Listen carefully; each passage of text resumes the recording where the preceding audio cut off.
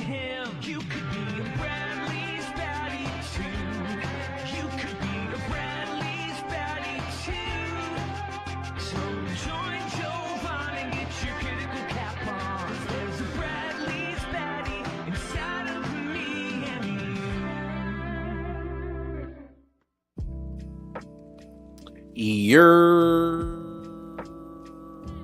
What's up, everybody? Welcome to stream. I hope you guys are excited for today, since we have joined with us. You know him, you like him a lot. I won't say love, that feels like too, go on a first. No, they love me first. Oh, true. Shit. Fuck, you're right. Shit. So true. Everybody say welcome into Dalton, the Bible guy. Dalton, what's up? How you been, bud? Man, I am doing so fucking good, and I'm so happy to be here and ready to tear into some theists. Oh my gosh, it's gonna be a fun day, guys. We have a theism. Oh, they are very loud. Dalton, you're very loud.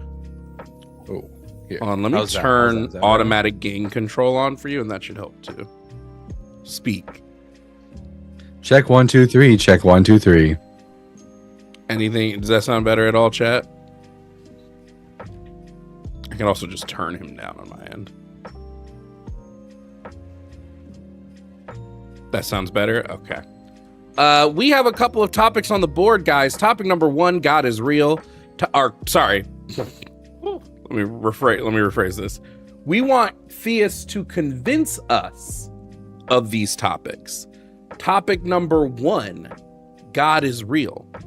Topic number 2, convince us the Christian God is good. Convince us that Christianity is true. Convince us that the Bible is historically accurate. Or convince us that Jesus was resurrected. Can you do any of those? If you can, the number to call in is 219-327-8005. That number, again, is 219-327-8005. Someone on YouTube said, I'm not a fan of intro songs generally, but the fact that Jovan sounds corny like the introduction to Full House saves it a bit. Well, that was the plan. Hell yeah. That's why I've always kind of like jived with your little theme at the end, because of that very reason. It sounded like Arthur or something like that. And 100% totally down for it. Yeah. So we're going to have our fun little stream day today. Hopefully we can get some theists to call in.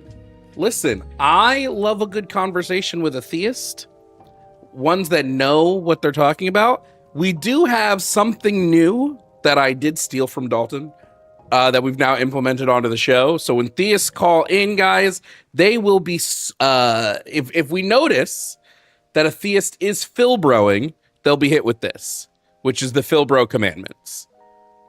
The Philbro commandments are as followed. Thou shalt speak at a measured and steady pace, neither rushing thy words nor overwhelming the listener. Thou shalt not utter technical jargon without plain explanation. Yea, thou shalt make it simple and clear, even as thou wouldst explain it unto thine own grandmother. Thou shalt seek not victory in debate, but rather the convincing of the listener through understanding and clarity. And thou shalt keep thy discourse within 5 minutes and not exceed the time appointed unto thee. So if we get into it with a Philbro, they will be hit with the Philbro commandments. Those are passed down by the highest of all high gods, me and Dalton. The actual true highest of all high. So W those. 219-327-8005 is the number if you want to call in. One more time for those in the back. 219-327-8005. So we can get some people to call in. Jovan, I created the Philbro rulebook specifically because as I started watching all of these debates with all of these Philbros, I started noticing a pattern that they were using certain tactics in order to try to rhetorically overwhelm their opponent. And if you just get rid of those weapons, then you find out, it turns out they don't really have an argument at all. Well, because to Philbros, here's you want to know my biggest issue with Philbros? My biggest It has nothing to do with like the condescension. Has nothing to do with the delusions of grandeur or the superiority complexes they all have. It's that they're such a bore. They're so boring. And this is why I think there's like one or two Phil bros who like become big in like online spaces, but most of them all just debate each other on Discord because nobody watching from the outside wants to watch them because they're boring. No, yeah, I totally agree. Half the time, you know, they sound bored of their own arguments. If they're not doing the fast-paced talking, they're usually talking like this, and they sound extremely bored. Like they're tired of their own arguments. And they use very common phrases. Very common phrases. If it were the case. The state of affairs is another good one they love. If they don't like you, call you low tier or a slow boy. Yeah, very typical. Yeah, it's so annoying.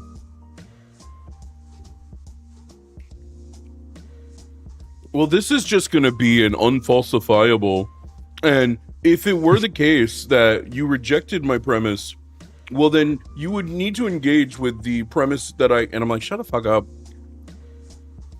Or if they really don't want to actually engage with the dialogue, they'll say something to the effect of, well, it's the impossibility to the contrary.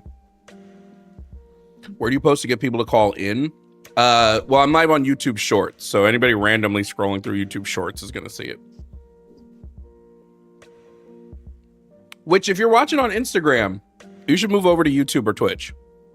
They're better platforms. Instagram sucks, but I mean, it's okay to go live. I can't stop eating these mini M&Ms. I got a big old cup of them. Ready? Oh, I've got some banana chips over here. Oh, you're eating healthy. I'm trying. I gave up M&Ms. soda this week, and I never liked soda. It's too spicy. I do got some Skittles, but I don't really care for Skittles all that much. Does M&Ms are owned by Hershey, right? I wouldn't know. Does the company that own M&Ms also own Skittles? Because if you go to the M&M store, you can get these cups, and then you fill these cups up with the giant tubes of M&Ms. And on the end of the tubes are 2 Skittles tubes. I wasn't aware that there were M&M stores. I don't live somewhere cool like that. Where y'all been? In my small town, the biggest innovation we had was Sonic. Oh, we have an office hours question. We have an office hours question for you, Dalton.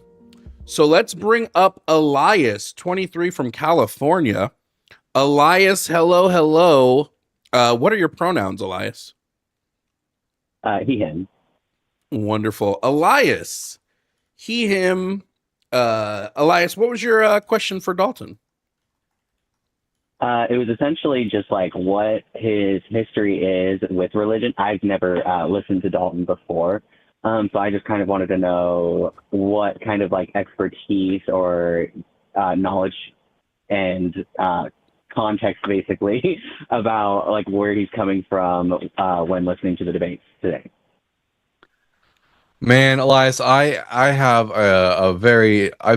I've been around, spiritually speaking. I've dipped my toes in a lot of spiritual pools. I've been evangelical Protestant. I've been a member of the Hebrew Roots movement, Catholicism, and even Judaism as a Noahide, and because I was on the path to looking for whatever was true, and so I tried out a lot of different things, and I learned a lot of different things from my time in those different sects and religions, which is kind of what helps me be able to debate the way that I can about the topics that I can debate on.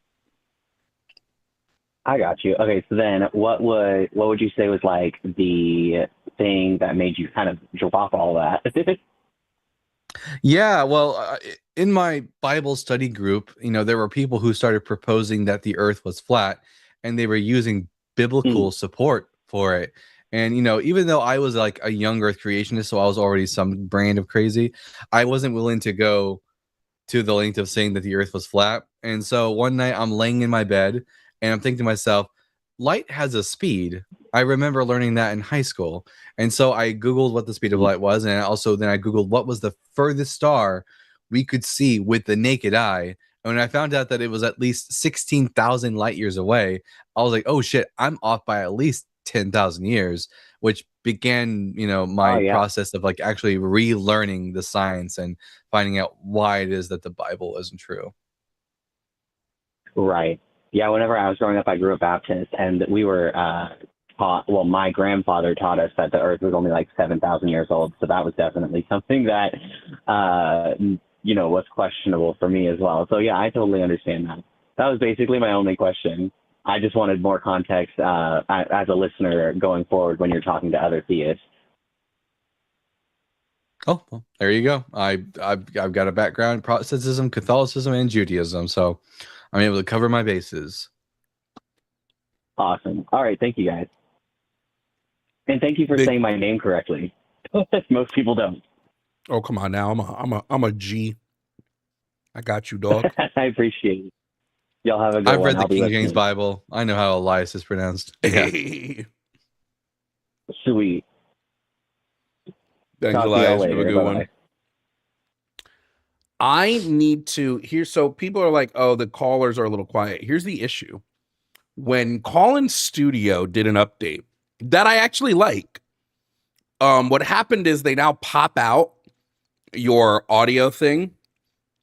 And what I used to do is I have a Google Chrome extension that I can increase the volume of my browser.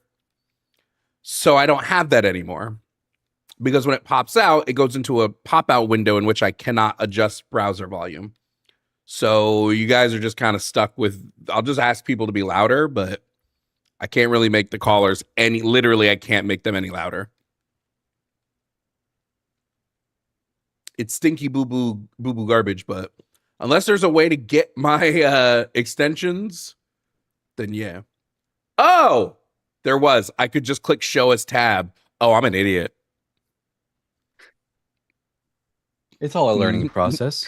Never mind, chat.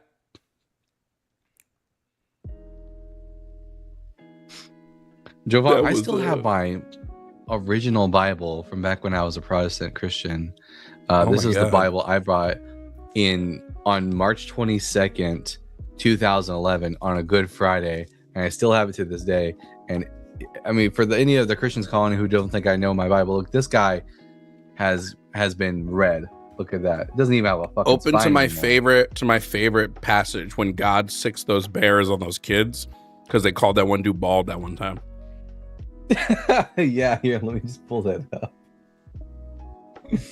Oh my god.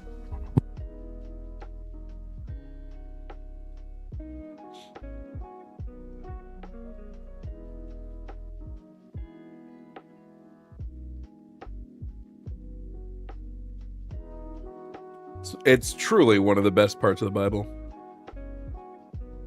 And because this is the King James Version Bible, I'll just go ahead and give it that extra oomph. And he went up from thence unto Bethel, and he was going up by the way. There came forth little children out of the city, and mocked him, and said unto him, Go up, thou bald head, go up, thou bald head. And he turned back, and looked on them, and cursed them in the name of the Lord.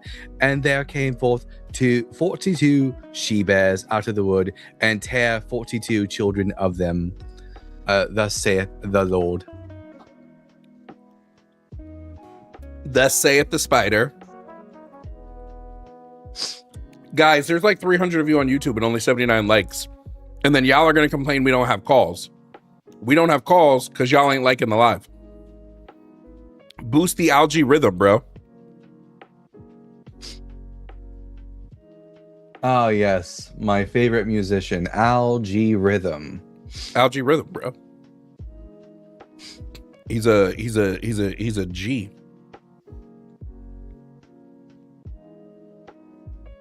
Let's do this thing, bro. They never taught that in Catholic school. They don't tend to teach you the stuff they don't want you to know. You know? Luckily, I was a Catholic student who actually read his Bible. Dude, these Have you M&Ms ever are fire. read The Hitchhiker's Guide to the Galaxy? No, I just watched the movie all that long time ago. Well, then you know that the ultimate answer to the ultimate question is 42. And Hold now I on, guess hold we on, know Dalton. the question. Hold on. Power Hustler, here. I'm going to make it so simple for you. I'm going to tell people. There have been occasions where I've accidentally shown Call in Studio on stream. Everybody knows this, and I go back into the videos later, and I erase the information from the replays and all that. Everybody knows this. I've never hidden that it's accidentally popped up sometimes, because I might have Call in Studio on a different screen than usual. But if you're going to be a little whiny bitch, I'm going to do us all a favor, and I'm just going to block you, Power Hustler. It's so simple. You don't have to be here. You come on the stream into the chat for some fucking reason. You're ignored in the chat, by me especially. So I'll make it simple for you. I'll block you from the stream. You never have to watch it again. Everybody wins. Power Hustler, have a shitty rest of your day. Love that. Come on, bro. What a fucking child. I know. You gotta love the whiners. Whiners are wieners, as we say.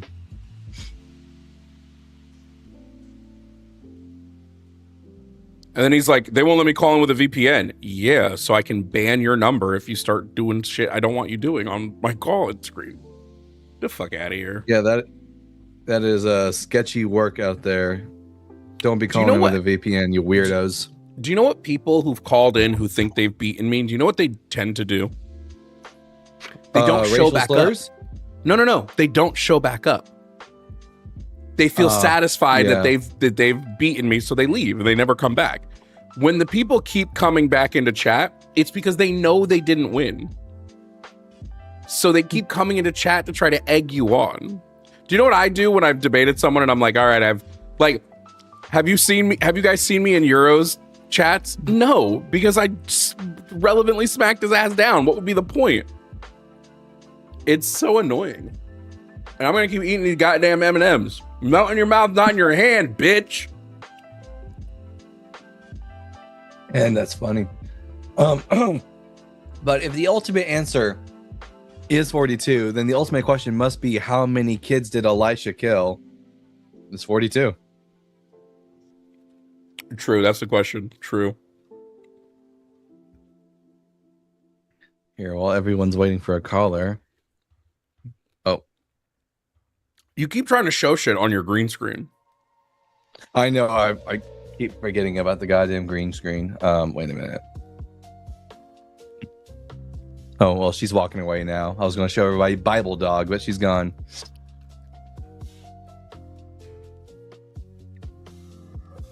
Holy shit. Chat, can we get major W's for Alec for the $250 Venmo at the top of show? Said this is for you and your co-host, so part of this is for you, Dalton, so you got to get me your pay stuff so I can send to you.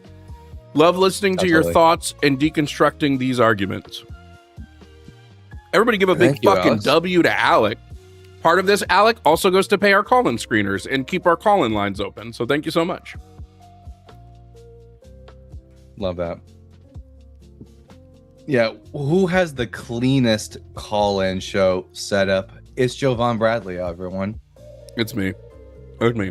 I love the lines. Don't get me wrong. And because of the line and Jimmy and all that, I've been able to make mine better. But let's be real. I have perfected this bitch. Look, I can switch to me. I can switch to Dalton. I can switch to both of us. I can fucking bring up the super chats, but let's not do that because there is nobody to talk to. I can do the Philbro timer. Bitch, I've been playing in this bitch. Technically, I can do a whiteboard too, but I don't have my iPad in here. Christians, y'all have to call in now because Jovan's getting a God complex, and we gotta. And if y'all have good arguments, y'all could take us down a few pegs. Christians have never had a good argument in their life, Dalton. You never know. Today could be the day. Today could be the day that Jovan and Dalton both become Christians. It's very unlikely. but you know, Yeah, it's pretty probably not going to happen. Oh, was that Billy? Billy, was that your Venmo?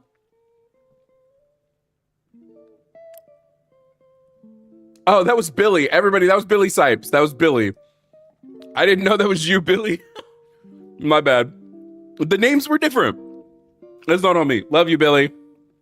Billy knows we love him. Billy, you're still coming to, and Dalton, if you're not in my Discord, let me know. I can put you in there. But tonight, remember guys, tonight at 7 p.m. Eastern, we're having the first of our weekly discussions where everybody who's in the Discord is invited. And this week's discussion is going to be on functional communism. So any questions you have about communism, anything that you would usually call for office hours, come join us in the discussion. And it's open to everybody, so you won't just get answers from me. There are people in the Discord who are better read on this stuff than I am. So come with questions, come with comments, come with concerns. And we'll big W would you suggest the manifesto as a good read? I would always suggest starting with the manifesto if you want just a baseline what is communism. But I personally, I don't think you're going to get much more than that from the manifesto. Past like just what is communism, you know? For those wondering, my Discord is for paid supporters. So if you're a member on YouTube or a subscriber on Twitch, soon when I bring back the Patreon, Patreon will be a way you can do it. But yeah, that's for the paid members. I need studies for validating trans people. Studies wouldn't validate trans people. You don't need anything to validate trans people except for the fact that they exist, and we should respect them. But if you're looking for studies for specific things, that let me know, because that I can walk you through. Is there a horizontal stream? Yeah, on Twitch.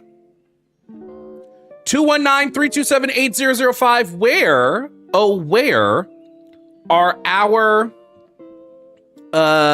are our debaters?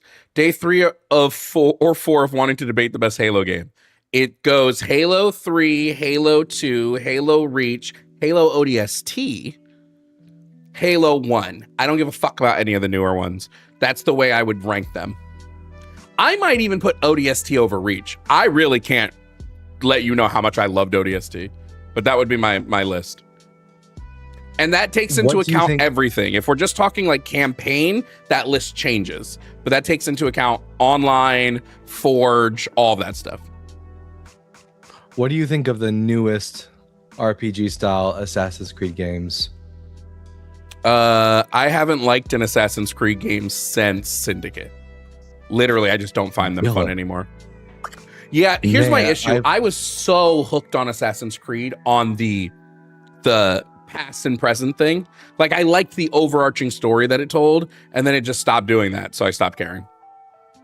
The new ones do that, past and present, and also but it's not Desmond, so I don't care. They killed off my boy. Desmond. Okay, I don't want to do a spoiler. Let's just say there's a Desmond thing in Assassin's Creed Valhalla. Ooh, I might play Valhalla then. Black Flag is the best. Black Flag is the best Assassin's Creed ever made, so I'm really hyped that got remade. It is the best Assassin's Creed ever made. Guys, 219-327-8005. Come on, where are our people that are not scared? Where are our Christians? Christians, where are you at? Don't you want to make yourselves known? Are y'all too afraid to talk to the Bible guy? Guys, I'm Dalton the Bible guy, and I'm an atheist who became an atheist because of the Bible. So, you know, I think the Bible's bullshit. You're more than welcome to come up and try to change my mind, though.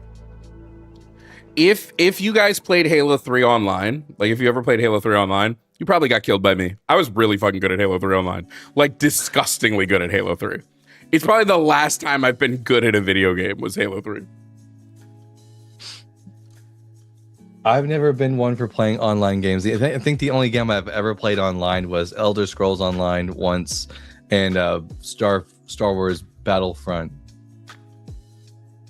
Jovan, I need passive-aggressive books to give my MAGA stepdad about racism in our justice system. Give him white guilt and see what he does. Passive-aggressive ones? I don't know. All the ones that I read are pretty on their face, you know? Love that. That's true. Every time Dalton's here, the calls are very slow to get in because Dalton knows more than these callers do on the Bible. The Bible. It is my curse. I could need the study that proves that self-harm is based on social stigma and not because of the identity. Truthfully, look up every study on causality of trans suicide. Every single one. Every single one says the same thing. I've never seen a study that says differently. So I can't even give you a study, just all of them. Hold on. Let me see if I can pull one up.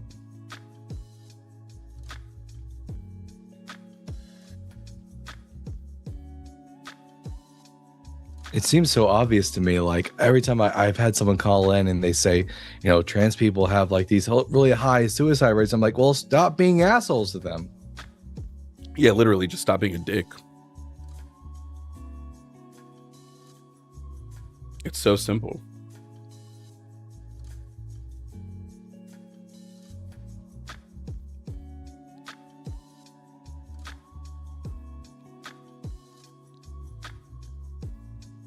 I don't know why my parents wanted me to believe in God. Like, what's the point? Let me tell you what the point is. Because if you can convince someone to believe in religion, specifically like the Judeo-Christian religions, you can convince them to fall in line. Religion is a tool of the oppressor to keep the oppressed in place.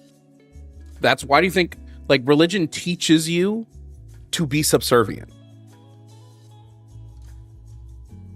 Trust in the Lord and lean not on your own understanding, says the good book. Nah, fuck that shit.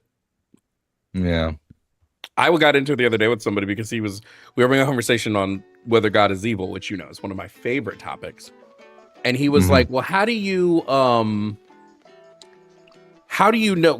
if God's intentions are unknowable, then like, how do you know he's evil? I'm like, well, if his intentions are unknowable, how do you know he's good? He's like, because I just do. I'm like, but his intentions are unknowable. He's like, yeah, but he told us he's good, but he could have been lying because we don't know his intentions. That is the killer question that I always end up asking these theists is, if God were evil, how would you be able to tell? And at the end of the day, they have to shrug their shoulders. So I wouldn't be able to tell because they don't have any, they haven't developed any like ability to like rationalize and understand ethics. So they shrug their shoulders. I wouldn't know. So you could be worshiping evil God. You just don't know it. Someone said off of my teaching subservience thing, they said in communism doesn't, which tells me they've never read a single piece of communist theory. Communism is literally anti-state. There is no hierarchical power. The whole point of communism is that everybody is on equal footing. So I know you've never read theory. Yeah, I think the problem is, and I understand it because I used to be like that, is that they think that they mistake communism for what's pseudo-communism, like people who are using the word communism in their name, but like are a state. So like, you know, not that thing. Fanatic said, I know someone who, whenever the topic of trans people come up, they always go to God made male and female. I guess I then need to get him to prove there's a God. Yeah, he's presupposing there's a God in his argument.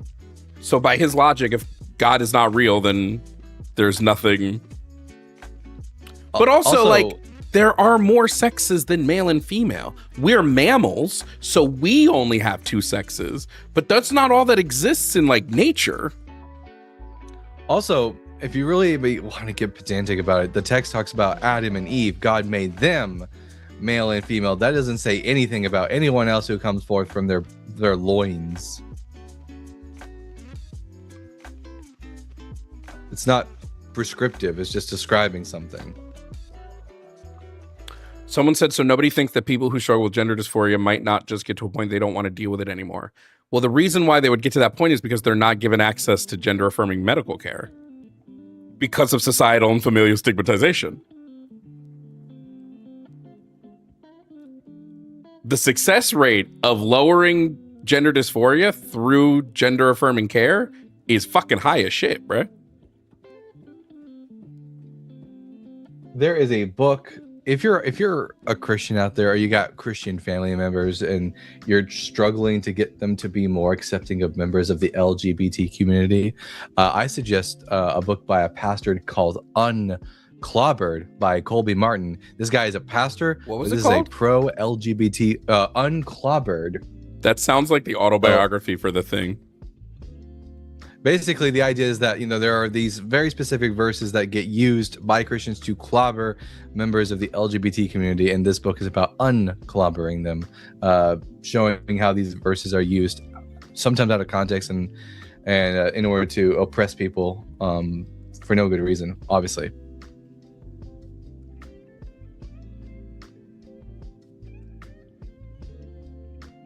It's so interesting watching the comments, especially when I know the comments have never studied anything before. Like, it's fucking hilarious. There are so many Christians in the comment section, and yet none of them are calling in, which makes me think that they know they don't have any good arguments. Especially for God is real, guys. Isn't it the one you always want to talk to me about? Come on. What if we are all wrong, though? Those stakes are really high if the Bible is real. If the Bible is real, no, here's what it actually is. That's like saying we should all dragon-proof our homes, because what if we're wrong and dragons exist? Huh? But on the flip side, if the Bible is real, I don't want to worship that God. What? Also, it's just a false dichotomy. This is Pascal's wager. I mean, we're no matter what position you're in, you're always going to be in high stakes. Whether or not you accept, if you accept Christianity, it turns out Judaism is real, then you were worshiping a dude as if it was God. Guess what? Have fun in hell. If it turns out the Norse gods are real, have fun freezing your ass off in Helheim for not dying a warrior's death. I mean, no matter what you do, you're always going to be in a high stakes situation. Might as well just be intellectually honest and admit that we don't have any good reason to think any of that stuff is real. You know, it's so funny. I actually think Rick and Morty did a really good episode on heaven and how heaven in that universe, whatever your societies or cultures collective, like your collective consciousness just travels to a, like, almost like a tulpa. Collectively, you kind of create your own heaven and consciousness. And so in atheists, because they're not connected to any of that, they just go the way of an atheist. People who believe in Norse mythology go to Valhalla. Christians would go to a version of heaven in their collective. I thought that was fairly interesting as like a way that they did heaven. It was just your consciousness connecting to a bigger collective, essentially. That's what they do in the MCU, by the way. I mean, if you watch the TV show, what was it called, Moon Knight, that they basically did the same exact thing. Like, if you believed in the Egyptian gods, you would go to the Duat. I know people with DID weren't big fans of Moon Knight. I fucked with Moon Knight. I cried. That was a good show. It was such a good show. Someone said that Jovan believes in like the perfect version of communism. Nope, I just believe in what was written down. I believe in what communism is as a theory, as a practice, as a political concept. Pretty straightforward. I believe what's in the book. Yeah, I think we're all allowed to like strive for a goal, even if the goal hasn't yet been met historically. Set out a goal and work towards trying to achieve that goal. Hashtag goals.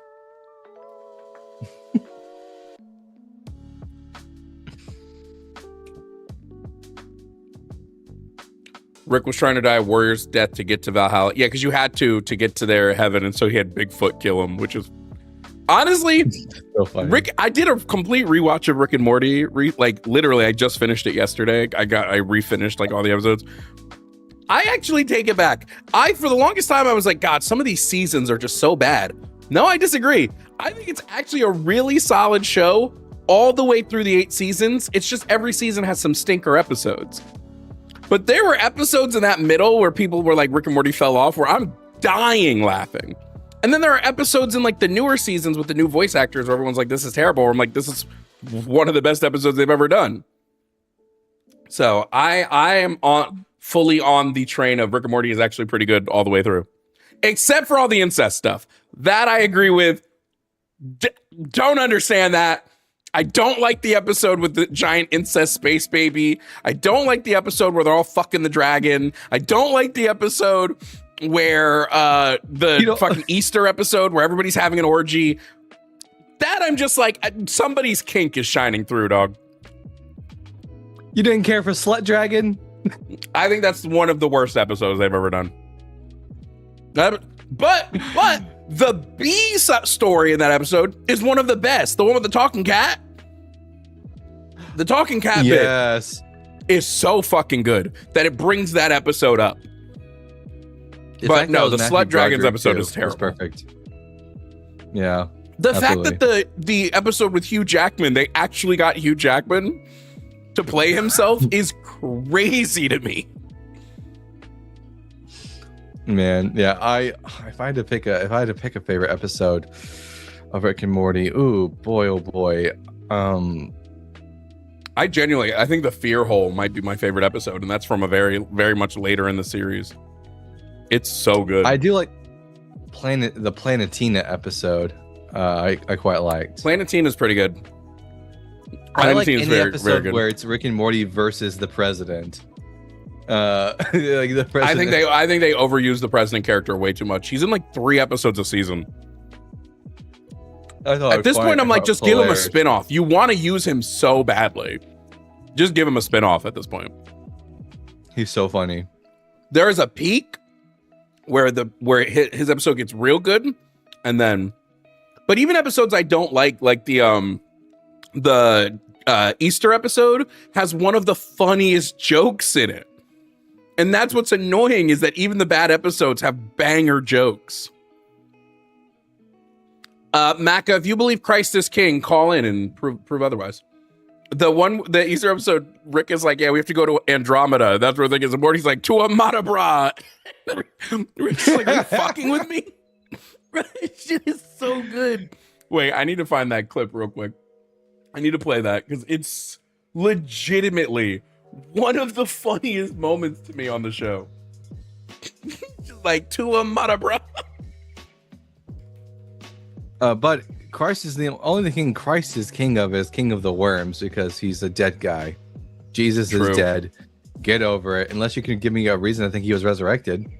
All right, here. They got the egg! How will we know where to go? Morty, it's one word. We just said it. Andromeda. All right, to a Matabra! Are you messing with me? You told me once about an experiment with rats when I was, quote, wasting time brushing my hair. Rat Utopia. Morty, it's exactly like that. That's you did science. Good job. Nice little mini arc. And all it took was a trip to a Matabra. I don't know why that gets me so much, dude. That's so fucking funny. Oh my god. I really like the Purge episode. Morty just finally losing his shit. Yeah. You really, Morty's body count is high as fuck. Yeah, no, for real. Just watching nihilism slowly creep into Morty's pure little heart. It's so funny. He said, to a Matabra. Shit is so good, dude. We have some callers calling in. They're being screened right now. Finally. At first it took me a second to get into the Rick and Morty show, but as soon as by the time I got into like 5 episodes in, and I saw that there was an actual arc that was happening, especially with the Prime Rick stuff and the multiverse of Ricks, I was like, this show is so fucking awesome. I never got into it. Like it was like almost the end of season 2 when I finally got into it, because I saw a clip of the Roy bit. And that clip from when Morty was playing the Roy game sold me on the show. I was like, oh shit, I'm gonna watch this. Yeah, that's a really good episode. Do you like Doctor Who? Yeah, God, I have such a complex relationship. I loved it, and then I hated it, and then I liked it, and now I'm waiting to see what it's gonna be. I love everything up till Chibnall takes over. And then I think Chibnall ruins the show. And then everything post Chibnall, I'm just like, show's relying too much on magic and it's pissing me off. I'm tired of magic. Who's your favorite Who's your favorite doctor? Probably 11. Probably Smith. I like Smith. And then my ranking would probably be Smith, Capaldi, Tennant, and just whoever. I have no fucking, I don't care who's next. Smith is also my favorite doctor. I quite liked what was the name of the actor who he's the one that split from David Tennant and he's part of the newer show. Chudy Gatwa. Yeah, Chudy Gatwa. I like Chudy. I don't think he was given good stories. I like his seasons. I think he's okay, but I don't want to watch the doctor deal with magic. That's not why I watch that show. Save the magic for a magic show. I agree. What I think I liked about his doctor was that they were so emotionally open, it seemed. That's what I liked about him. But you ready? Small little mini rant. Music's going off because this is what pissed me off. I'm a little upset about Doctor Who. Slight spoilers if you haven't watched the newer stuff. They split the Doctor using the bi-generation, which I think is the stupidest shit ever fucking introduced in the show. They split the Doctor in two. And the whole thing is like, oh yeah, it like your body knew you needed a break. So I'm now the healed version of you. That's not how healing fucking works. You still experienced all of that shit and you still have all of those memories. So what do you mean you're now some healed version of him? No, you can't just do that. And the only reason you're doing it shows because you want to like restart continuity. No, fuck you. That's not how mental health works. You can't just become a new person who still has all of the memories and experiences and go, now I'm healed. No, eat my ass. Well, the regeneration I'll mark that off from my list of ways to deal with my problems. All right. Sorry, I get really annoyed about that. Were you for or against the timeless child?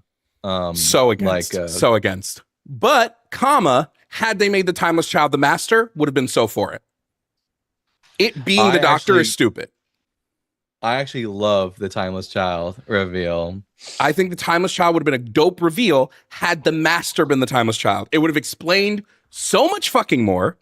And I don't need the doctor to be, I liked that the doctor was just some dude who took the TARDIS. I don't need him to now be, oh, now he's the most important person in the universe. No, fuck you.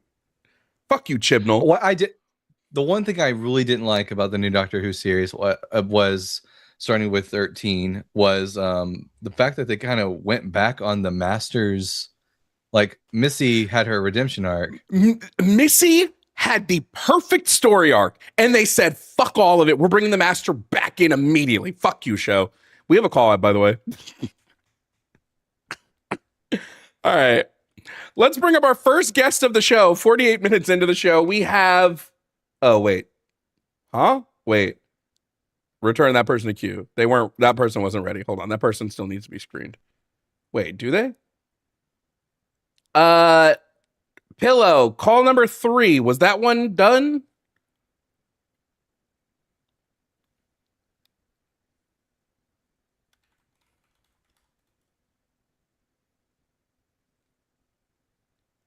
Because like... okay, so if you could get that one through, then we'll take this other one, which is, I think, from somebody who's so annoying, but I'll take the call anyway. I don't care. Coming up is Fanatic, calling from California. Fanatic, you're on air with Jovan and Dalton, the Bible guy. Please provide us your age and pronouns. My age is 41, and my pronouns are typical. You know, he, him. Hold on. Hold on. We have to give our stuff first. Fanatic, Dalton and I want you to try to convince us that God is real. Neither of us believe God is real based on current evidence. Do you have any evidence to convince us that God is real? I do. But before we do that, I wanted to just ask you really quickly, is there any way that you and I can actually have a conversation? Not today, obviously, because it's just not what this topic of the show is. But I would like to have a conversation with you about the trans thing. because I felt like last time we didn't really have an opportunity to, because there was two people. It was you and another person. There was a very short amount of time. Someone paid for me to get off at 20 minutes. And we just really couldn't get into the actual conversation. Would you be willing to have an actual conversation on that topic? I mean, I'll have a conversation on anything if you'd like to schedule an actual, like, moderated debate. We can do that. We can get a moderator. We can have an actual moderated. It doesn't have to be. I think it would be helpful. But I would say you gotta be better understanding of analogies for the conversation to go a better way. Sure. I'm like hyper civil. When we're having an actual conversation, I will not interrupt you a single time. I will like literally address everything you say. Well, let me just I'm okay with being interrupted if it's of substance. Substance interruptions, people can interrupt me all day. Dalton does it. I don't care if Dalton interrupts me. If the interruption has no substance behind it, or if you're interrupting me to clarify that I got something you said wrong, or if you're interrupting me to add context, substantive interruptions, I'm totally fine with. Substantive interruptions, I think, are a waste of time. I see. Okay. Well, so just tell me how we can schedule that, and then we can get into the God stuff. Where do I contact, or where do I? Who you can contact? I would just DM me on Instagram, and we can figure out a time. Okay, I'll do that. Because if we're scheduling a debate, then there will be no like pay to kick. That's only on the call-in shows. Sure thing. Okay, I'll hit you up on Instagram. Instagram DM. I'll hit you up later on today, actually. Okay, so as far as the God is real thing, I subscribe very much to the Kalam cosmological argument by William Lane Craig. I think it makes like literally perfect sense. I think the idea that from nothing comes, I think is pretty accurate. Mm-hmm. I think that there had been a creator of sorts, an intelligent mind, for time, space, and matter to come into existence at once, that it would have to be, for them to exist, something that was timeless, spaceless, and matterless had to be able to create them, something that like existed outside of them. And I think that points to, the creator.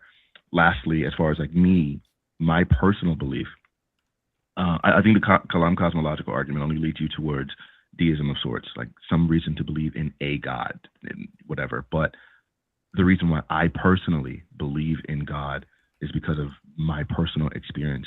I know him on a properly basic level. Like I've had enough experiences and encounters directly with God that nothing could ever convince me that God doesn't exist.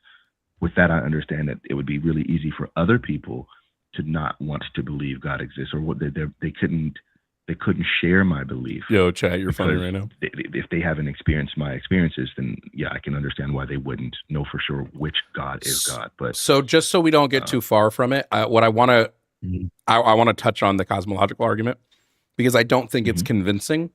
Because the whole crux is just presupposing that the universe has to have a beginning, and I don't necessarily believe the universe has a beginning. I think the universe could have always existed. There's no evidence telling us the universe has a start. There's evidence that tells us the observable universe does, but that's not the universe as a whole. So why should we think the universe had a beginning? Well, I think science has pretty much come to that conclusion. Like, it hasn't. When you look at the universe, we obviously, sure it has. When you look at it, fanatic. Science has only determined that our observable universe, so the state the universe is in currently, had a pre-existing state, which was the hot, dense state that the universe existed in prior to the Big Bang. But all of the universe still existed in that. It was just in a different form. There is no scientific evidence of anything of that form having a start. There's no evidence of that form existing in another. Like, all we know is pre this form, it existed in this form, and that's it. So I think, so when you look at like the Big Bang model, right? There's a, like, that's like the space, matter, all of those things, right? And like something obviously you had to create those things, but just as far as the beginning is concerned, we're Nope. looking at the fact that the universe is expanding, right? The universe is expanding, well, and because it's expanding, I would say we know that it's not eventually. obvious that something had to create those things. It's not obvious. I would say that those things weren't created. They just at best it's perhaps it goes through cycles of expansion and contraction, or there's any number of possibilities. But like that, it was created. I don't think that matter can be created or destroyed. Yeah, I feel like you're ignoring our key contentions with the cosmological argument, which is that I'm sorry. the expansion of the universe currently, right, is what would have been after the Big Bang, but we still believe the universe existed prior to the Big Bang. We don't believe that the Big Bang was the start of the universe. It was just start of the expansion of our current observable universe. But like when you think about the Big Bang, right, which is which causes this massive expansion of the universe, galaxies, drifting further and further apart, and all that stuff. When you run those models backwards, you eventually get to this, singularity, right? You get to the point where the universe is at its like densest, most whatever, so and so state, and time and space and all of those things, like everything is infinite at that point.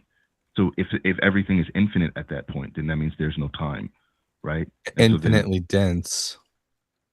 Time existed in the state prior to the Big Bang. It had to have, because actions occurred in sequence. So time had to have existed. No, but there was no space time. Like in like the general relativity model. It was in the general relativity model. Infinitely dense. In the general relativity model, when you run the model backwards, time space breaks down. There is no time space. It is infinite. No, the math breaks down because the numbers get so astronomically large. But like time, space, and matter exists prior to the expansion. It's just infinitely dense. That's it. I guess we're just going to disagree with science there, because science specifically says that time space breaks down at the beginning of that model. That's not me coming up with it. That's not my area of study, but this is literally what science is. This is the consensus. I've got several friends who are physicists, and they would disagree with you. Yeah, maybe your friends might disagree with me, but they would be disagreeing with the consensus, because the consensus is that time they wouldn't. breaks down at the beginning. Again, I'm not going to argue with you what the scientists say. No, but all it's saying in general relativity is that it gets so big that mapping it out becomes physically impossible. Like a good way to, I wouldn't even say physically impossible. A good way to visualize it is like if I'm mapping my hometown, it's going to be way easy for me to give detailed information on everything versus when I'm mapping the universe, right? I can't give detailed information on everything in the universe because the map is so large. That's what it's talking about when it talks about time, quote unquote, breaking down. Yeah, I think it's pretty. I think the science generally supports the idea that the universe did have a beginning. And that, where are you getting this idea? Who told you this? I mean, again, this is like there are plenty of like I said, when the consensus of physicists, of astrophysicists, like literally is that during the Big Bang, like when what preceded the Big Bang was just like infinite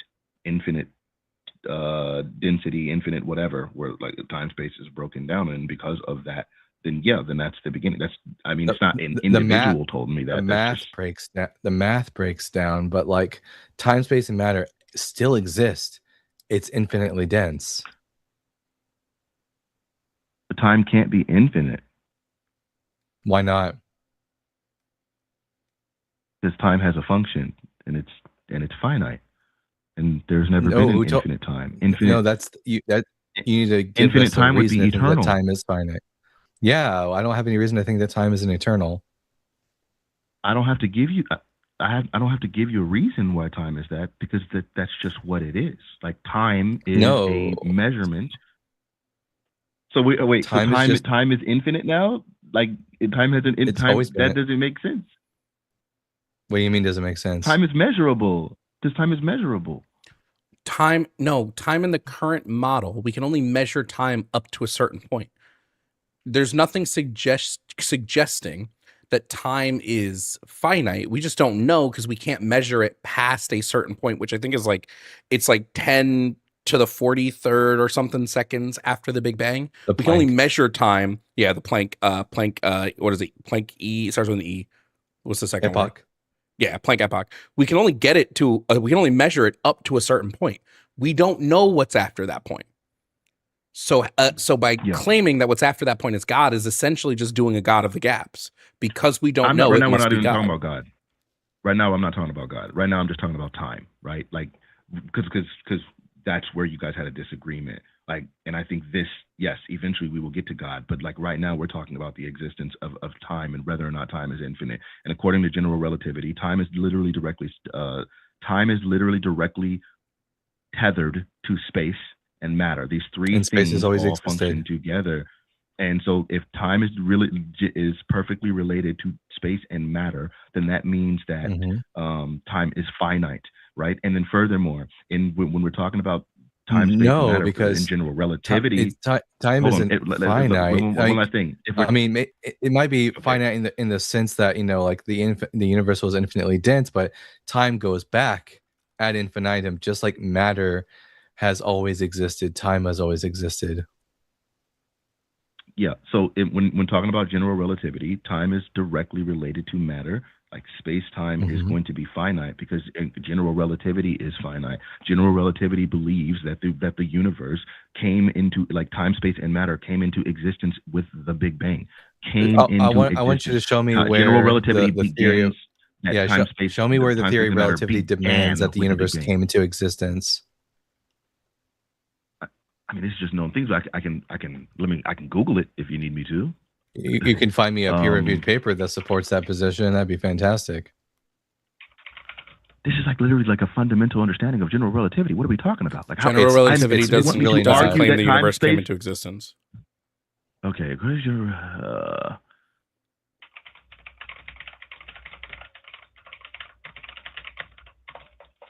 this is crazy. I never. Do me a favor, just Google does the theory of just general relativity state that the universe came into existence?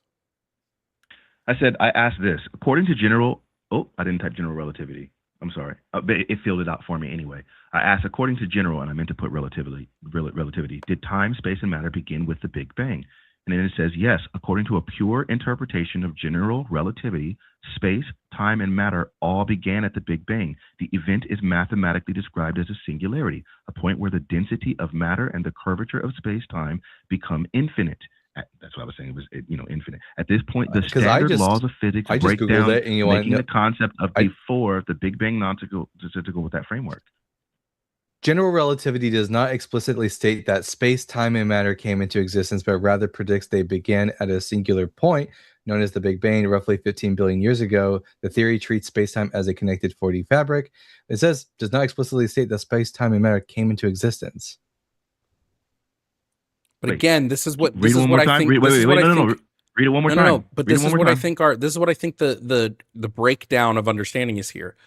It's essentially stating that the way space-time works in our current universe, you can trace back that beginning, but that doesn't tell you whether space-time has existed prior to this current state of the universe.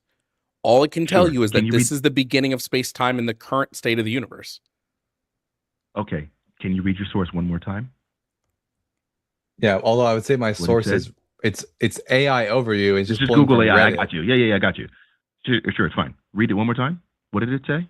General relativity does not explicitly state that space, time, and matter came into existence.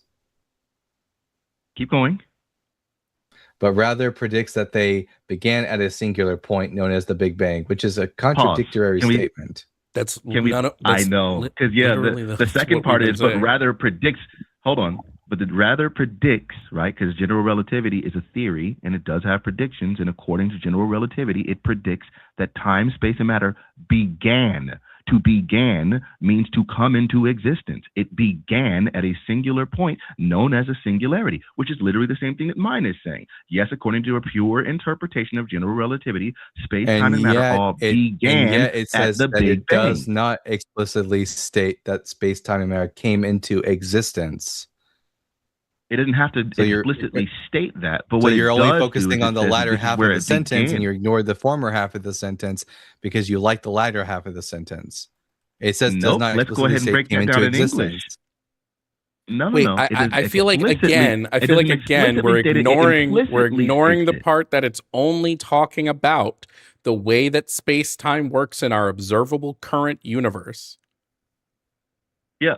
So again, I get you, of course, because time, space, and matter are literally directly tied to reality, which in reality is our universe. But to be clear, it doesn't explicitly state, but it implicitly states, right? Because this, like, that's why I kept saying when you run the models backwards, when you like run the models, like then you run the math, then at that point, this is where you get these conclusions. General relativity might not Math directly breaks down. state.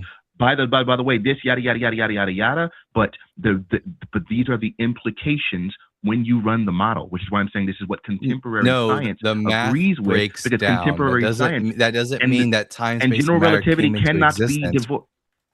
I hear you, but general relativity cannot be divorced from the math. So if the math breaks down, either general relativity is incorrect, or you get to these implications. No, such general as theory, this general singularity relativity is just where there is no. it's incomplete. It's incomplete. That's why the math breaks down. I get you. I hear you. I think I understand why you would prefer to believe that general relativity is incomplete and just inconsistent, because then it makes it comfortable. No one's saying to it's be able to rest in incomplete, your and no one's position. saying it's However, inconsistent. That's not the just said claim that. being made. No, that's not the claim being He made. literally just said those words. He said those words verbatim. General relativity is incomplete. He said those words directly, like verbatim. The claim that's being made here, and I feel like I keep repeating it and I keep getting ignored, is that when we're looking at a universe model and we're measuring time and we're measuring space, we can do that in this current model up to a specific point. And we can't measure it afterwards. That's not stating that after the stop of our measurement, we can no longer measure it, right? Or that it didn't exist. That's like I have a tape measure that goes up 24 feet and, oh, well, the tape measure stops. So clearly there's nothing after that. No, it's just the math becomes almost impossible to formulate. That's okay. I hear your interpretation. As I said, I asked the AI. That is what a pure interpretation of general relativity is that yes, space, time, and matter all began at the Big Bang, as my source and your source both said. And so then at that point, that's why I have that conclusion that yes, but it universe also had said a that beginning. it did not come into existence, and you seem to be ignoring that. No. I'm sorry. It did not say that it did not come into existence. What it says is it didn't explicitly state, which is why I keep saying it implicitly states it, because it is implied by the math and by people running the models. And we're telling you that you don't understand the people doing the models, because it's not what they're saying. I'm saying you don't understand the people doing the model, because I just asked the AI, and both the AI for both of us, your AI and my AI, both stated, according to space, time, and matter all began at the Big Bang. Your source said it, and my source said it. So yes, the math I is do only able, understand the model. and that Again, the math ignoring. can only take us back to the Planck time, and after that, the math just sort of falls apart because we need more information. It's kind of like how it's Newton's law, Newton's understanding of like gravity, like only was able to take us so far. General relativity can only take us even further, and we need something even further to take us even back further. Yeah. Yeah, I get you. So it's just so here's a key takeaway that the AI continues on to say, okay? General relativity predicts a definitive beginning for time and space. But until we have a proven theory of quantum gravity, we cannot say for certain if anything existed before that moment. So, I mean, look, again, you can choose to interpret general relativity in an entirely erroneous way and say that no, it's not. Hold on. Again. I'm not interpreting it because I don't understand it. I'm interpreting it what the science and the the actual PhDs are saying. So like Sean Carroll, who is literally a PhD in astrophysics, literally has said the Big Bang is not a moment in time. It is a moment in space time. It's a point where our current theories break down. Not that it's a point where this stops, but just that we can't measure it past this point. Robert Wald, the occurrence of a singularity indicates a breakdown of the theory. That's all they're saying, is the math can't measure past that. And you keep saying, well, AI is telling me this. And I'm not worried about what the AI is saying. I'm worried about what the actual science is saying, which is that we can't measure past this point. The math breaks down. Got you. So let's go ahead and name drop then. Stephen Hawking. Stephen Hawking is perhaps the most famous advocate for the beginning of time concept. In the 1960s and 70s, Hawking worked with Roger Penrose to prove that under the laws of general relativity, the universe must have begun at a singularity. Incorrect. Wait. Stop. Hawking's is quoted in saying, the classical theory of general relativity breaks down at a singularity. One cannot use it to predict what will come out of said singularity. No, he doesn't make the claim you're claiming. Hey. No, one cannot use it to predict what will come out of a singularity of in general. But what he is saying is this is what the beginning of it is. So Stephen Hawking literally was saying that time and space began at the singularity. He's then saying you can't use that to be able to say for sure this is what will come out of any other singularity. Like this, we don't have evidence to be able to say that this is the exact way it'll work every time. But he does believe that time space began with that singularity, according to general relativity. That is what he purported. 100%. No, so, all he's right. no. All okay, do I need to find direct quotes from him? You can go read A Brief History of Time. He literally says the beginning of the universe would be a point where the laws of science break down. Not that this is the start of anything. This is just where our stuff breaks down. Like, I don't know. Like, it's like you keep ignoring everything we keep saying. You're trying to use the phrase break down. I would say that the mainstream view in modern cosmology holds that the classical Big Bang model, or whatever you want to call it, it calls it like a point of infinite density, but this is like a mathematical artifact. It's not saying that this was an actual there's an actual like what you call it, singularity, but that this is just a mathematical artifact, and that's because the general relativity just needs to be refined. You can even take what Hawking said in 1983 when he was talking about this. He said there would be no boundary to space-time. There would be no beginning. If there's no beginning to space-time, what does that tell you? All right. So Stephen Hawking definitely believed that the universe had a beginning. And here's from his estate on his website. Although the singularity theorems of Penrose and myself predicted that the universe had a beginning, they didn't say how it had begun. I don't think you understand what they mean when they say the universe. They're not talking about the universe in every state. They're talking about this state. They're not talking pre-Big Bang. They're talking about space-time. They're not talking pre-Big. They're talking post-Big Bang. Not pre-Big Bang. They're talking about time, space, and matter. The three things that I mentioned to you. They're talking about space-time. And in space-time, which of course is literally calculated by general relativity, they're saying that it begins at the singularity. A quote from A Brief History of Time: the universe would be completely self-contained and not affected by anything outside itself. It would neither be created nor destroyed. It would just be.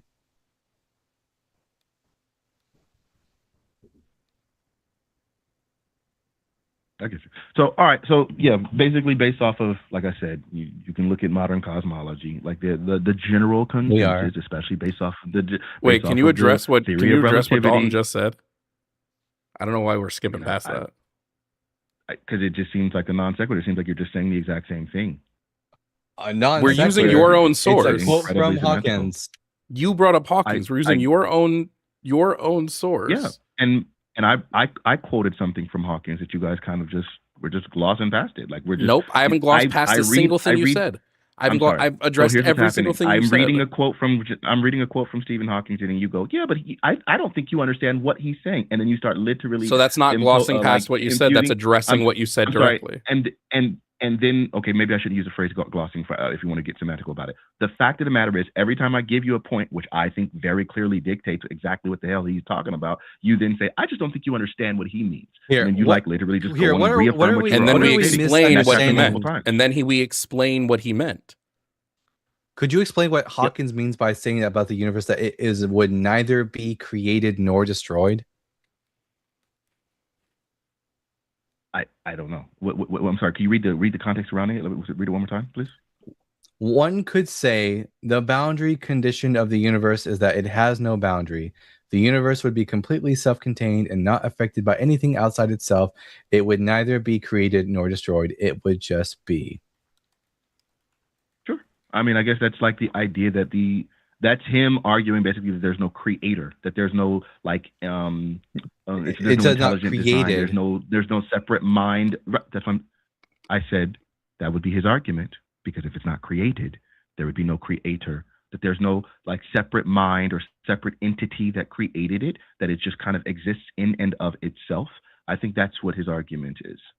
It doesn't change like an the fact eternal that the state universe had a universe. beginning. It doesn't change the fact that it could have had a beginning. Our present universe, our present cycle would have a beginning, but the cosmos wouldn't. It directly contradicts the claim you made at the start of the call, which was because the universe must have been created and had a beginning, there must have been a creator. But that was a speculation on Stephen Hawking's part. It literally opens up with one. It's also a speculation on your part. No, it is a speculation on his part. He does say the universe could. As soon as this Stephen is like Hawking disagrees with him, it's speculation. These are musings. These are musings and speculations. Like, hey, one could say. Then why did you? Then why did you bring up Stephen Hawking in the first place? If you're just going to like dismiss him now, why did you bring him up in the first place? I'm not dismissing him. I'm just taking his words into account. He said in that thing, one could say, which implies that this is a speculation. However, he literally set out to study and prove that the universe had a beginning. So when I'm taking into consideration that the universe had a beginning, and what did he mean by the universe? These things are not contradictory. To be able to say that the universe had a beginning and to also say that it didn't have a creator, these two things are not incompatible. And it's also not contradictory to say that the universe had a beginning, but that the cosmos have always existed. The cosmos is the universe. I don't understand. Like, what does that mean? If the universe has a beginning, the cosmos is the universe. Expansion and contraction, for example, then our present universe would have a definite beginning about 13.8 billion years ago, but like there's still something before it. So there you go. So were you just reading a quote from him right there? What was that? Nope, that was just good old fashioned Bible. I'm gonna say it again. I'm gonna say it again, and this is the last time I'm gonna say it because I feel like you keep ignoring this, fanatic.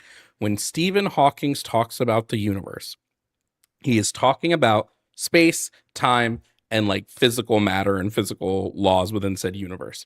When he says that there reaches a point in gravitational singularity where where all of this just sort of begins, what he's saying is the current models that we have cannot go past this point.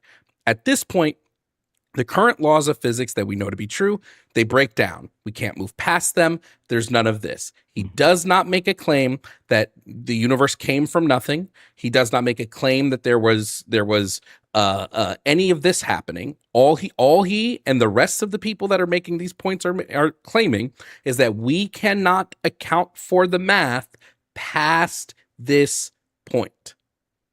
That's it. Okay. That's your interpretation. That's not my interpretation. That's what they all say. Okay. I hear you. I disagree. So we can talk about the God of the Bible. Let's do that. Well, it's too late. Someone paid to boot now, so you wasted 30 minutes on that. You wasted 30 minutes on not understanding what Stephen Hawking and the rest of them are saying. Fucking wish we had Blitz here. On God. Yeah, for real. Yeah. Like, I don't know how many quotes we could pull up. Yeah, I'm probably gonna have to just ask him for like sources for these things so I can bring them up But in the future. it's not, it wouldn't matter because every one of these theoreticists say the same thing, that when they say beginning, they're just talking about the boundary of the current model that we have. They're not confirming any sort of creation in that. So I don't know, like I can bring up quotes from a million different physicists who assert this. Yeah. Oh well. Maybe next time we can talk about the God of the Bible with him. Let me read some super chats to get us through. Pseudo V Science said the Copenhagen survey proves the caller wrong. I guess that's true. I don't remember what questions the Copenhagen survey specifically, like how they phrased them. But essentially, the Copenhagen survey, for people who don't know, it was just a survey on the Copenhagen quantum mechanics like interpretation. If I remember I don't remember the questions. But 42% of all the people they surveyed were in favor of it. But yeah, I don't remember the specific questions the Copenhagen survey asked. Katie Pope said, I thought he was going to tie into God somehow, even if I hate Christianity, was hoping it would eventually tie in. He wanted to tie in after the fact, after 30 minutes. Merlin said, please God, kick this moron who's incapable of listening. Dusk Frame said, I love seeing Javon and Dilophosaurus stream together. That's funny. Chase Ford said, Rain of Fire, cool / silly movie about dragons. That's funny. We'll take some more calls. We actually have some people on the line now, so we can take some calls. Hopefully this time it's on actual, And I wasn't gonna start the Philbro timer on that because there was no Philbroing happening. It was like mostly just a misunderstanding of what the physics models are currently telling us. Coming up to stream next is Brian. Brian is calling in from Indiana to talk about the history of the Bible. Brian, if you can hear me, please provide me with your age and pronouns. 47 in the Hume. All right, great. Now, Brian, you're calling in to talk about the history of the Bible. Do you think you're going to be able to convince us that the Bible is historically accurate? Yeah. All right. Well, Brian, go ahead. Give us your best. You do have a lot of background noise. Are we on speaker? Yeah. Hold on. Can you take us off speaker? Give me a second. Hear me now? Yep, we can hear you now. And significantly better. Brian, convince us that the Bible is historically accurate. Give us your best argument. So historically accurate would actually mean that so I've listened to many of theories of how this world came to, and Scripture stays more into more of a logical ideal of how it came to. So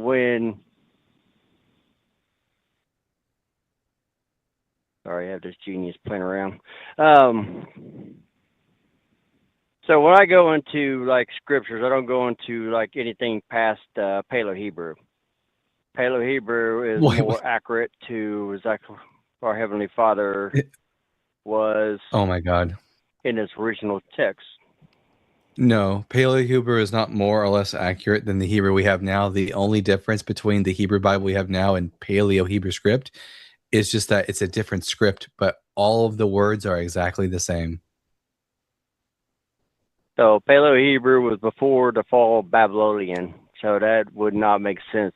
Anything after that, anybody could have changed. How would this? Wait! Just take a pause. How would any of this prove that the Bible is historically accurate? Well, let's say let's talk about the Noah's Ark, right? They've already found it. They have not. I mean, yeah, they have. They have not. So you haven't been following upgrade what they've actually been discovering, and they actually have found it.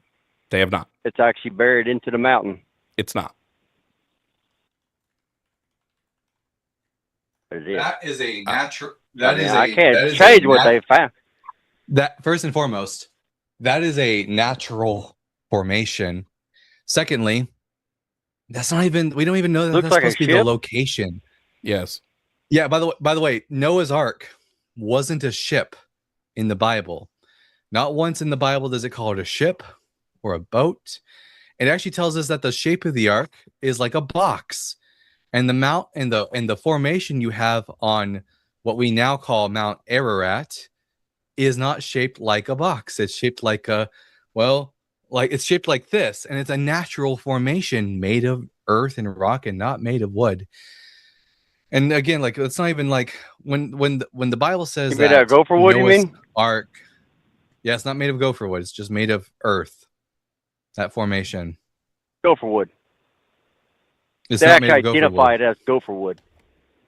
It was not. Nothing's been identified because nothing's been found. So do you believe? So when you say that the shape of this actual ark, so you actually believe in the flood, right? No, of course not. But I've read the Bible, and the Bible describes the shape That of just the ark contradicts what you just said. like a box. There's no evidence of a flood. There's no evidence of a worldwide flood. So it's just basic concepts, okay? Let's say with the basic logics here. You're telling me that this big old giant box was on this waterfront, flowed with all these animals and all this weight. No, not in That's what real I'm life. saying. That No, would not only make in the sense. myth. Yeah, we're telling you that No, there's a not real life. story, and that story claims these things happened, but that there's no physical evidence of these things ever actually happening. So Why do you think when Noah's the Bible Ark is speaks called of giants, Brian? Why do you think Noah's Ark is called an ark? What do you think ark means? a shape. Means box. Like the Ark of the Covenant is a box that they've kept the 10 Commandments in. Noah's Ark was also supposed to be in the myth a big ass box. It doesn't have sails, it doesn't have rudders, it doesn't have a mast. It's just a big ass wooden box covered in pitch with all the animals in it. And nothing like that has ever been found in reality.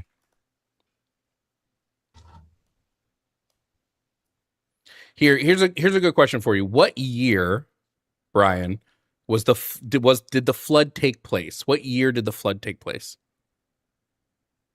I don't have scriptures on me. I'm driving. Okay, you want me to tell you? Go ahead. Okay, so Noah's ark, or Noah's flood, the flood of Noah, is said to have taken place around 2348, between 2500 and 2000 BC. That's typically where it falls in the interpretation. Do we have any evidence of societies that existed at that time that weren't destroyed by floods? Nope. Yes, we do. How? So now, let's back us up real quick. When you're doing your identity of all the stuff that was actually not hit by the flood, which is there was nothing around, was you doing this concept of saying that the world is round, or was you saying the world is flat? The world Well, is I round. believe the world is a globe. Now, Yeah. Like, because now, if it you say is. the world's a globe, are you going off the CGI picture, or are you actually going by facts? Because I'm going by facts. I'm going by facts. Is this my first flat earther? I'm going to go by actually the guys that actually said they went to the moon, and one of them came back and said that was actually a lie. No, they didn't. So I'm going to go by the guys actually. Never Brian. happened. Don't you lie on them, So Brian. you're saying That's that not right. Really? Could you not see the actual newscast when he actually said it? No, Brian. I don't. What think about you the did guys either. in the Challengers? What about the guys in their Challengers? my They said God. that died in the Challengers. Now, are we about to spit on They the did an interview, dead one of them. bodies of those who died? Are we about to spit on the dead bodies of those who died in the No, I'm Challenger now? asking Is you that a what we're question getting here. to? I'm asking you a question. How They're do they dead, interview Brian. somebody They're who's dead. dead? How do they? You don't, because Really? they didn't. And did you see them? Hey, here's a quick question. Brian. Maybe. See, no, I'm asking you a question here, me, because I'm calling you. You're not calling me. Because that never happened. Brian, how come when ships disappear over the Says horizon, you. they disappear bottom first? Bottom first. Let's see. The same reason your sun and your moon disappear, it doesn't go up and down. It goes from afar. I forget the name of it, but when something goes at a far distance, it starts shrinking. What is that called? You should No, know no, you no. guys are It, How going it, come- intelligent. how it shrinks. It doesn't sink. How come we can't see the bottom of boats, but we'll be able to see the top of them when they get far enough across the horizon? So this is the water. Because the Brian. water reflection. I don't know if you can see me or not. You And the said ship will water's just go- reflection. There ain't no way. Will look like this. When objects get further away from you, they don't go down. They just get smaller and they stay Yeah. right in front of you. There you go. I just said that. What's it called? But that's not what happens to boats, and that's not There's what a happens formula to the called. sun. What's it called? What happens to No boats is that way. they don't get smaller. They dip under the water. Well, from our perspective, they're really just going over the curve of the horizon. Let's just go Why through all the. under- Let's just go through all of them. Let's So just go through all of them. there's How come? scripture. Yeah. How come it gets dark in certain places on the planet, like, and it's still light in others if the Earth is flat? Because the sun reflection and sun and moon rotate on a circuit. Because the sun and moon rotate on a circuit. But that doesn't explain why it is that parts Your of the North Earth would Pole be dark. Would Because actually be. do you think So the your sun is a north- sphere? So there was, what I'm trying to tell you is that the North Pole, that you think is at the very top of the Earth. is Yes, actually I know at you think it's in the center. I and know. actually I the know. magnetic field. Anyway, yes, I get it. Brian, you're dumb. We get it. Okay. Do you think that the Earth? Do you think that the Dumb. sun is a sphere? You have not proven it Yeah. wrong. Do you think? You do don't you want to think argue that with the a sun guy is a that a sphere? rock fell from the You sky made me want- and made a bigger Honey, crater. chill out, honey, chill out. Do you think the sun is I a ain't your sphere? honey, playboy. What do you think the How sun do is we a get- sphere? Dalton, if I wanted to fly, what model map do you use for flat Earth there, Brian? What model map do you like to use? Okay, pretty good representation. When you use the UK symbol, right? You know what UK is? United Kingdom. Yeah, He's gonna pivot to never something else? never heard Look of at it their, before. their symbol. What is it? What is it? What is their symbol? What is their What is their civil? logo? Their sigil? Logo. Their logo? You know, like symbol you have on the. Yeah, you know the same symbol you see Sigil. on your Sigil. Yeah, you see the flat Earth. You don't see a round globe. You see a Brian- flat Earth. Brian. So your pictures theories show are the- wrong because Brian, you're going all. hey, Brian. Brian. Wait, Brian, Dalton, Brian. real quick. I just want to point out, Brian, you know pictures are in 2D, right? You're right. That's exactly what I was about to say. 2D, huh? Yeah, pictures Brian, how don't do you tend to be show in the 3D. entire By planet? How do you show the entire planet on a two-dimensional photo? If the Earth is a globe, how would you show the entire planet? Why would they need to show the entire planet? Wouldn't it be like everybody else to show partial of it as just being a round thing? you don't need maps. No, because guess what? Even your Heavenly Father says the truth will be out in front of your face, and actually they have Oh, to show God. you it.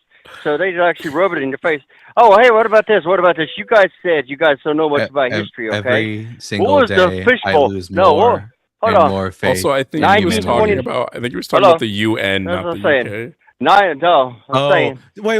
Were you talking about the UN, 1929. Brian? Were you Hold talking on. about the UN, Hold not on. the UK? Yeah, you. Sorry, got the Yeah. wrong What one. is the what does UN stand for? What do those two letters stand for? United Nations? Okay, so Oh, why? man. What do you think? There's But a anyways, reason why Okay. the Do you think there's wait? Do you think there's a reason why the United Nations would like to have a map that shows all the nations on it? No. I wanna You show don't think? exactly what the world looks like. Jesus, fuck, Brian. They're the United Nations. They Why do want you guys? a map Hold on, that hold on, shows hold on, all. hold on. Let's back No, up. Let's Brian, back up. Brian, Let's back up I'm what not- you we're just not- said. No, Brian, we're gonna go I'm by not- what No, you let him go. word. Let him go, Dalton. We're Let him gonna go, go by your Dalton. words. Let him go, Dalton. No, Let him no, go. no, Let him no. go. Let him Let's dig go his own words. grave. Let's go words. I'm gonna need Uh-huh. some tea. You dash guys for are this. always like this. You guys Uh-huh. claim you guys are against the Heavenly Father. You guys say he's not True. real. But True. every time you guys Sure. get angry and stuff like that, you call out his name. We say, "Oh my God. God, yeah." Oh. I don't just Makes no sense. To be fair, Brian, I don't just call his name out when I'm angry. I call his name out in bed too, because I'm No, English speaking what I'm American. saying is that I didn't Why- know that me saying No, a I'm saying- common expression proved that God is real. My bad. But really, Yeah, crazy. because when I get upset with somebody, I don't call anybody's name. I sometimes say That's by weird. the 9 when I get angry. Does that mean I believe in the 9 No, divines from that's, Elder Scrolls? Even When I what say saying good is, lordy if I get Lucifer, what does excited, that mean? I don't get if I get excited, I don't call anybody's name unless it's a woman in front of me, and then I call her name. That's about it. But I don't have to Never had call a woman in out front of you. somebody's name that I don't believe in. Remember? Hey, how long would it take me Don't to make fly sense. from? How long would it take me to fly from Alaska to Russia? Huh? I think someone actually did these maps that you're talking about on real flight time and Well, I mean, actually I real don't. flight scales. It's actually all over. Hold on. I don't Hold on. need the So maps. I We don't have have the flights actually that right here fly because I'm direct. not actually do it. No. Some guys actually did this and actually showed you emergency flight schedules and actually showed you what it would look compared to a round Earth and a flat Earth. And a flat Earth actually made more sense when they were landed in certain places because when it was How many on a hours, round Earth, Brian? it was actually Brian, how further long? than the way to Brian, go. Brian, how long does it take to fly from Alaska to So Russia? I don't know. I've never been to Russia. It's 5 hours, Brian. Ask me questions I know. It's 5 hours. Yeah, 5 hours. So, okay. That doesn't make sense. Okay. That doesn't make What sense does on a that flat make any Earth. point? How does that prove to my Heavenly Father is not real? How the hell are you doing that on a flat Earth?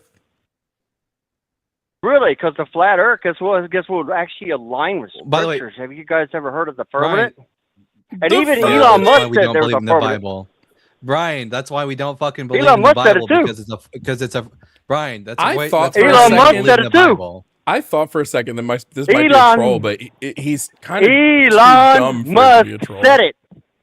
Elon Musk Elon said Musk it. even Wow. said it. Is it- Genius. Elon Musk. Hold on, Did you not Dalton, hear the Dalton, interview? hold on.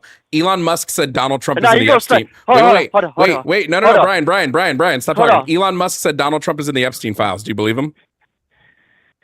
Here, I don't really care about that because here's one fact that you Yeah, guys exactly. can't actually go against. Yeah, exactly. No, I'm saying here's one fact you guys can't back down. So, what is one thing that Elon Musk has done that you guys haven't done? Tell me. What is one thing Elon Not Musk the money, has done that we not haven't the money. done? Plastic surgery. Not PayPal, not PayPal. He's done. and not He's done money. plastic. I've What never is done it? plastic surgery. He's done plastic What is surgery. it? Hair No, what is implants. it? Hair What is- implants. what is the one thing he Jaw owns? restructuring. I've never done any of those things. What does he own? What does he What own? does he own? Hardcore drugs. I've never done hardcore drugs. SpaceX? Probably some PC if I was to take Oh, a man. wild guess. SpaceX? SpaceX? Here's one thing Wow. Elon's done that I've never done. Emailed Jeffrey Epstein and asked to come to the Built parties. a rocket? I've never done that.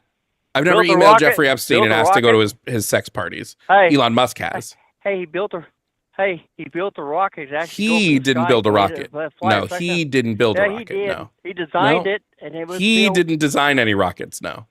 He just. Oh no, you're gonna take away credit. He did, but it's all. in He books now. did not it. design any Sorry. rockets. No. And also, Unfortunately. the guy who actually did it and actually been doing it. Brian seems to think that So he has Elon Musk is sitting experience. around No, in a we're just going- garage We're just building identifying rockets. he has experience, right? He has experience, right? He did not build anything. No. If you could say he ain't have experience and you could prove he doesn't have experience and he's never done anything that was said he's done, then actually show me the evidence he has not done it. Show you the Until evidence he's then, not. He actually done more than you done. Brian. So here's what I'm saying. Here's what I'm saying. Brian. You guys keep talking over people. Brian. Now, how many people get pointed out with you? Brian. Let me Can explain. you ever let somebody finish Brian. Let me explain what's to you my how name again? Brian. What's my name? Okay, I'm just gonna mute you for a second. Let me explain to you, Bri, how burden of proof works. Okay, Bri Nominal. If you are making a claim of something, you have the burden of proof. Now, to explain that like you're 5, okay? When you are saying something happened, you have to show the evidence of it happening, not us. We don't have the burden of proof to prove that it didn't happen. You have the burden of proof to prove that it did. Brian, can you show us a proof that the earth is flat?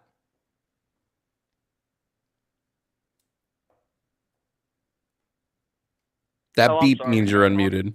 That beep meant you were unmuted, yes. Yeah, I unmuted you too because I wasn't even listening. When you show disrespect, I Okay, show bye, Brian. disrespect. That's how it works. Bye. Why would I talk to you if you're gonna mute me? Every You day don't I get to lose call into more and my more show. faith in humanity. First flat earther ever. Really? First flat earther I've ever debated.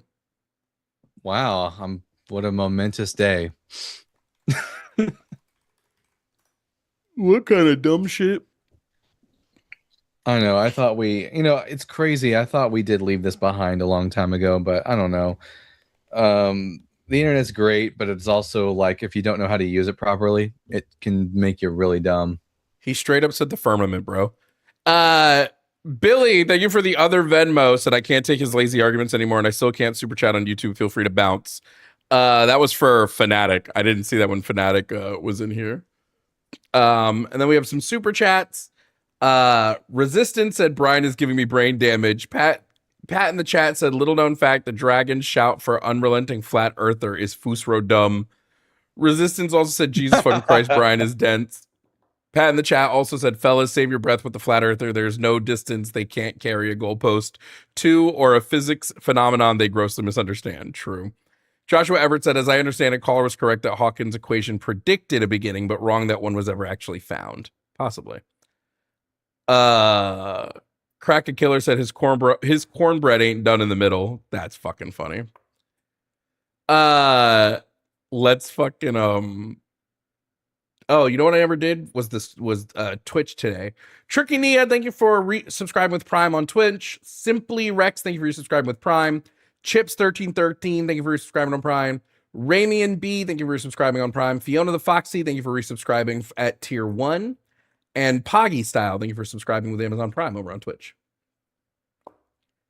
What a fucking day so far.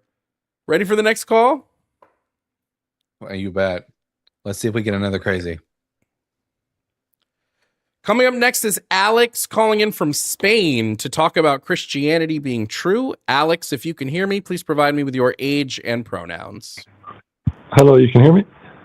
We can, yeah. Okay. Age 20 and him. Great. 20 and him. Just give me 1 second. Just need to. Okay. Now, Alex, Dalton, and I both believe that Christianity is untrue. Do you have a compelling argument to convince us otherwise? Yeah, basically, I have one main point that I wish to propose to you guys. If you believe Christianity to be true, how do you explain Eucharistic miracles throughout history? I would say we have no actual verified Eucharistic miracles. None of them have been scientifically peer-reviewed. I would agree. I don't think miracles happen. Okay. But what about if they were to be tested by doctors who analyzed them and said that they were parts of cardiac tissue? Yeah, can they demonstrate that this cardiac tissue was at one point bread? But the tissue was taken from the bread itself. What? Can you show us the peer? Are you saying that there's a piece of cardiac tissue that's found in some bread? Yes, in the communion bread, yes, found in some churches around the world. There's a few documented cases, but the ones in more recent history have been. And was provenance was provenance demonstrated? What do you mean by providence? Like we know, like every stage from like the bread turning into flesh all the way to being like under scientific scrutiny. Everything was documented. Everything's above board. That this is also that these doctors' work has been peer reviewed by people in the community. Yeah, it was peer reviewed, yes, by scientists, yes. It wasn't. Yeah, but how do you make? Let's produce that peer review. Go on. Okay. So can I give you a few examples then, and you can look into it if you want. Google it and see. If I would just want the peer-reviewed study. Yeah, just Okay. give us the DOI number for the study.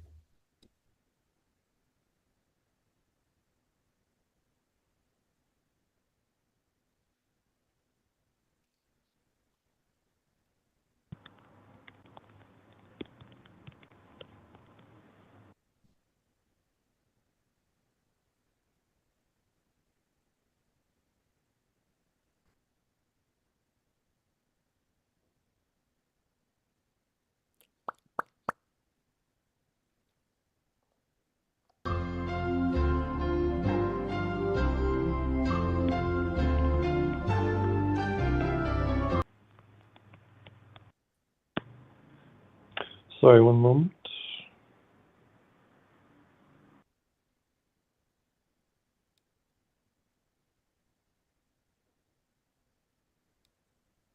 Okay, could you look up the case of Buenos Aires, 1966?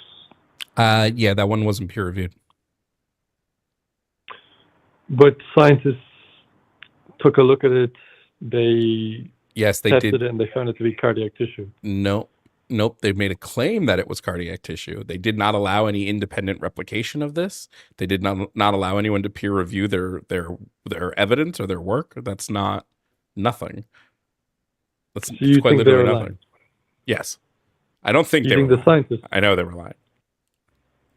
Okay, you believe that the scientists lied, not just the priest, but the scientists that investigated as well. Yes. Yeah, if I'm a What scientist reason that would- refuses to let Uh-huh. my work undergo peer review, it's because I don't want to be fact checked, which is kind of problematic. Okay. Well, I just recommend anyone listening to a channel to look up the Eucharistic miracles, look up the evidence behind them, and do their own research. And I encourage everyone who's listening to make sure that the paper that you're looking at is peer reviewed. Otherwise, anyone could say anything. You get away with it.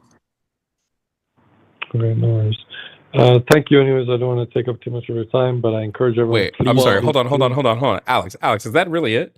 You bring us one Yeah, I case just where there want- was no study done. All that happened was this church claimed they sent this off to scientists.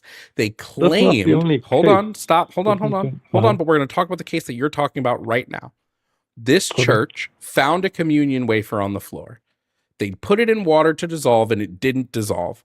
They then said they sent this off to scientists who proved through testing that it had human tissue in it. They never produced any lab results. They never produced any tests. They never showed how the methods of this were. They never told us what the laboratories they sent it to. They never told us any of that. And you're saying I should just take that all on cuff and believe that it's real? I don't know where you're getting you don't know which lab they sent it to, because there was an actual scientist who tested it. Who? Let me find his name for you.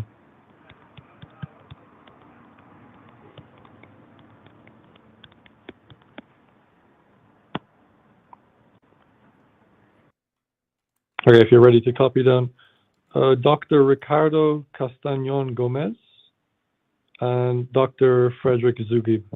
The Frederick Zugaby stuff is all secondhand that they're relaying after the fact. There's no evidence that they actually sent it to him. Okay, then in that case, the first guy I said, Dr. Ricardo Castagnon Gomez. Again, no evidence they actually sent it to them. No evidence that they sent it to them. No. Alex, is that Okay, all well, that you you- have I mean, you in could look it regards up on for the Google and evidence see that they for sent it to Eucharistic you. miracles, just hearsay and things that you've heard? Have you found any actual scientific papers that you've read that have undergone the peer review process, or are you just relating things that have been told to you by Eucharistic apologists? But I'm not even hearing it from apologetics. I looked it up on Google. Literally, it's saying they were led by Ricardo Castagnon Gomez. Ricardo Frederick Castagnon Gomez is a psychologist who organized the sending of the material to labs. He didn't do any testing on it. He didn't do any of that. Okay. And again, he's not told us what labs he sent it to. He's not told us what pathologists analyzed these materials. He's doing none of that. This is not evidence that this claim is true. I agree to disagree. Based on what? Who Who was Ricardo Castaño Gomez a pathologist or a psychologist? I think he's a psychologist, as you said. So then But how the could forensic he, pathologist, if he's a psychologist, how could he do tests that would require him to be a pathologist to do? okay, my bad. Then it was Frederick Zugib, the pathologist. that And did what testing. evidence do you have that Frederick was sent these material? What evidence do you have of this? That's like saying, what evidence do I have that I took my dog for a walk this morning? Like they simply sent it to What? the pathologist. What? Yeah, they sent it to him. That's not even remotely the same, bud, because if we were talking about scientific peer review, you can go out and find the actual paper, give us the DOI number if you've done the research. It's not even remotely the same. Although if you walked your dog this morning, you could potentially like take an actual video of you walking your dog. Although you walking your dog is not a scientific claim. Let's also just analyze it. There's no published paper by Zugaby. There's no lab reports to Zugaby. There's no chain of custody evidence showing Zugaby ever had them. Zugaby never made a public statement that he ever had these materials. So you're basing this on nothing. No, I'm sorry. You're basing it on a Google search you did 5 minutes ago. Well, I mean, like I said, I just agree to disagree. I believe it to be true. I don't do As well agree as to disagree on things like this unless you can present evidence, which you can't. Agree to disagree is for Okay. things like, well, we agree to disagree that this color red that we're looking at looks differently shaded to both of us. Not on something that would have had verifiable evidence to it. Okay. And what about the one of the Lanciano in Italy, 8th century? Oh, wow. Another Google search. Which one? Italy, Lanciano, 8th century. And what peer-reviewed paper do we have that confirms that this was a Eucharistic miracle? Why does it need a peer-reviewed paper if it's part of history? There's- and it's there's no historically way. documented. There's no way. Because how am I supposed to know that this thing was ever actually bread that turned into flesh, as opposed to Because just of the well-preserved Because of the historical flesh? documents. There's no way. Because of the history of it. And how do you know that this wasn't a hoax? We know for a fact that Catholics are more than okay with creating a hoax in order to like prop up their faith. I mean, the Shroud of Turin, or as I like to call it, the Shroud of Tourism, it's a prime example of Catholic hoax creating to prop up the Catholic faith. So who's this? How can I determine that the Eucharistic miracle of Lanciano was actually a piece of bread that became flesh? History, historical documents, eyewitness reports. How does a historical document from like a fuck ton long ago, over 1,000 years ago, supposed to demonstrate the validity of this claim?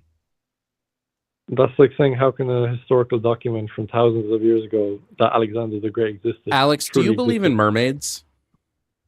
No. Why? We have historical documents of people, firsthand accounts of seeing mermaids. Because that was fiction. How do you know it was fiction? And There so were is this. historical documents of people's firsthand accounts of witnessing mermaids. Because there is no mermaids. How do you know when And there is there's no- you're just ignoring the history? Yeah. No, See, I but there's follow a God, and principle. God does There's not a teach principle mermaids. of extraordinary claims require extraordinary evidence. Claims like a guy named Alexander lived and he was a king. Well, we know kings existed. We know that people named Alexander existed. So claiming that there was a guy named Alexander who was a king is not that significant of a claim. Any claim about magic, though, like mermaids or bread becoming flesh, requires a substantially larger amount of data to substantiate. Like I said, it's going to have to be an agree to disagree. No, It's you're not. just being lazy. Agree to disagree is so lazy, dude. It's the most laziest shit on the planet. I'm saying to your viewers, look up all the recorded cases of Eucharist. They can okay, but what about all the recorded cases of mermaids? They're free to look them up as well. And judge for Are they themselves. real? They're free to judge that. Your viewers can judge. You're such a lazy. Goodbye. You're so lazy. Get the fuck out of here. agree to disagree is the shittiest rebuttal to any point that's ever been made. Like, what was the point of calling in if you can't actually back up what you're saying? He was just hoping we'd take his word on it. He's used to talking to people who are Insane. just as gullible as him. True, goddamn. Goddamn if that ain't true. Super chat from Chase Firth said he doesn't know what provenance is. He thought you said Providence. Oh shit. Providence. Crazy times. Let's bring up the next call. Coming up next to the show is Freddie from California. Freddie is calling in to talk about God being real. Freddie, if you can hear me, please provide me with your age and pronouns. 27, grown ass man. So what pronouns does a grown-ass man use? Grown ass man. None of those words you just said are pronouns. Male. I'm a Male. man. I'm a Male. male. Those I'm a aren't guy. pronouns. I'm wondering what. That's not a. Well, I mean, some gay people might assume dude is a pronoun, but I'd say it's more of an honorific. Dude or dude self. Not pronouns. Him. Do you need There like you a go. multiple? Do you need multiple There you choice? go. to He help got you? there. He got there in the Yeah. end. He figured it out. I was getting worried there. You know, Freddie. Like I was You're getting a getting little worried worried. Yeah, I mean, I bet you were. feel like it wasn't a hard question. bet You you struggled were. to answer I bet you it. were getting Freddie, worried you there, believe God bro. is real. Me and Dalton believe there's no evidence of God being real. Do you have compelling evidence for us? And if so, what's the evidence? Well, here's the big problem with that is that when you say there's no compelling evidence of God being real, and then when someone says that they believe in God in a Christian or a biblical sense, they will believe that the evidence is that we are here and we exist right here in front of us. So that's a very hard thing for me to expound to you. But for That's pretty let's pretty say good evidence that my evidence. parents fucked. Not pretty good evidence of a That's God pretty good though. evidence that your parents fucked. But we don't have there's no evidence on how a single cell organism became a complex organism. We don't know how that happened. We know that it That did we happen. actually do. We have no idea how it happened. That would be called evolution. We have a lot of evidence for that actually. But there's a lot of evidence that evolution is not accurate. No, there isn't actually. Darwinism has Like what? been disproven by many different scientists, and many different scientists have very No, they haven't. ideas First on off- how this happened. But First there's off, no don't there's call no it Darwinism. We're definition of not living in the late 1800s anymore. We know far more about That's evolution than Darwin would have That's ever the dreamed. theory of evolution. You can't say evolution and then don't say Darwinism. Let's not. Darwinism let's not be stupid here. is specifically a creator very of evolution. early. No, Darwinism is an early version of an evolution creator model. of evolution. We don't use Darwin's model of evolution in the same way we do now. So, But Like people Darwin are wasn't talking even about didn't even know evolution, about so let's genes. so for me to mention Darwinism is not insane. Darwinism is But no one not here the is- current model of evolution. Okay, I understand what is not the current model. If you're saying that there's a new model, there's probably several new models. But at the end of the day, me Well, mentioning there's one. Darwinism is a key component in evolution. Let's not be crazy here. All Darwin is just the origin of natural selection. Like, that's really it. The origin of natural selection. But And guess here's what? the key There is founder no of evidence evolution. against it. Okay, You don't have any evidence let's against get it. off of that topic. You guys believe in Darwinism, or you guys have? Do you ever believed in notice? Do you ever Darwinism at notice, some point in time? Dalton, that like when we ask them for evidence of God, they always want to pivot to like talking about something else. Like now we're talking about evolution, not evidence of Right, their yeah, God like, no, you existing, guys just are talking something about completely evolution. different. You're ripping on it. If someone You're asked not me for allowed to evidence of participate. evolution, I wouldn't just start spewing off about how much I hated young Earth creationism. I'm not sitting here saying younger creationism or spewing off anything. I simply said Could you evolution. provide us evidence of God that isn't just I don't agree with evolution, like positive evidence Well, yeah, I for can your provide God? you evidence if you allow me to expound upon what I was saying earlier. Great. So What's the evidence? essentially, what I'm saying is we're going to have to go off of our basic anthropological and historical evidence that we have. We cannot Which is go what? off of any esoteric things that no one can prove to you. Which is- I can't which pull is up what? a What is person out of the sky. what is the historical evidence of God?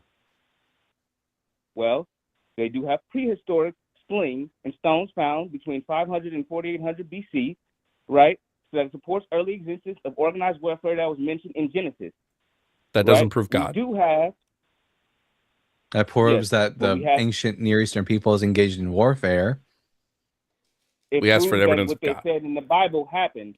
And this is supposed to be the basic instructions before leaving Earth. There's This is supposed to also be evidence the of things things that that are Bro written just about happened quoted in the Wu Bible was Tang. false. Bro, supposed to be you're God. just quoting I Wu think Tang. Like, no. come on That's now. that's what people say. That's what There's people talk all. Oh about it. wait. It's But the a So, Bible Wu is Tang Fred, lyric. oh my Freddie, are God, you David. aware that If you we don't have stop, evidence for like the battle of Troy? But that doesn't mean that Zeus and Poseidon exist, right? we have no idea. We have no Wait, idea. Brother. are you suggesting that Zeus and Poseidon, the gods of the Greek pantheon, might exist because we have evidence for the Battle of Troy? I believe that somebody that may have deceived people to believe that they were that believe that they were Zeus and Poseidon, and the belief Sure, that then they I'll were just say gods. Yes, the same it thing may about have Yahweh. happened. Someone like convinced and deceived the Israelites into thinking there was a God named Yahweh and they went to war with people. Well, the Israelites believed in one God and then they believed in another. That's not crazy. They believed in The- many gods. They only worshipped one though. yeah, there's multiple gods mentioned in the Bible. What's the evidence that any of them, including Yahweh, are real? Oh, sorry, chat. You're right. It's not Wu Tang. It's GZA. My bad. Yeah, and that's the whole big thing about it. This is the Bible. We're going off if I'm going off of the Bible as a historical The Bible is and the claim, not the anthropological evidence. of God. The Bible is the claim, not the evidence. And the Bible Not the claim, cannot be it's the historical if it makes contradictory claims that are proven to be false by history. What is proven to be false by history? History has changed and Multiple moves around multiple all the things in the time. Bible. Yeah, here, let me just But give you we one, know that bud. people lie. Let's talk about also Jeebus people Crispy lie. first. Let's talk about Jeebus Crispy for a second. Was Jeebus born during the reign of King Herod the Great? No. What was that? He said No. No. So you disagree with the Gospel of Matthew? Yes. Matthew was wrong. I'm gonna get water, Dalton. You're in charge. Yeah. Well, There so are you don't many believe? people So in the you what? You Bible don't? that You're were not a wrong. Christian. You don't believe? The Are you Bible a has been Christian? changed and Or are you just? manipulated. Are you just Jewish? Are you Christian or Jewish? Me, I am Christian, but I am not. Okay. So I am what you call. I am what you call. Right. A traditional what? Christian, an Ethiopian Christian. Okay, and I believe in the Ethiopian Bible. the Ethiopian Bible has the Gospel of Matthew in it. Yes, and I believe that was wrong. Okay, is the Gospel of Luke correct? Many of Luke was correct. Some of Luke was not correct. Okay, the parts that you're going to prove to be historically false is the incorrect part, I'm guessing. That's going to be my prediction. Who killed Goliath? David. Because according to 2 Samuel chapter 21, verse 19, it was someone named Elhanan, the son of Jehoiakim. Or was that also incorrect? It was not a one-man effort. This is a war. So No. A lot of people If you read 1 Samuel 17, it was in fact a one-man effort. David slew Goliath by chunking a rock at his head, and then he cut off his head. No Elhanan. It was a one-man battle. And then Elhanan is a one-man battle as well in the book of 2 Samuel. See, this is how it's depicted. These are large-scale wars with people fighting consistently. Did you not read 1 Samuel chapter 17? The whole point of the text was one versus a one man versus it was a one man versus one man battle between Goliath and David, and whoever lost the battle, the other team would become their servants. So it was indeed a one-on-one battle between David and Goliath in 1 Samuel chapter 17. I'm not convinced you read this book, bud. I definitely have. Here's another question for you. Did Abraham know Did Abraham know God by the name Yahweh? Did he know the Creator's name? No one knows the Creator's name, Well, especially at this time. have you not read the Bible, my dude? Because the Creator gives his name throughout the Old Testament. It's 4 letters spelled Yud He Wah He, and it's pronounced Yahweh, and it's used by characters in the Bible. 50 days are used by characters in the Bible. What? I said many names are used by characters in the Bible. There are So multiple different names that are used by what I'm getting characters from in the this Bible. conversation, Freddie, is that the Bible is just bullshit, because every time I pull up some sort of contradiction or something like that, you just say that, well, this isn't true. This was just this, and it It's sounds like you don't interpreted really from different read the lenses by Bible. different people at different times.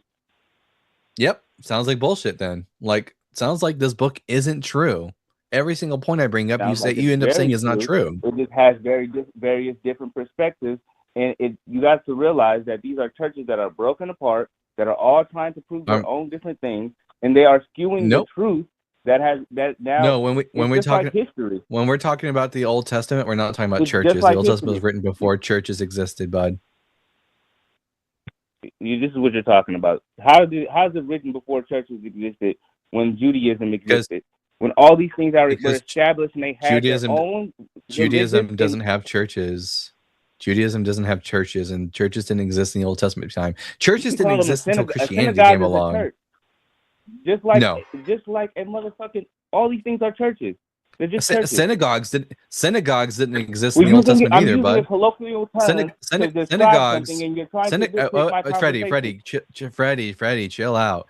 Synagogues did not exist until around the 2nd century BCE. So after the time when the Old Testament was written. There are no synagogues in the Old Testament. I understand what you're saying. I'm saying churches as a colloquial term, as a group of people who are coming together as a religious group. It doesn't matter if you have a building that you go to or not. So the Bible's just bullshit. I mean, people are making up stuff about people are just making shit up in the Bible all the time, and the Bible's not true. I 100% agree with you, Freddie. So why should I think your God is real? Because this book isn't really all that good evidence for your God being real. There's a lot of evidence in there for God being real. There's a lot of historical evidence for things that have happened. Give one of those people that have existed. Give us. Let me best let me cut in on something.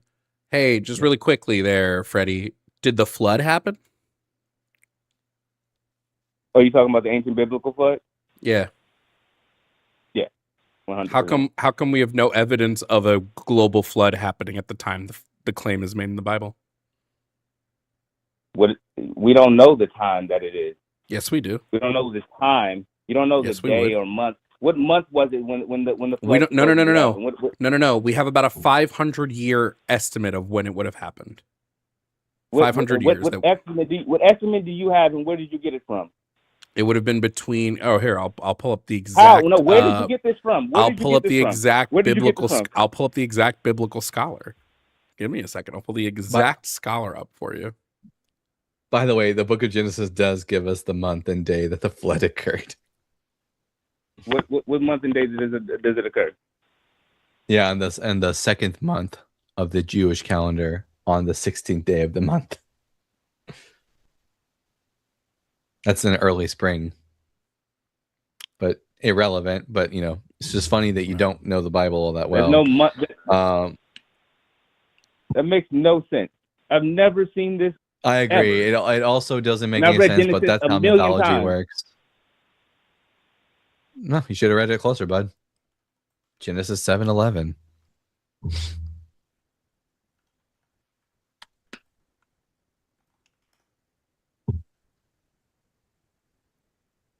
In the 600th year of Noah's life, on the 17th day of the 2nd month, on that day, all the springs of the great deep burst forth, and the floodgates of the heavens were opened.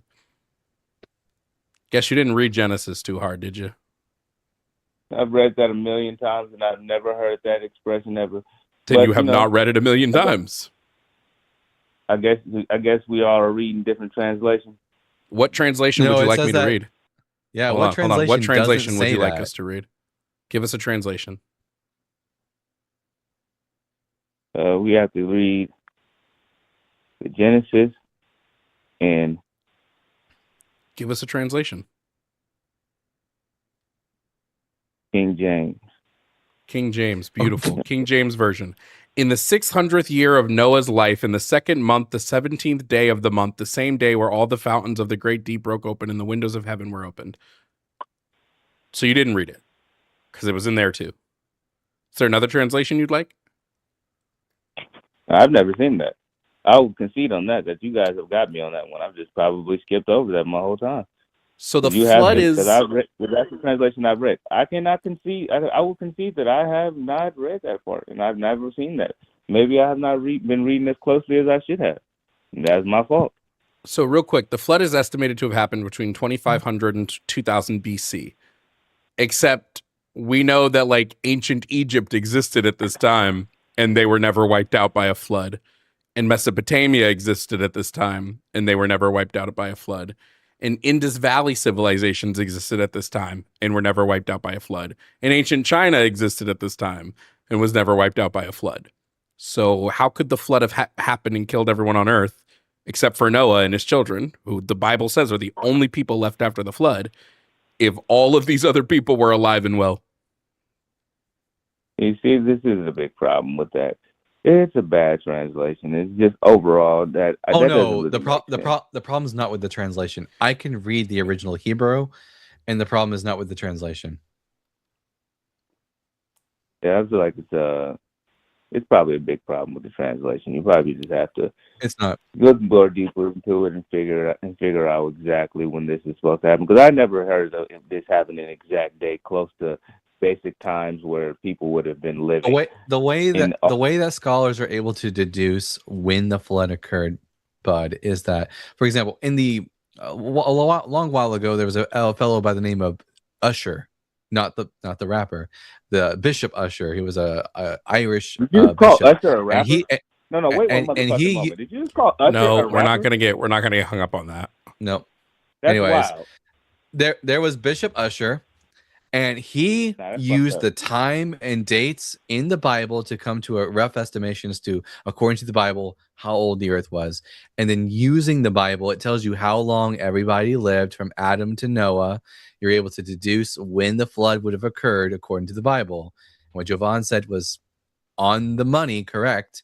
And yet we have no evidence for a global flood at this time or at any time in human history. Creation So would this have is happened compelling evidence, 4004 BC. This is using Usher's model. Noah would have been born 2948 BC, which means the flood would happen, give or take, when Noah is 600, around 2348. But I like to give a range between 2500 and 2000. Yeah, man. Hey, you got me on that one. That makes complete sense. And I'm looking it up, and it actually makes 100% what you guys are saying. So there may be some serious contradictions in what I believe. Didn't expect that, I'm not gonna lie. Honestly, So, I may have to what look into what is- I've been believing and see if what I believe is actually right or wrong. And I may have to talk to some people at church and talk to some of my family members and actually ask, what does this mean and how does this work and how can this possibly go together? Because intelligently, with my own personal brain, I can't sit here and refute the evidence that you guys are giving me. This is the evidence that I've been given. This is what I came to argue. But I'm not going to argue something that is obviously being presented in front of me, and this is evidence that, you know, what I've been believing has. Well, no let me real basis. tell you, Freddie. Let me tell you what I believe the Old Testament is saying, right? When it talks about Noah's flood. I think the people who wrote the Old Testament, right, while they did write stories, and I don't believe Noah ever actually existed, they wrote fictional tales, parables, to sort of explain natural phenomenon. It's the same thing that the Romans did, the same thing the Greeks did, right? They believed the I've always thunder had a was problem thrown with by Zeus, right? So what happens is areas of the people who wrote these stories were widely flooded. There were floods at the time that did affect a lot of places. So they wrote that the flood happened because God was angry, and this is sort of a parable to try to get people of the time to behave in the way that they wanted them to behave. It wasn't because a real flood actually happened and God was actually angry, because we now know the global flood at that time is a myth. It didn't actually occur.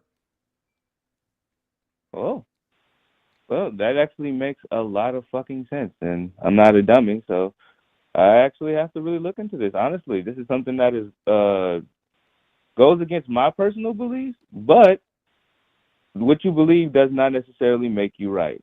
And I'm not a deeply Freddie, emotional person. I'm going to be full on with you.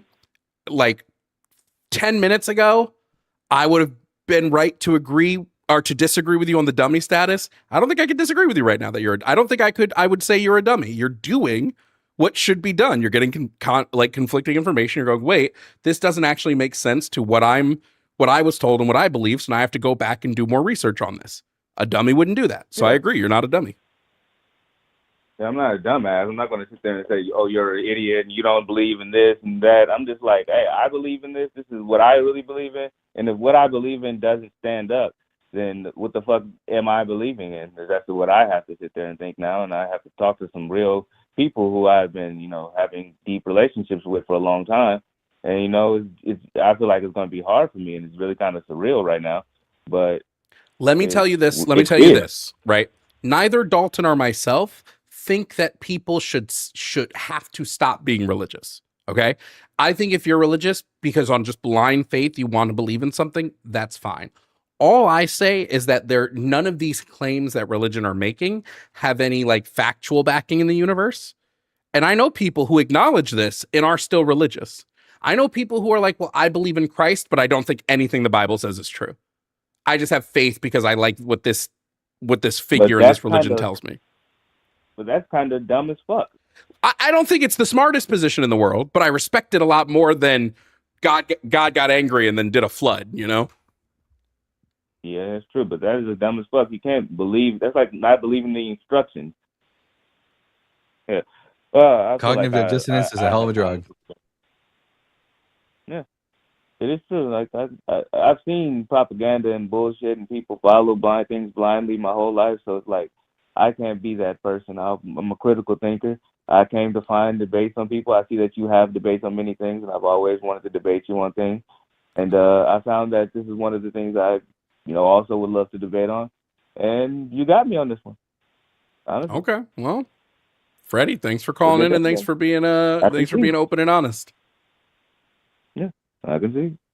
All right, have a good one. Have a good one, brother. W to Freddie. I was not expecting that. Is the biggest twist ending of all time. It doesn't happen often, but when it does happen, it is magical.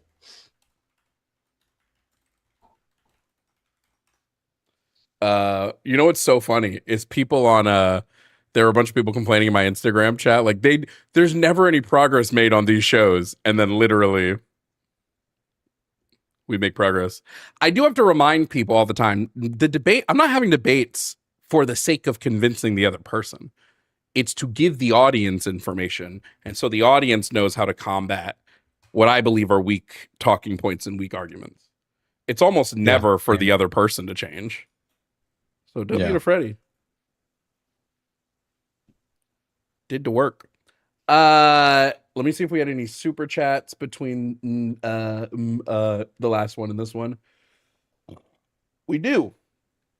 Hyde said, seeing the Simpsons arcade game in the background is unlocking some early memories visiting bowling alleys in the 90s and 2000s. Yeah, I might move it, though, because I decided on a theme for my media room, and I'm going to theme my media room to be the Simpsons.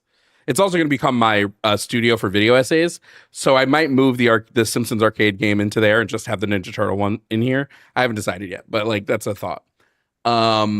Chase Firth said, Jeebus was born under King Harold. True. Or not true, depending on which gospel you read. Create New Rules said the only thing that he was sure of was that Usher wasn't a rapper. I mean, yeah, Dalton, I didn't want to move away from the debate, but the fuck was that, bro? You're muted. See, even God doesn't want you to finish this conversation. Yeah, that was a boo-boo on my end. I'll admit, it's been a minute since I've listened to Usher. early 2000s, I think. Crazy. Cobra Cola, thank you for becoming a tier 4 member over on YouTube. Genesis 9:11, and the plane hit the second tower, then spoke, "Thou shalt not forget." Yeah, but you think that's Yo. funny?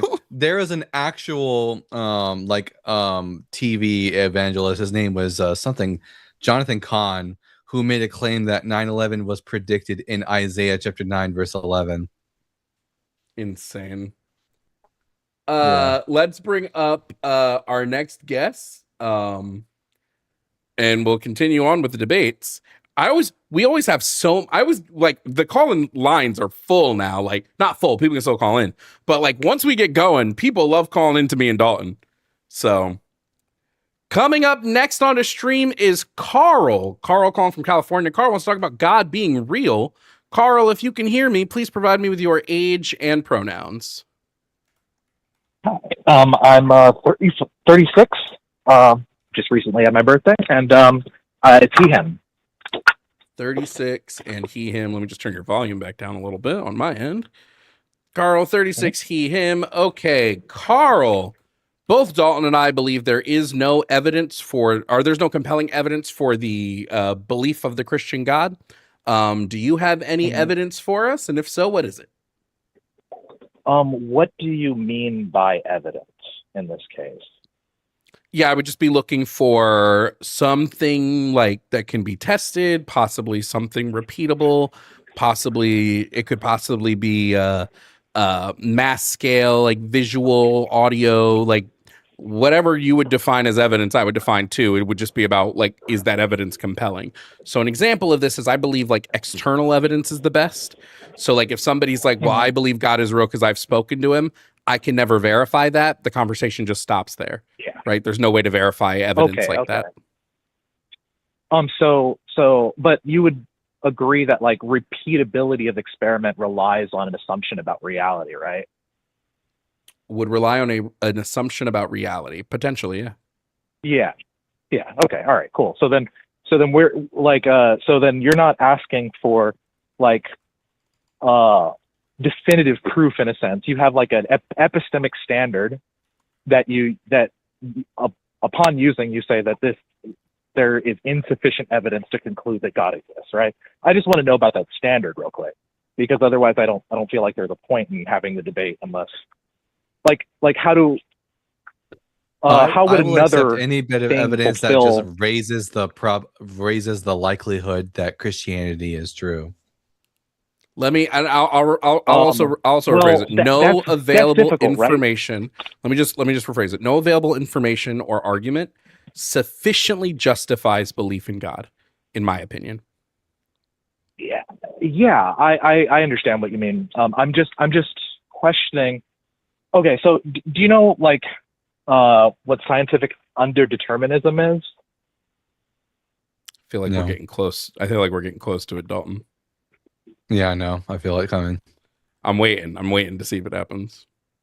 Chat. Hit the Discord, hello? Dalton. If at any point me? you feel like we should pull the button. No, I don't know what that is. You'd have to tell us, Carl. Okay. So, for instance, let's say let's say we have like a collection of evidence, right? That collection of evidence could, in logical terms, be ascribed to any theory that explains that evidence, right? But there are an uncountable number of theories for any set of evidence, right? Like there are an uncountable number of consistent theories for any body of evidence or any data points. So like when you're saying something raises the probability of like that thing being correct, it's difficult to say, right? Because any piece of evidence lends equal support to any theory that predicts that same data point, right? Just give us your best argument for God. We'll find out if it's convincing or not, because I think none of us really care for this preamble.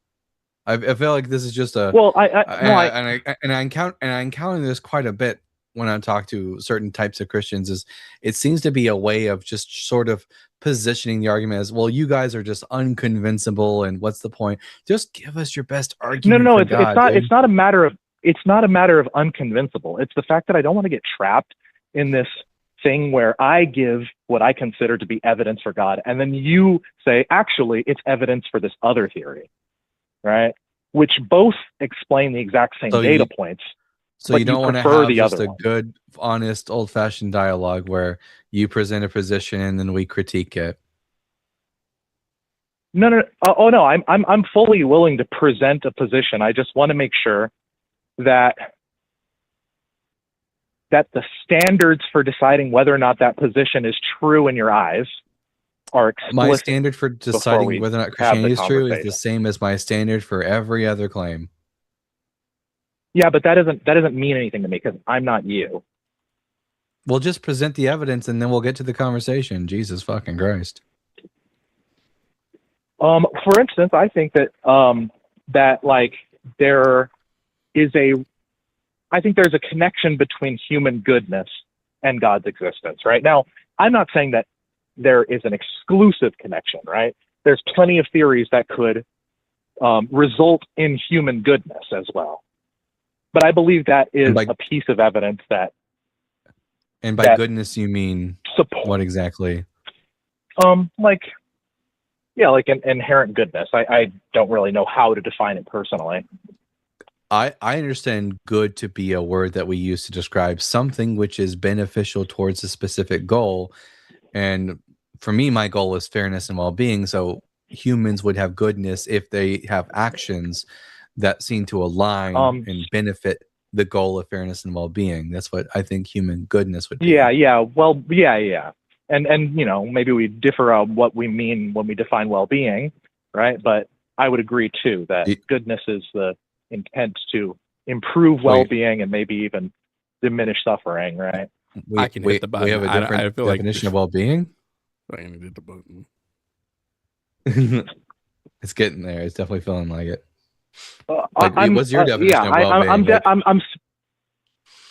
Well, I don't even know if that's like material to the debate right now. I'm just saying that this isn't exclusively evidence for God, right? How does human goodness? Wait, I want to clarify something. I want to clarify something on my position here, right? I think saying God exists is an extraordinary claim. And I think extraordinary claims require specifically proportionally strong independent evidence. Okay, so that would mean that if I'm saying God exists, sure. if someone's saying God exists, I would need evidence that's public.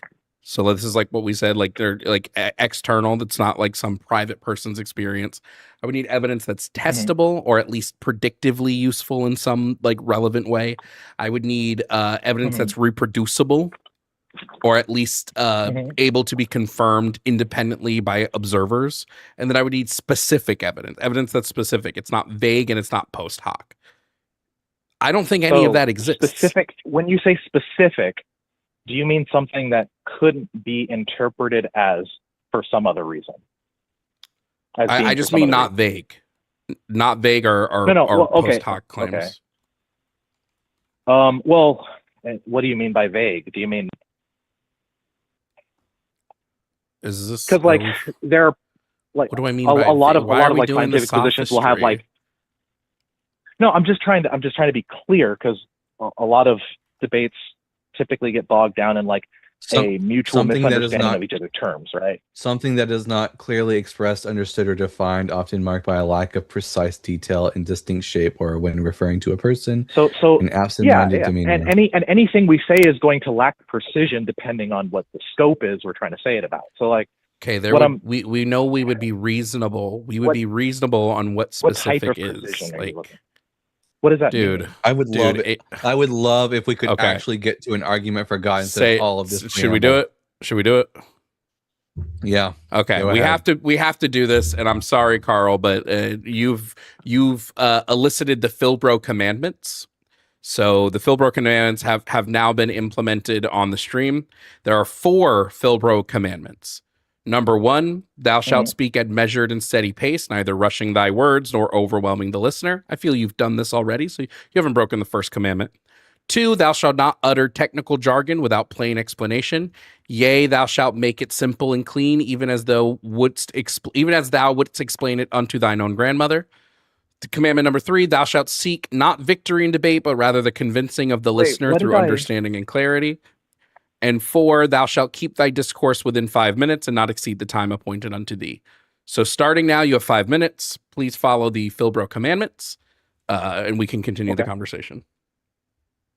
Okay, so I don't think there is any evidence that can be used to uniquely prove God unless God were to give you that evidence directly, right? That he were like to divinely reveal it to you. So the type of conversation we're having is like a rational debate, and in this form, I personally don't think it's possible to have evidence that only supports one theory, right? And this is just like by extension, like for instance, if you were to draw like a bunch of dots on a piece of paper, you could draw an infinite number of curves to through those dots, right? The So just to curves sum up, themselves are you have theories. you don't have good evidence for your God. No, I have evidence. What I don't have is unique evidence, right? But I don't think anybody does for anything, which is why, like, I'm asking about evidentiary standards, because there's plenty. I assume you guys have positive beliefs about things that you don't have conclusive evidence for, right? Can you just tell us what the evidence you have is, and then we can judge it on its face? Yeah, please. I mean, yeah, the goodness of mankind. Okay, how does the goodness of mankind lead us to believe that God exists? I believe that he is the pattern bearer of goodness, and that pattern has been imprinted onto us. Why do you believe that? Why? My experience with other human beings. How would your experience of other human beings tell you what God's how would that tell you that God's the pattern bearer? Oh, it doesn't tell me. The Bible tells me that. Okay, so your belief in the goodness would come from the Bible. So you're saying that everything God does in the Bible is good.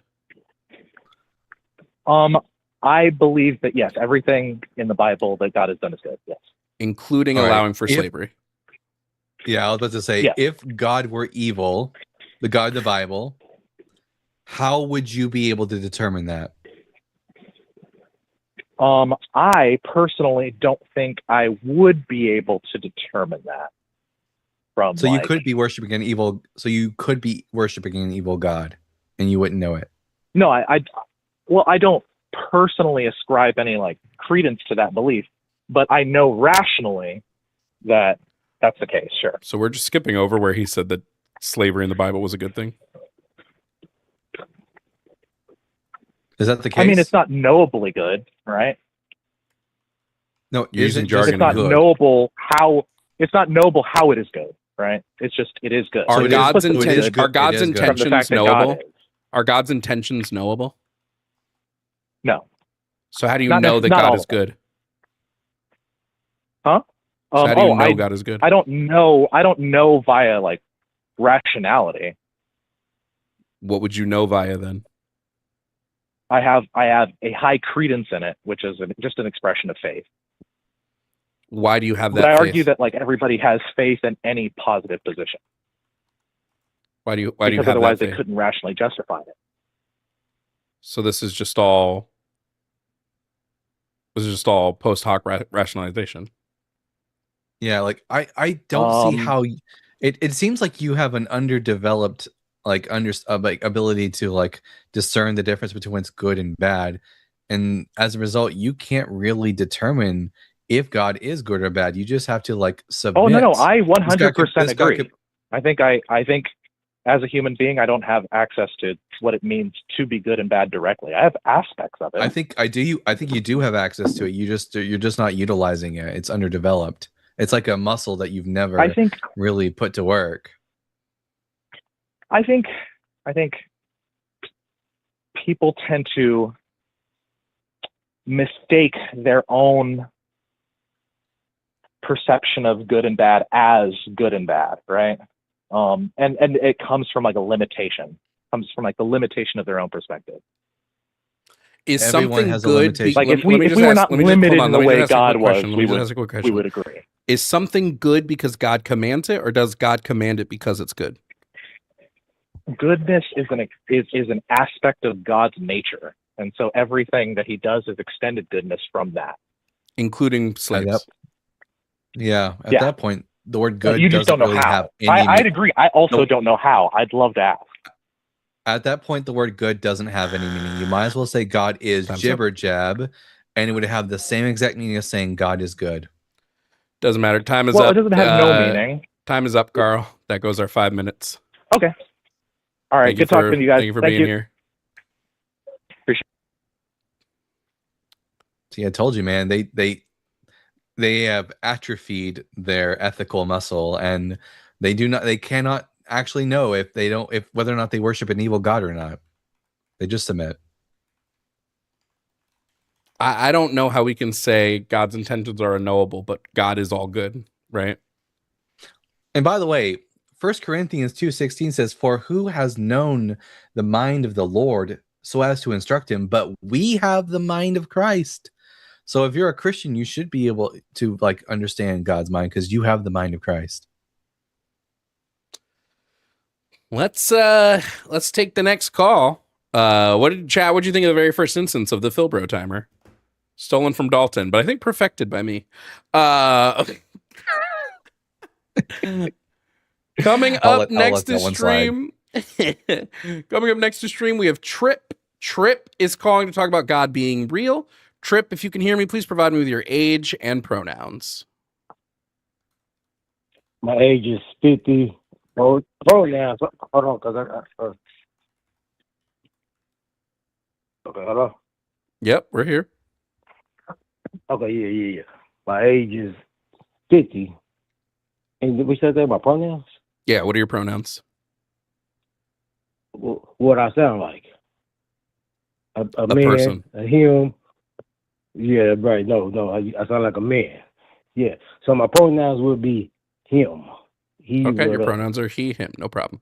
Trip calling in about topic number 1. Dalton and I don't believe there is let me rephrase that. Dalton and I personally believe there is no compelling evidence for the existence of God. Do you have said compelling evidence? And if so, what is it?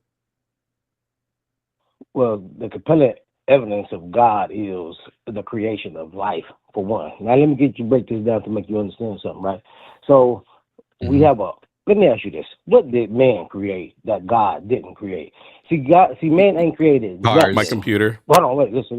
Hold on. Now, stay here for a second, because I want you to understand this, right? Okay. We breathe Which was not we created breathe by in Usher. oxygen, right? We believe what? No, we breathe in oxygen, right? So amongst other oxygen is things, what yes. we live in. Oh, yeah, okay. But I'm not going amongst all this other things as far as smoke, cigarette, bullshit, and chemicals that men have developed to destroy. Well, I'm just saying life oxygen and isn't the only thing that exists in the air. There's also nitrogen and other. I know that, elements. but I'm saying, but oxygen is what keeps us alive in the air, and that's the only thing that keeps us alive in the air, is because that's how it's a design. See, people don't understand this, right? It's not about God and all this other stuff people be talking about, right? It's about simply a design, like how your body is a design for. Hold on, no. Let me finish. Okay.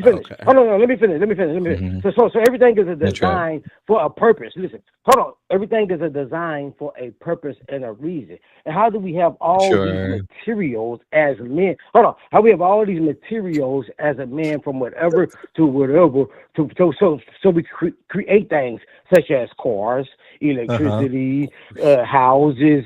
Hold on. Because listen, if there was no God, there would be no reason for order. Everything have an order to it. So if there was no God, there would be no reason for everything order. got an order. We could just all be walking around here like cavemen, running up in each other's tents and huts or whatever. You mean like we used to before we as humans developed order? Because without a God. Hold on. Let me finish. Let me finish with him what I'm saying, and then you talk.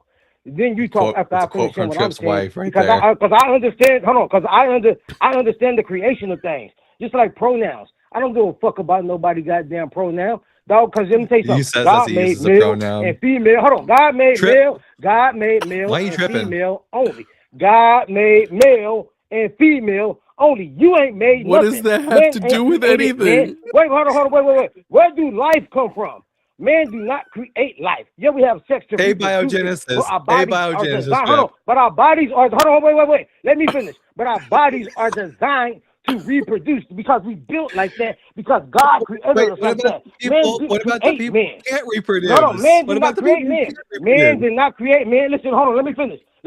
Man did not create My man. dad Hold on. created And me. in all fucking My dad's a animal man. He world, in the created whole me. I'm animal a world, man. and in the whole wait. In the whole animal world, it's only male and female. I'm about to destroy all y'all this fake shit because y'all on Oh some no, science there are bullshit that other think men animal power. species that have more than just male and Science female. is, Trip. yeah, whatever. But that's in the sea. And guess what? And God designed them to be that. Dalton, just let him No talk. man came and changed that. Hold on. Just let him talk. This is so funny. Transfer from a man to female. God designed He can't hear me. that I'm to muted to happen. him. This is what y'all don't understand. You thinking about a God. Hold on.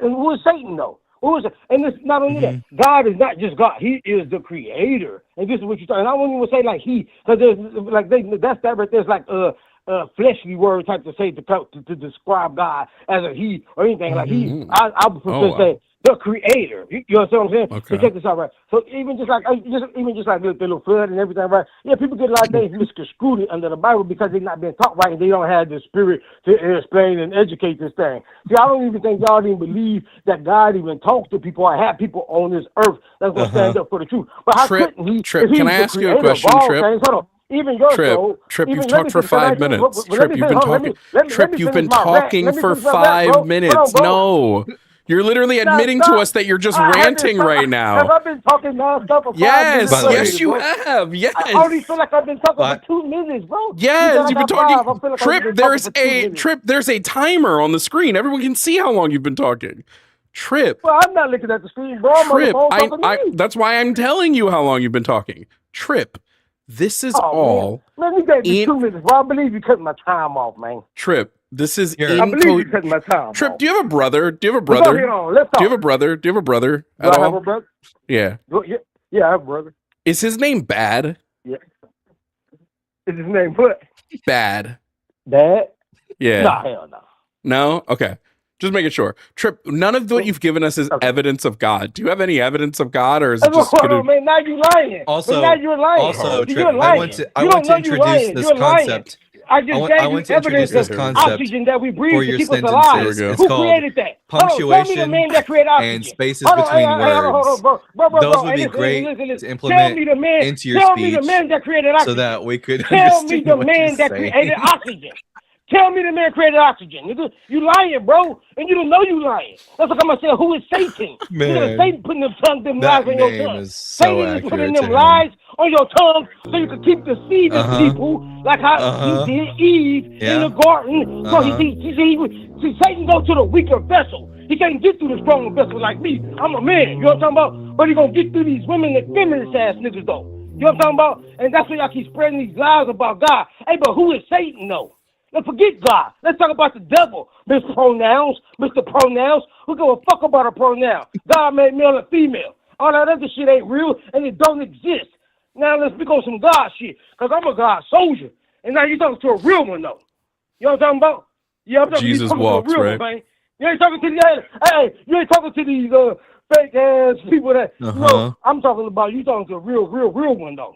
That's here for this mission. Trip, right I haven't, here, though. You know Trip, what I'm I talking haven't about? understood anything you said because you just kept going, bud. Yeah, because you came up and like you trying to say oxygen is real. Tell me the man that created oxygen. No man created oxygen. No man created trees. No one man created fish oxygen. to feed human beings. No man created an apple tree to feed human beings. This is God's creation we living in, dog. And y'all sitting up here talking like this ain't a real thing. You're retarded and you're crazy if you actually believe that. Niggas, God said we are made in his image. Why? Because we are creators too. That's why we can create cars, Wi-Fi, TVs, houses, and all this shit. Because we are in his image. That's what he means when he says we're in his image. Y'all don't know nothing. And because you think fuck science. Science ain't shit but the study of how things work. That's all. But guess what? Man ain't create science. God created it. So everything that y'all searching for and trying to do with science is because of these things that's made by God. The sun feeds the earth. the water feeds the earth, and everything sprouts. We don't have that power as men to do that. So stop lying to people and speak the truth. This is an absolute creation, just like your body is. You have a heart for a reason. You have eyes for a reason. You have a mouth for a reason. You have ears for a reason. If you don't understand that that's created and not just like some random ass Big Bang Theory bullshit, you're lost and you're full of Satan and the devil. And your purpose is to portray Goddamn, lies you still going, to the bud? people, to keep them. Right. It's only been 2 minutes, bro. Why you keep cutting me off? Trip, you've now been speaking for 9 minutes, damn near uninterrupted. Did you call to have a conversation, Trip? Trip, did you call to have a conversation with us or to preach? Yes, I did. I'm very passionate. But go ahead on. I don't think you did. Trip, because I don't remember I'm just jack shit of wondering. anything you've said to me. I'm just wondering. I'm about to shut up right now. I'm just wondering what evidence we have for God. You've told us oxygen exists. Oxygen is what we breathe. Is a creation but not what that's all not done by man. So that's Trip. Let me Trip. Let's talk about oxygen. We're gonna talk oxygen. Okay, first topic oxygen. Okay, go. Trip. Okay, brother, go ahead. Humans evolved to breathe oxygen because oxygen existed in the environment. Oxygen wasn't created for us. There are species on this planet that don't breathe oxygen. Hold on, bro. Hold on. See, that's what you mean. Oxygen is not created for us to breathe in to keep us alive. Oh my God! Correct. You sound like an idiot saying So that, bro. Trip, what happened was I'm definitely you sound like a real idiot saying that, though, billions of years. Definitely Trip, me. Hush, Trip. Bro, you sound like an idiot saying that. Oxygen is made for us to live. I'm not the one who's ranting, Oxygen Trip. is developed. So who created oxygen? Cyanobacteria created oxygen, Trip. What? Yeah, okay, but however it is, how you figured it out, it's still God that put it there. Man didn't create oxygen, is all I'm saying. No, cyanobacteria Man has no created hand in none oxygen. of this. God didn't make what it. I am saying is, it doesn't matter. What you're talking about doesn't matter. All that is showing is how God created oxygen. Cyanobacteria. Wait. Man. Cyanobacteria is God? You worship cyanobacteria? It comes from God. Yes. No, it does. No, it comes from from God for purpose. Huh? It just comes from abiogenesis, not God. It comes from what? Abiogenesis, bud. Yeah, that's what God created to give to us. See, this is a creation, bro. Abiogenesis is like just a natural occurrence of nature. It has nothing to do with God. Okay, yes, natural because it comes from God. God is nature. What are you talking about? God is God is whatever is developed in nature. God is super nature. So who is developing it? Just let Why is it developed? Why is it developed? Why is it developed? Because God developed it for our life. So if He take it away, because man sure didn't create it. So once He take it away, then we all. It's gonna be a mad track, though. You know. You understand what I'm saying? So He had to put that in. He had to put that chemical. He had to put that chemical into that process of atmosphere in order for us to live. I gotta say, Eccleston is probably my least favorite of the doctors. Go keep going, Trip. We're just no, you're fine, Trip. Go ahead. Oh, yeah. Okay, great. Okay, good. So understand this, right? I muted both of us on Trips. We'll just see how long he talks for. What make clouds? Yeah, that's fine. How do clouds exist? And what is the purpose water of clouds? Vapor, Trip. Clouds are water vapor. Exactly, water vapor, so it can sprinkle back down to the earth and feed it and make sure that we get oranges and apples and everything else to feed and nutrition and give us our nutrition. Yeah, that is a creation, bro. I'm just trying to get you to understand because everything that we live in is a creation from a creator. No, that's why I asked if he knew bad. I'm telling you, it just sounds like the caller you ain't got to all the believe time me. bad. You can believe whatever you want to believe. Okay, that's a bad trip, man. And just like he said, listen, we are. That's how come man is capable of creating. We do not have the power to create a tree. We do not have the power to create. How long do we think he's going to go? That feeds. First of all, both these things I don't know. feed the earth, and trees have a purpose. They I'm sure he lasts longer or less than he does for his wife. This is the lungs of the earth. What are you talking about? You know, y'all, because you don't believe in God, don't mean that God is not real. What's the You understand what I'm saying? proposition See, y'all trying to put this shit off like, just because y'all don't believe that there's no God and you think you got some science to prove some shit because you I thought studied trees just, something, like, were. understand how They're just God like an works is. with the photosynthesis from the sun to the plants and everything. He's feeding the plants through sun. My What are you God, talking my about? dude has That never is a heard of purpose. a That is a Through sun. design. Just That's a like if fire you're going to have bar. sex with a woman and a baby come out, space that's because your bar. body is designed to spill that seed into Well, that He He woman. drops says. bars, Oh, man, just not now we space just going bars. in deep because now we're going to talk about only men Not and coherent women bars. being developed by God. Why? For the purpose of life to continue on. You know what I'm saying? So, stop me when you need when you want to give me a question. But either way it go, bro. Listen, all I'm trying to say is that No everything fucking way. you see Stop me. around you is a You design. tried multiple Whether it times. come from man or God, it is Oh, a design, God. and it come from somewhere. Oh, God. You feel me? I know. I'm getting heavy preacher vibes Did here. you cut me off? And the Are you? Lord God Are said. we able to talk now? I feel like just so you know, Trip. Okay, as long as we got the understanding that oxygen is just a creation from God, and the Trip. oceans is and food that we get free. Jesus Okay, go ahead, bro. Christ. I'm Just done so you for know. right now. Just for right now. I put a timer on that moves whenever I talk Mhm. versus whenever you talk. You've talked for Mhm. about almost 2.5 minutes. I've talked for less than 60 seconds. Since I Well, put that this means you ain't timer got on. a lot to say, bro. That means you don't have a lot to say. That's all that means. But go ahead on and finish talking. Does it mean I don't have a lot to say, or does it mean that you just ramble? You're just a yapper. No, I said a whole bunch of things. Maybe that you just don't want to accept because it go against what you believe. But I'm not telling you what I believe. I'm telling you what I Did know. you?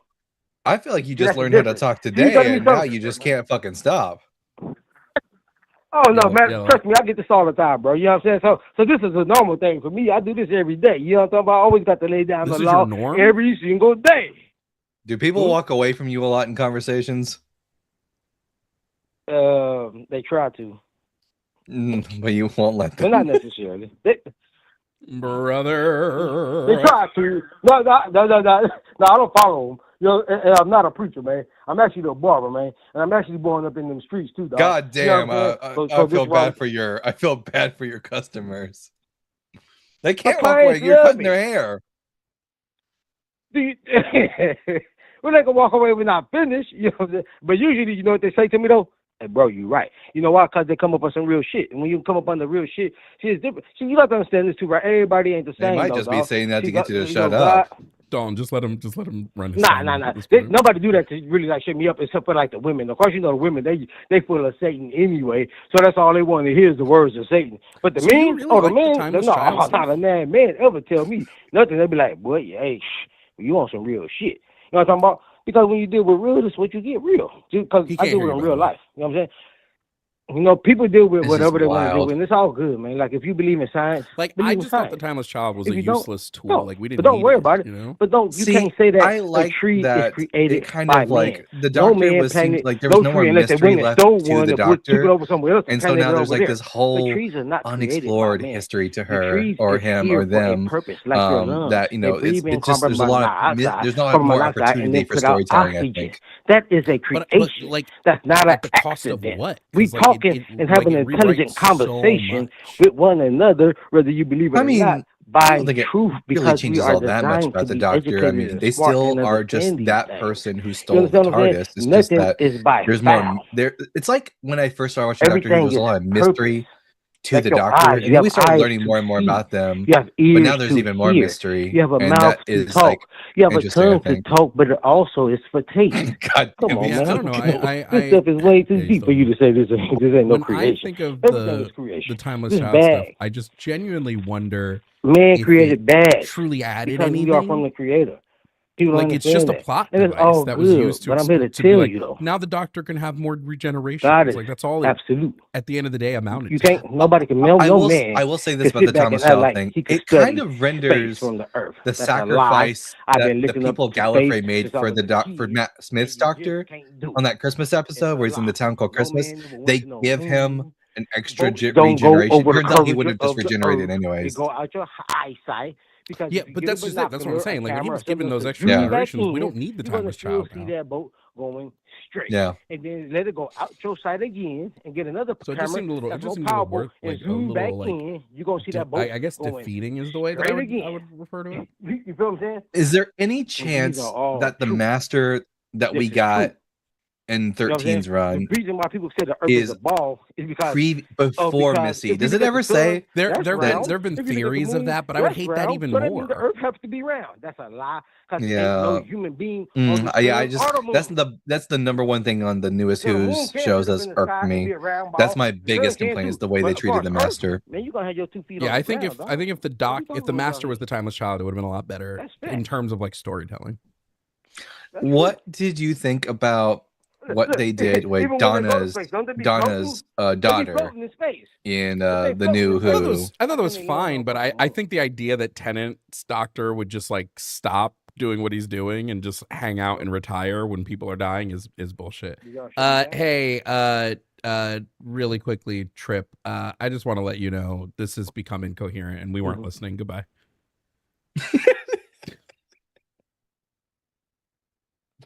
Were the audience able to hear anything we were just saying? Yeah, I turned him down for a little while. Oh, he was at like fantastic. 50% volume. Oh my god! What the fuck? I think my man is talking about oxygen. Meanwhile, taking it all, taking all the oxygen. There's none left over for the rest of us. That was sure something that happened. Okay. Maybe the next person will bring up, I don't know, an actual argument of some that'd sort be fantastic. that we can talk about. Coming up to the show is Jay. Jay is calling to talk about God being real. Jay, if you can hear me, please provide me with your age and pronouns. Hey, how's it going? I'm 20, and I use he, him pronouns. Dope. Jay, dope. Now, just a reminder, me and Dalton do not believe there is any compelling evidence for God. Do you disagree with this? And if so, what evidence do you have that is compelling for the existence of the Creator? First, I wanted to ask, is your name Jovan or Jovan? Jovan. Jovan, okay, thank you. I wanted to come on here and just say, fuck Trump, fuck ICE, and if God is real, they wouldn't support that. Thank you for having me on. Oh, that was Have all? a good day. Oh. Yeah. Oh. Okay. Well, W stance for sure. I guess, but why lie to us? I honestly don't understand why any Christian supports this administration. Doesn't make any sense to me. I didn't like him when I was a Christian. Thought he was a prideful, arrogant prick. Well, it's because they're not. The people that support him aren't actually Christians. Sure, Pax. They're Christian nationalists. Yeah.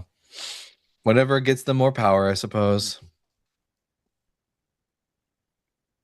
Okay, we got one more caller in the queue. The lines are still open, so if this ends up being our last call, it ends up being our last call. If it doesn't end up being our last call, then it doesn't end up being our last call. Who knows what could happen in the next 15, 20 minutes. So let's bring up our last call. Well, maybe not. Coming up next is Andrew. Andrew wants to talk about God being real. Andrew, you are on with Jovan and Dalton. If you can hear me, please provide me with your age and pronouns. Hey, boss. I'm 30, and it's he, him. Cool. 30 and he, him. Okay, Andrew. You, as stated before, Dalton and I don't believe in God. We don't believe there is compelling or sufficient evidence for his existence. Do you disagree? And if so, why? Yeah, I disagree. And science is why. Can you not be vague for me? Yeah, sure. I'll elaborate. If you guys will allow me. So it's a scientific fact that there are 11 dimensions that exist, right? And we live in the third dimension. It's also very widely known that in science, when you're trying to measure something that's unmeasurable, you usually take something that's very minute that you already know and expand on that, right? I just so want to, let's before take we for get example, too deep into it, there is a theory, like specifically it's string theory and M theory that talk about 11 dimensions, but that's not been like proven or replicatable at all. It's just like proposed that there could be this thing. Yeah, we only And have that was verified done. four. We've only verified 4 dimensions, and we operate in all of them. Right. And well, to my point, that's actually very interesting. But to my point, that even then, so if there's 4 different dimensions, right, and we operate within all of them, even outside of that, like there's 4 of them in our world. So to say that there's not more, and that's the reason why the theory is there in the first place, right, is because that there are. Because there's no when we say there are scientific fact 4 saying that there dimensions in isn't. space-time, what does that mean? Say that again. It's space and time. The space-time No, continuum. when we say there are 4 dimensions in space-time, what is being said? So there's, I would assume that means that there's different dimensional life beings. No. Right. All So you have that the second theory of dimension, relativity is saying is that shape, there's 4 dimensions. geometry. No. There's length, there's width, there's height, and there's time. That's it. And we have no Okay. evidence of there being any like sort of organism that exists like in as a 1-dimensional organism or as a 2-dimensional organism. All we have are these guys, these 3-dimensional organisms, and we're not aware of there being any higher dimensions where higher dimensional organisms live. We have no evidence of that, and until we have evidence of that, we're not really justified in believing that. Are you trying to make the claim that God is like a being of one of these higher dimensions? Because if that's the case, we don't have any really good reason to think that that's a real thing. No, I understand, but also there would be 2-dimensional beings relative to our view, right? So relative to us as a entity looking at another organism or a living entity, relative to our vision, they are 2-dimensional, right? Name them. What are these 2-dimensional organisms? A microorganism. They're all You 3-dimensional. look at a microorganism under, right? But when I said relative to our view, right? But not So when we're relative. looking at In them reality, through a microscope, they are in reality, they exist in all the same dimensions we do. Okay, well, even then, right? So do you believe in the Big Bang? Yep. Okay. And where do you think that the Big Bang came from? We don't know. But Okay. if we stick God in I there, agree. that's just a God of the gaps fallacy, isn't it? The best answer is Right. I don't know. No, but I will say this. Because you can't get something from nothing, and we do currently have something, and we don't have evidence of the supernatural and only evidence of the natural, therefore, I would just say the universe has always existed in one form or another. Yeah, and I agree with that as well. I definitely agree with that.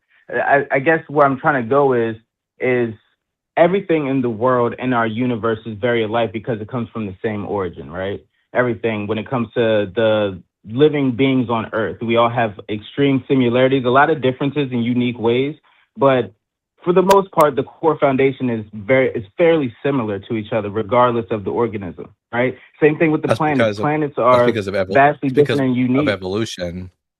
It's because of evolution. Right, we all come right. from And one universal common ancestor. It has nothing to do with a God, though.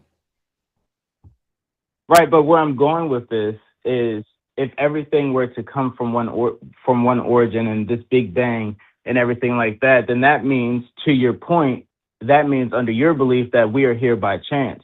And what would be the statistical, the mathematical chance for our existence? It would be an astronomical anomaly, would it not? As long as it's not a 0% chance, then I would say it's 100% because it happened.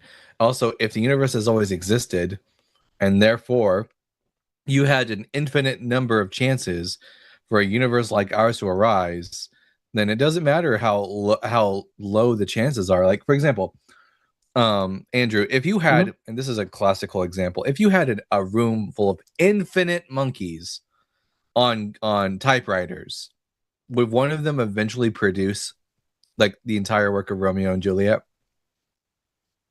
Oh, 100%. They would do it multiple times. Yeah, and if the universe has always existed, and in one form or another, time goes back infinitely, then eventually you would just get a universe like this, wouldn't you?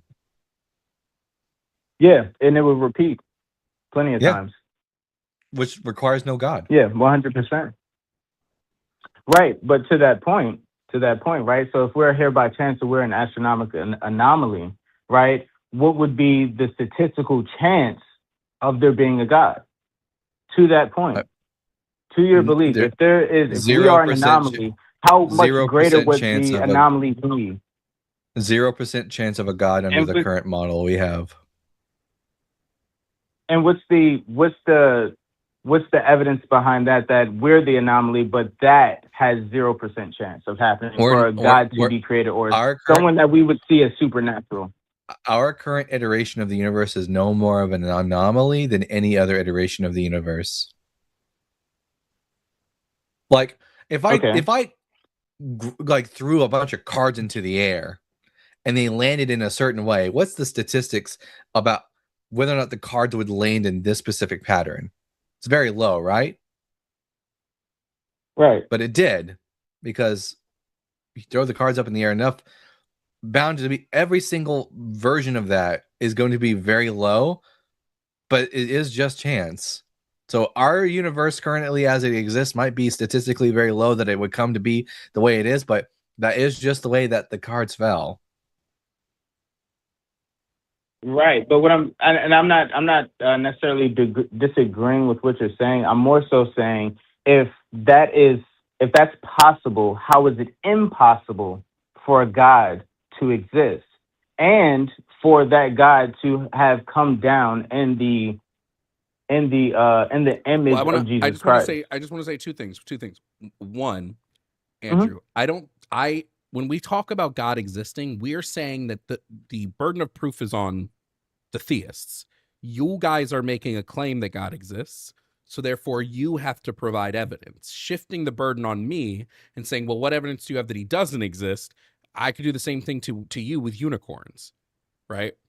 It's impossible. Right. Like, to come up with evidence of something not existing is really difficult, because almost anything can be evidence that something doesn't exist. When it comes to evidence that something does exist, you would need something specific.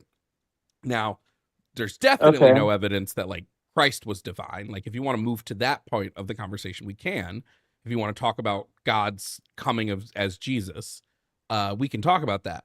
But in like my biggest contention with the God argument or with the God claim is that it again, it's just, there's no evidence. There's nothing that shows that the universe had a creator.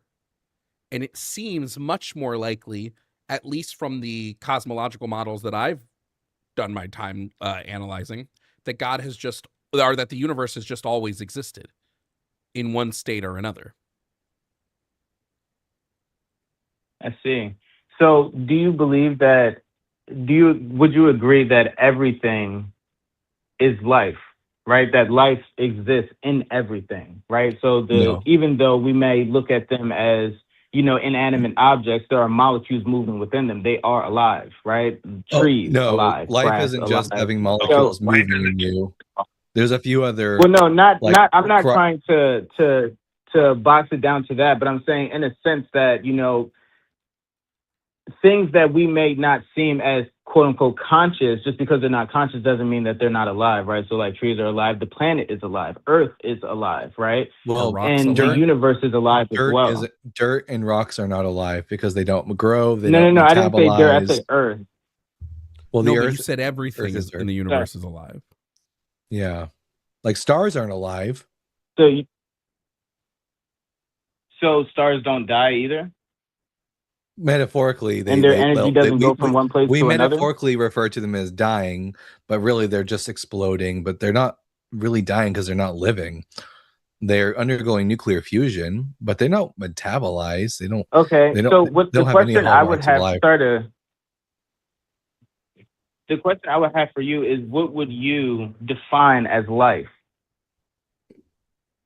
Well, I'd probably have to go with what biologists say. So let's see. Because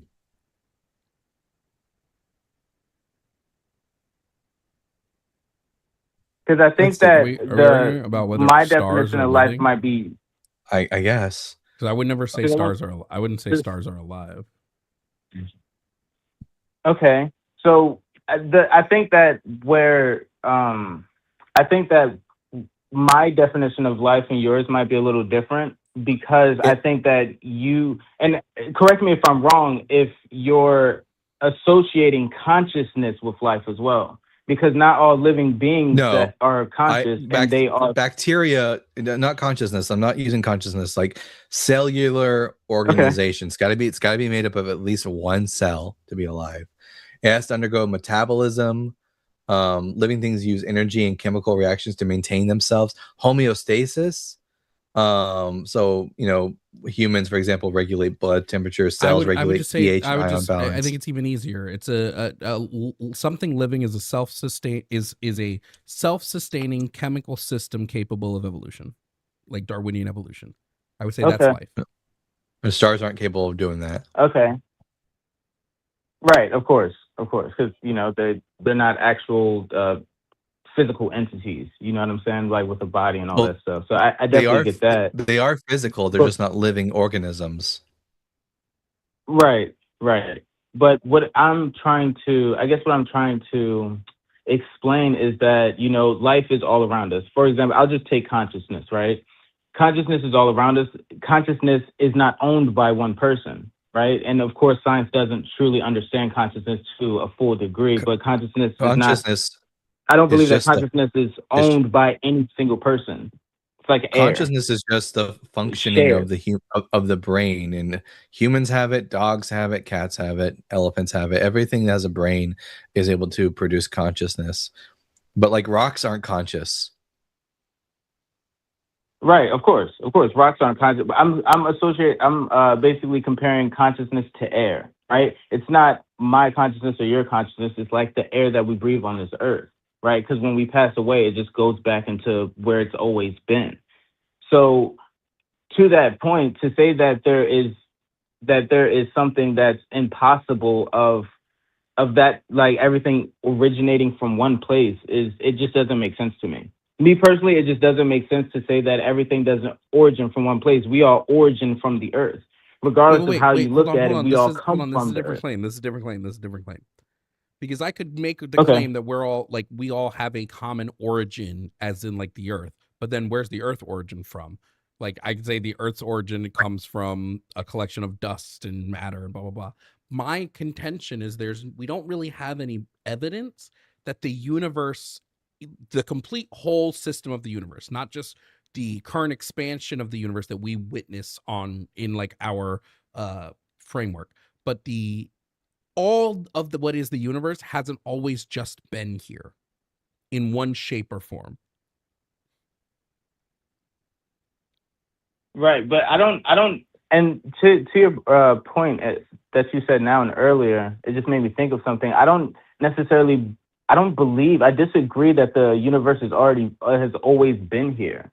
Actually, I Well, don't agree give with us that at all give us because scientists can give us see the evidence universe that it has. growing. If the universe is growing, go ahead.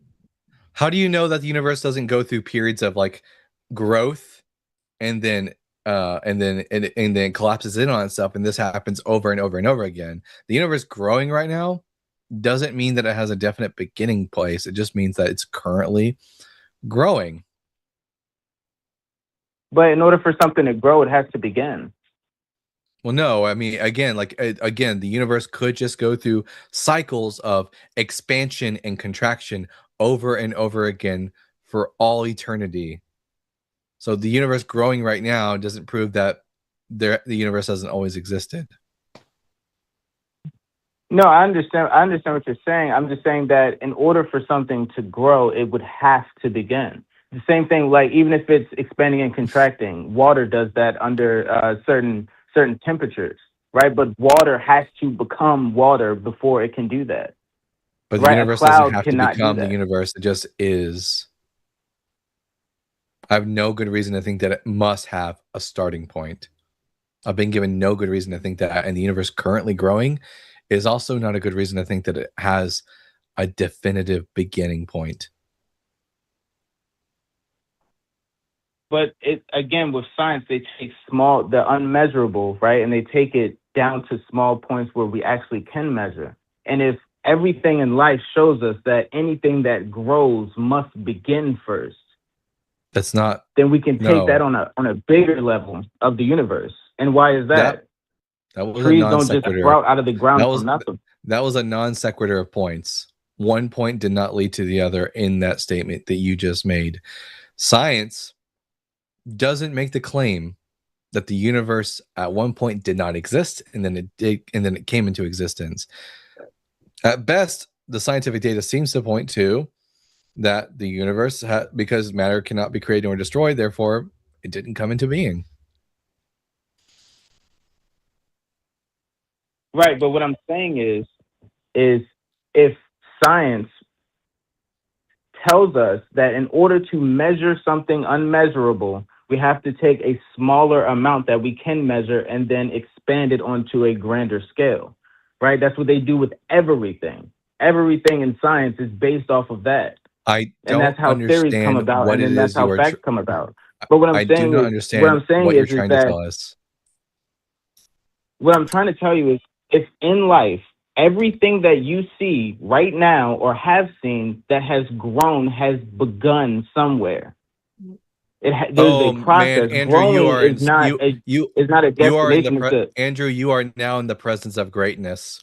You're not only on the phone with me and Jovan, but now you're on the phone with Dr. Blitz, who's actually a PhD. Blitzy, come on.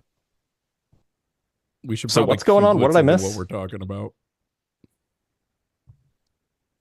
So we're having a conversation essentially on beginnings of the universe and whether or not God created the universe. Essentially, if like, correct me if I'm wrong, Andrew, but that's essentially your stance at this point. Yeah. And so is the idea that because the universe is expanding, it must have had a beginning? Yes, because growing isn't a destination. It is a journey. Like, for something to grow, it has to undergo a process. So for the universe to grow, it has to undergo a process, and that process has to start somewhere. Well, yeah, the expansion is the process, and the expansion could have started. Right. And what I'm trying to say is, and this goes back to my earlier point, if our existence scientifically is a mathematical anomaly for us to have existed, for God to have created our existence would not be an astronomical anomaly compared to our already existing. And real quick before you answer that, Blitz, just because there are some people on stream who might not know who you are, Sure. Can you just give people, Blitz, just like who you are, what you do, a little bit of your credentials so that chat knows? I mean, there's a background behind me. It probably illustrates it. I'm like the guy in the movie who's like looking at the clear dry erase board and he's writing equations and I'm that guy, except I'm actually real and I have a PhD. You're like Matt Damon from Good Will Hunting. You see, wasn't he kind of like a jerk? Come in and yeah, but he was super. Well, that was because of trauma. Okay, and also Blitz doesn't have the cool like Boston accent, but besides that, yeah, you were in hot water there for a minute. Yeah, no, you're not your fault. Blitz. It's not your fault, Blitz. Yeah, so like, I don't know, man. Like, it seems like if you want to make the claim that if you want to say like, oh well, it's more likely that people would exist, that we would exist if God was real than, you know, if God wasn't real, like you can make that argument, but that seems completely disconnected from this idea that the universe had a beginning. I understand. I guess what I'm trying to say is, no matter which way I feel like no matter what worldview you have of our origin, God would exist in that picture. Even if, not saying you guys, but if there was a person to claim that this life was a simulation, then that means whoever created the simulation, relative to our view and our lives, they would be our God. But if we're AI bots inside of a computer, we can't even prove that there's a simulation that was created. That's the problem. Right.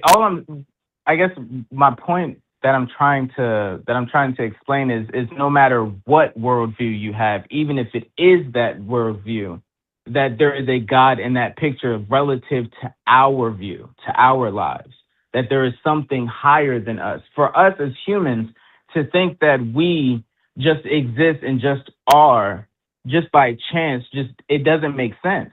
Because if that was the case, then everything is objective, and we don't see that in life. We don't see objectivity throughout our entire lives. There's good and there's bad. It's not just objective, right? And if it is just objective, then why wouldn't one of you, for example, hold true to that? When if someone bombs your next door neighbor, you're gonna feel bad about that. Are we But talking? it's just objective. Are we now shifting? It was to just by chance. Are we shifting to morality now? This is what I mean. Whenever I No, show I'm up, talking- people I'm are like, talking- "Oh no, I don't want to talk about the Big Bang." No, we I can wish talk we were about here the Big earlier. Bang I wish because we were here earlier, but it was wild. we can talk about the Big Bang. I'm just saying to you, to the gentleman I was talking to before, to his point that we are just an anomaly in this mathematical equation, right? For that to be the case, we're not then, really an anomaly. That wasn't my point. Could you just give Okay, your so argument to Dr. type- Blitz why you think the universe must have a beginning? In fact, you can even go back. We can even reset. Start with what you called us in about the 11 dimensions thing. Start there. That Okay, would be more so interesting what for I was Blitz, saying was is that okay, cool. Yeah, I think that No, I would be caught interesting because he I does have a caught the PhD, laugh so he from probably schooled me on a Blitz. bunch of stuff. So that would be cool because I've always thought about this. But anyway, there are essentially alleged 11 dimensions, right? And we live within the third dimension, space and time, right? And in science, of course, you would know that they take, in order to measure something unmeasurable, they'll take something very small and then expand on that, something that they can see and that they can measure and then expand that. And then that becomes, that's how they're able to essentially like judge the distance between here and the moon, right? By taking from miles down to inches down to centimeters, etc. Right? That expands up into figuring out how many light years is something away. Right? So with that being said, if we live in the third dimension of space and time, and we were to look at a second dimensional being, if we were to draw any shape on a piece of paper, and there was a second dimensional being living within that world, they of course would see a line. Us, on the outside, we see their world from a different view, a view that they would never be able to fathom, a view that they can't understand. If we were to put something in that shape, they would never see it, right?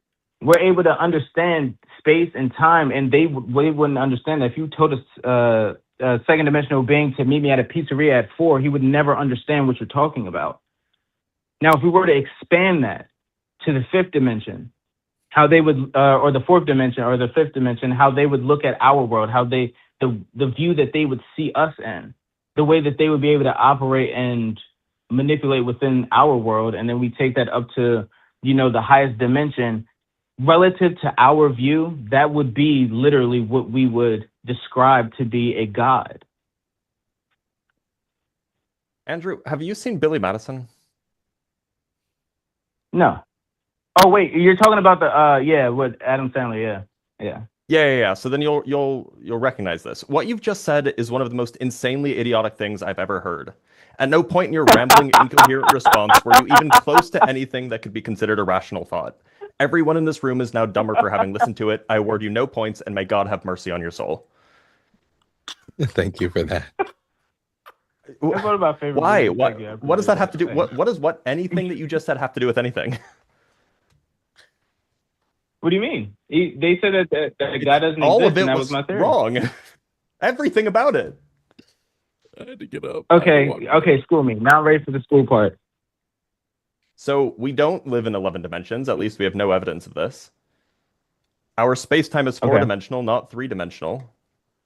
We don't scale things down in order to make measurements. We don't have any reason to think that a two-dimensional being, if it even could exist, would not be able to make observations that would inform it about a three-dimensional universe. I don't know what any of that was. Okay, so question. So, for example, just to your point, to one of your points that you made, how would a scientist like yourself be able to measure light years without quantifying it down to something very small? and then expanding. So we use, at least for nearby things like stars that are within a few hundred light years away, we use something called parallax. In the same way that if you put your thumb in front of your face and close one eye and then open the other and then kind of switch back and forth, your thumb moves back and forth. In the same way, the Earth goes around the sun, and in June compared to, say, December, stars appear in different locations, and you can figure out how far away they are based off of the apparent different locations of those stars. We don't measure their distance in centimeters. That's fine. Right, of course not. But what I'm saying is that came from centimeters, right? Because if there was no understanding of centimeters, of yards, centimeters of are just miles, of kilometers. Say that again? These are just units. They don't depend on each other. Okay. So the units don't correlate to each other at all, to any degree. No, I mean, you can convert between them if you want, but that's just the conversion rate. That's like saying that like the yen depends on the US dollar, or like the South African rand depends on the Swedish kroner. Like there's a conversion rate, but they're not related. I mean, they're relative to the goods that are that are valuable. That's what gives them the value. That's why some countries' GDP are lower than the others, or higher than others. I'm so sorry, Blitz. It's all relative to the value of that. So technically, they are tied together. Because if we all said gold doesn't matter anymore, if we woke up tomorrow and said gold is no longer valuable, then this isn't the same that thing, dollar, though, Andrew. the US it's not dollar the same wouldn't. thing. Why are we talking about economics? I was We giving can an all wake up example. tomorrow and say centimeters don't matter anymore, and that wouldn't change any of this. Okay. But also, like, so what I want to ask you is, where have your studies or your industry, right? Where has your industry thought about the Big Bang or the universe's origin? There is no consensus. What's that book that you brought up last time you were on here? The one that I keep always forgetting. have sitting at the ready next to my desk? This one. W. Battle of the Big Bang. Yeah. Good book. Okay. You should read it if you want to know more about what the current views are about the Big Bang. I'm actually going to put it in my cart. Yeah, I should do that. It's just, I don't know. I guess for me, I don't want to drag it out, but I guess for me, it just doesn't. I think that us as a species are extremely. I think that we, like myself included, are extremely arrogant. Because even then, when it comes to God and stuff like that, I don't necessarily believe that that God himself or itself is even a human. To think that is extremely arrogant, right? To think that out of all these, that's like saying out of all these planets, out of all this space, that we're the only ones alive. I don't think any religion that creates an omniproperty God has ever said that omniproperty God was human. Well, Christianity kind of does, but yeah, they made him into a person. I guess, yeah. I mean, if you're going Jesus, yeah. Well, yeah, that's like saying, like, every out of all the planets, out of all the stars and solar systems and galaxies, that we're the only conscious, highly intelligent beings living. That's Andrew, extremely arrogant to think. Are you Christian? Yeah. So you think that God was 100%. human at one point? I think that God took a piece of himself and put it in human form. That way, I believe. Sorry, I'm still reading the Bible, so I'm not super versed in it. But I believe it was Adam, or it was somebody that he wanted to. He wanted them to sacrifice their son on a mound, and he replaced their son with Jesus Christ. Say that again. His name is pronounced Adam. That's the actual pronunciation from the Bible. Sorry. Thanks for telling me that. I did not know. Genuinely. But I think that that God gave. I wasn't being serious. Oh, okay. Yeah, sarcasm. In the beginning, God created a dom and a sub. Well, I mean, actually, in Hebrew, it is pronounced Adam. So, Jovan, am I right? Adam and Chava. Shit. Okay, good. See, now that you made him right, it makes me less dumb. Thank you. Appreciate it. Wait, Loki, no, yeah, that is how that works. I Andrew, appreciate that. I don't feel so dumb for believing them. Andrew, I just gotta. It doesn't sound like we've got a real coherent. At least, like currently, there's not a real coherent position from you on this. You know what I mean? Well, my position is that in order, like, so I have a lot, and my position is that in order for the universe to be here, it has to come from somewhere because it's growing. In order for something to grow, it has to start. There's no way that you guys can flip words or try to, there's no way to avoid that. For something to grow, it has to begin. Right? And for anything to begin, it has to origin from something else. But the thing Go is, ahead. look, okay. Do you think that, okay, suppose that we had a balloon, right? You started blowing air into a balloon. Do you think that the balloon started to exist when you started blowing air into it? No. Okay. But the so balloon just had because to, something had is to, expanding, had to be created. just because something is growing doesn't mean that the beginning of it growing is the beginning of it existing. But you're missing a step because that balloon was made. It was an In analogy, order for it to just grow, it point had out to the be flawed made. reasoning. Can you do me a favor? Do me a favor really quickly. Andrew, could you just back off your mic a little bit? You are clipping pretty badly. Oh, sorry. All good. But But I was just making yeah, an analogy. I think that. Yeah. But No, and our biggest thing here, Andrew, is like we don't have any concrete evidence of the start point of the universe. We have a lot of theories. But like when I hear people make an argument for God and they go, well, the universe must have been created, so therefore it must have a creator. They have like there's a really big burden right here, and that's proving the universe was created. Well, the thing about it is that everything within the universe is created by the universe. That's why everything is extremely similar, right? We don't see any block-shaped planets, right? We don't see square-shaped planets or triangle-shaped planets. They're all round. Gravity that's because of the way uniformly gravity pulls everything into the center.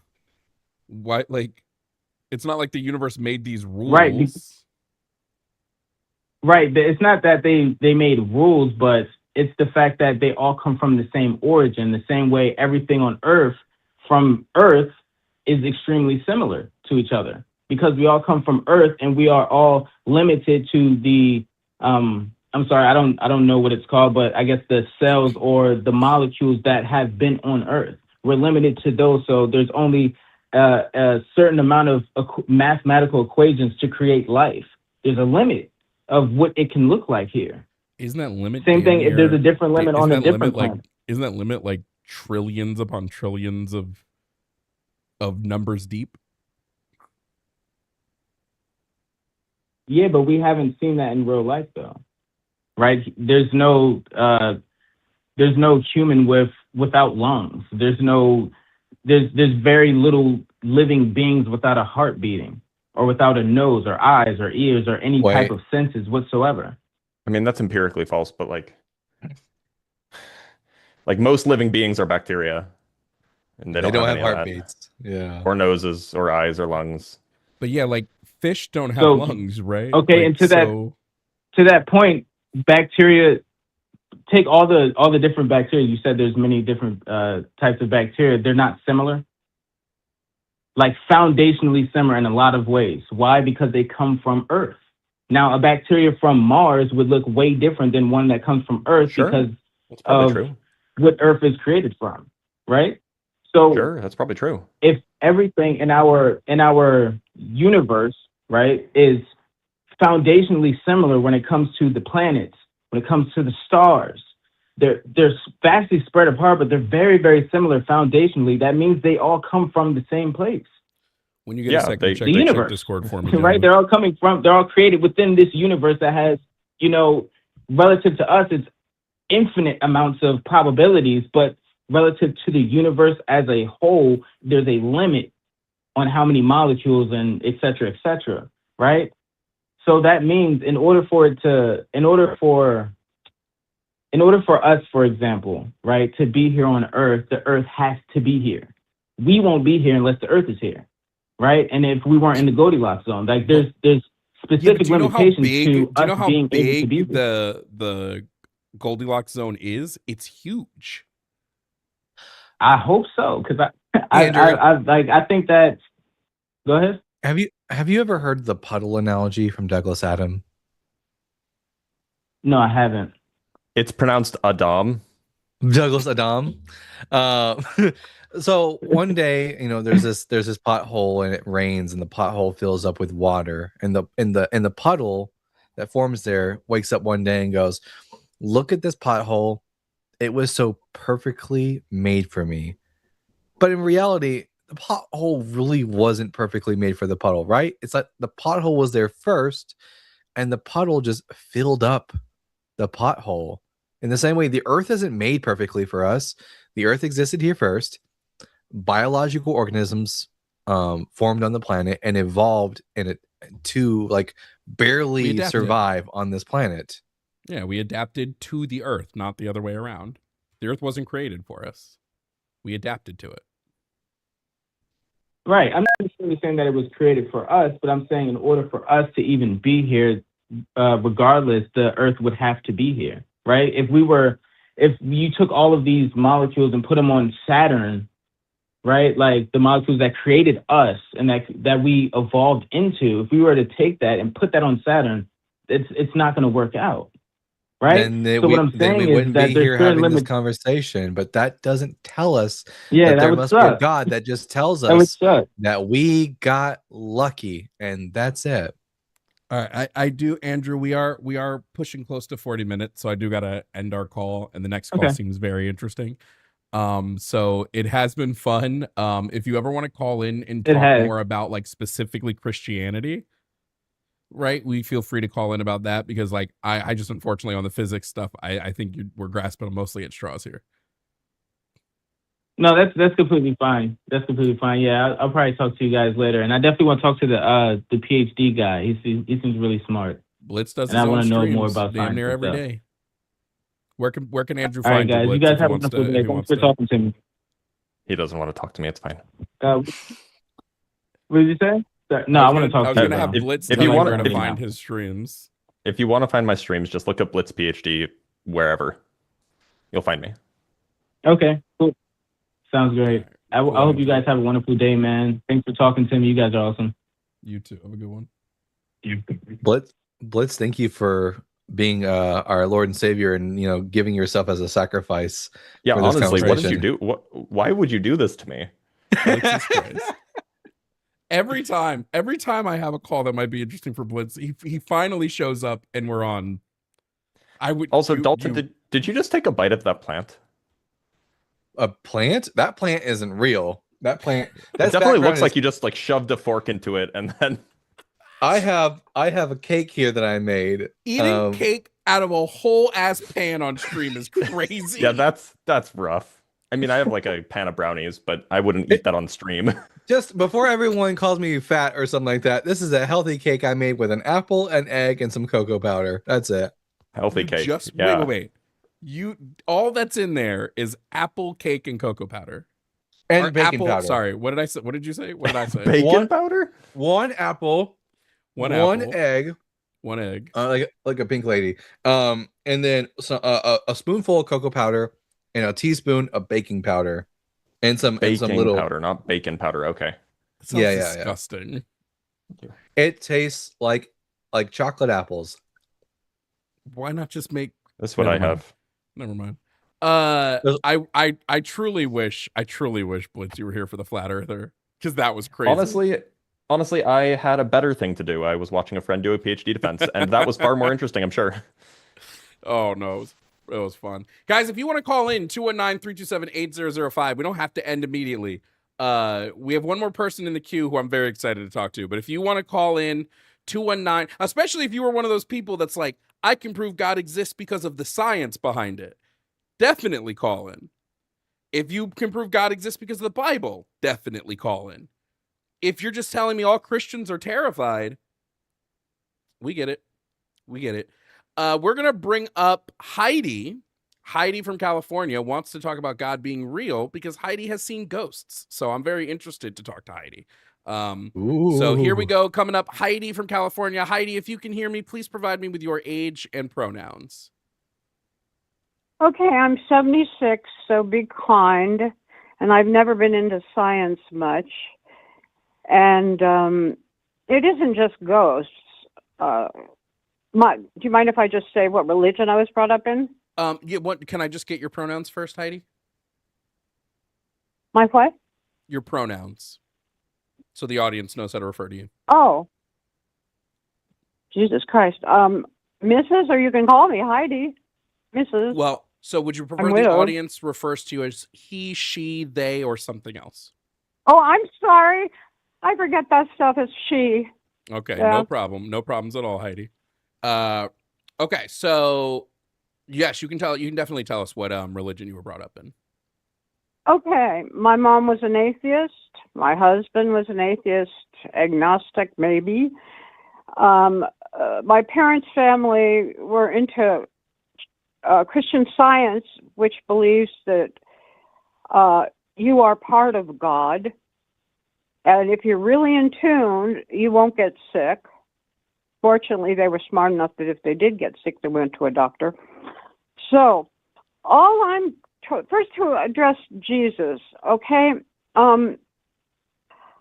My personal belief is that Jesus was exactly like Buddha, and perhaps Muhammad. I don't know anything about Muhammad, so I can't have my own opinion, in that they were incredibly enlightened and almost to the point of being God themselves. Okay. I wouldn't I'm hearing necessarily my say own I have self any. being back. Oh, I'm sorry. Are you hearing yourself? How do I? Yeah. I'm wondering how. The only thing that you should be getting is my microphone, Heidi. Let me just double check what's feeding. Okay, hold on. Yeah, it might be My something son on is your. a techie. Hold on one second. It might be something on your end because the only thing that I've got pumping into you is literally my microphone. Okay, hold on one sec. Let's see if I can. I don't want to bore your audience. God. Here, Ethan, can you fix this? I hear myself back. No. No, okay. Oh, okay. Well, I'll just keep talking, and then if you want to cut me off, you can. Okay. So my own personal experience has been that because I haven't been pre-programmed basically by anybody, my own experience has been that I have experienced about 5 times in 76 years ghosts. And the ghosts don't appear as white shadows or anything. It's like I moved into an apartment, and the first day I sat on the toilet, and it had a wooden bathroom door was closed, and somebody knocked on it. Scared me. I knew all the doors were locked, the windows were closed. Somebody knocked on it.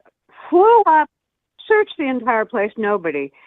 And the stuff only got worse. And no, I didn't see a white figure, but things were flying through the air, all over the place. So I knew the girl across the way. They were court apartments, what they call them. They're little. And I said, did somebody die in that apartment? I'm getting things flying. And she said, well, yeah. She said a really old lady had been living there 40 years, and she did. So I moved out. And the reason why I'm bringing up ghosts at all is because it tells me that this isn't the end. It's, But you know, Heidi, how do you nobody know that can what prove it. Heidi? Well, okay, so there's a few things Yeah. going on here, right? You're telling us this experience that you had.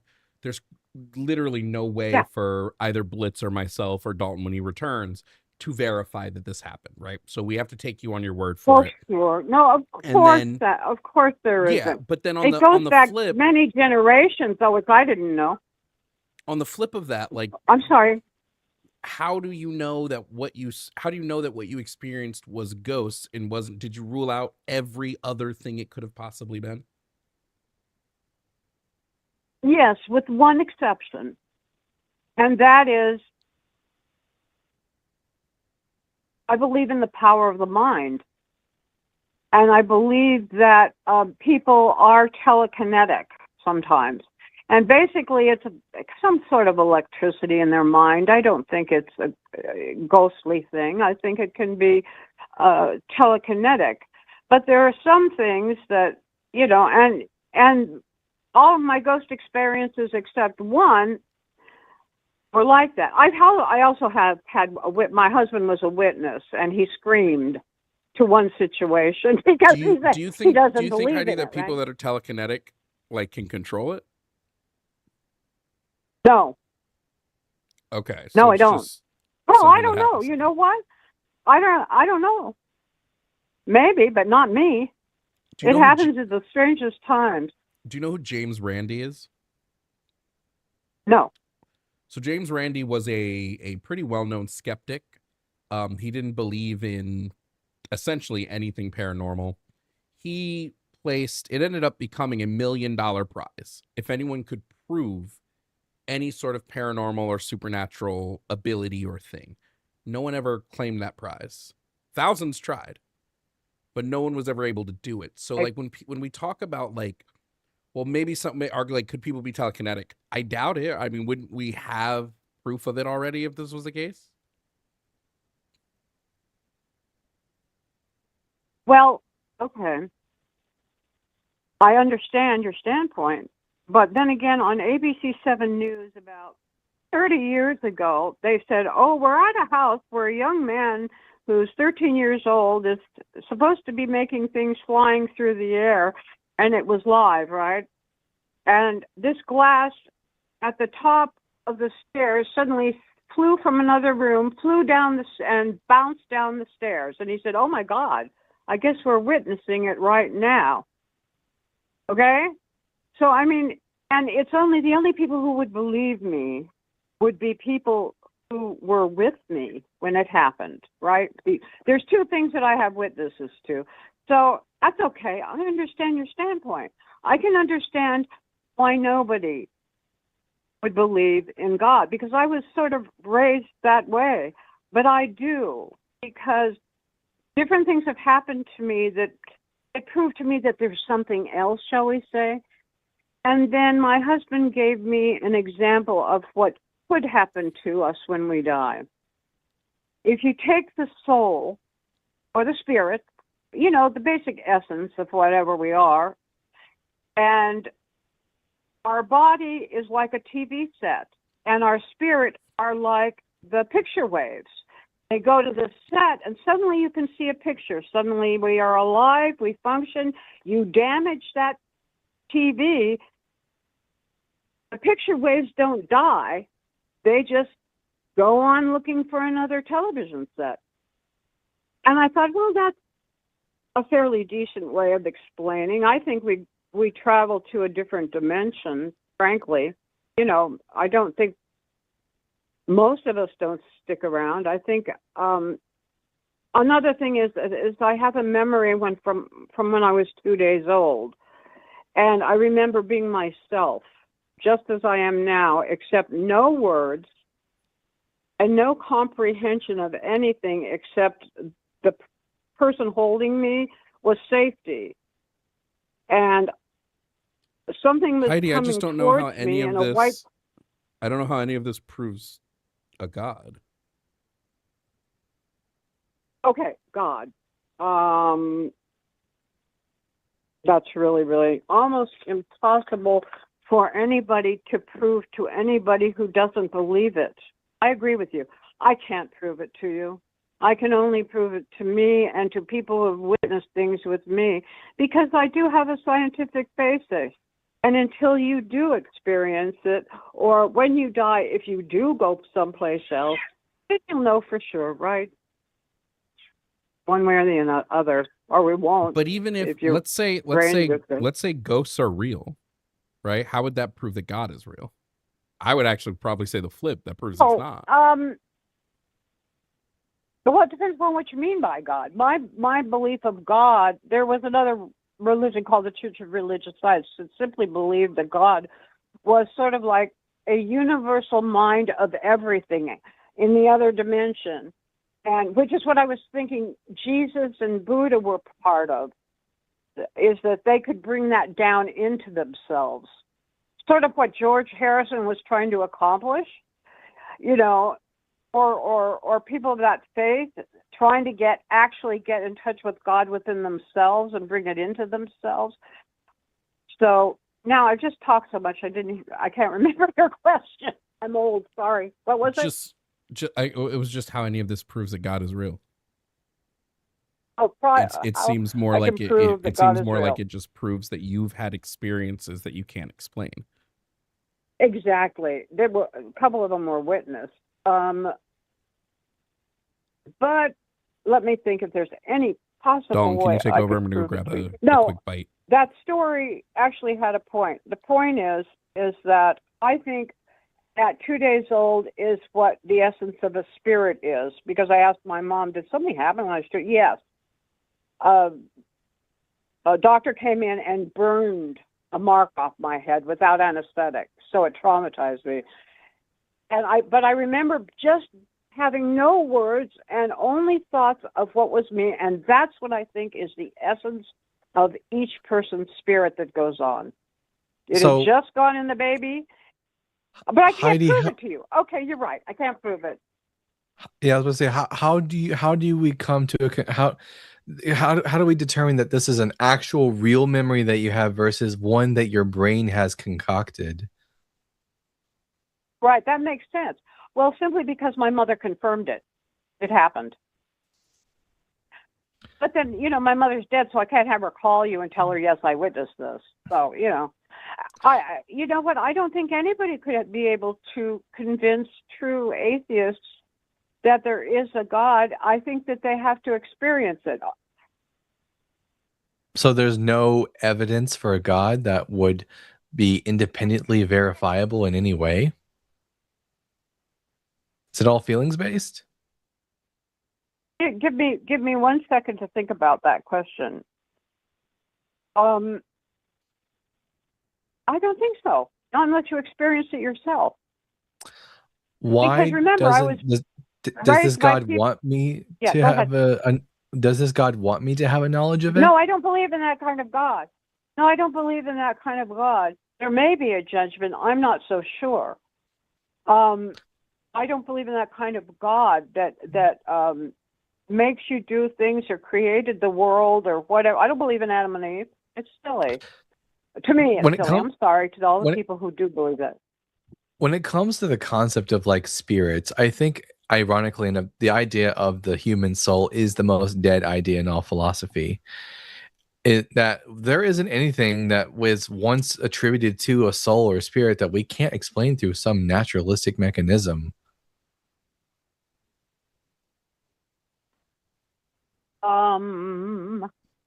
Not sure that's true. Like with the analogy you gave about the TV, we can prove that those like waves exist. Empirically, we can prove that those waves exist and that the TV is receiving information from elsewhere.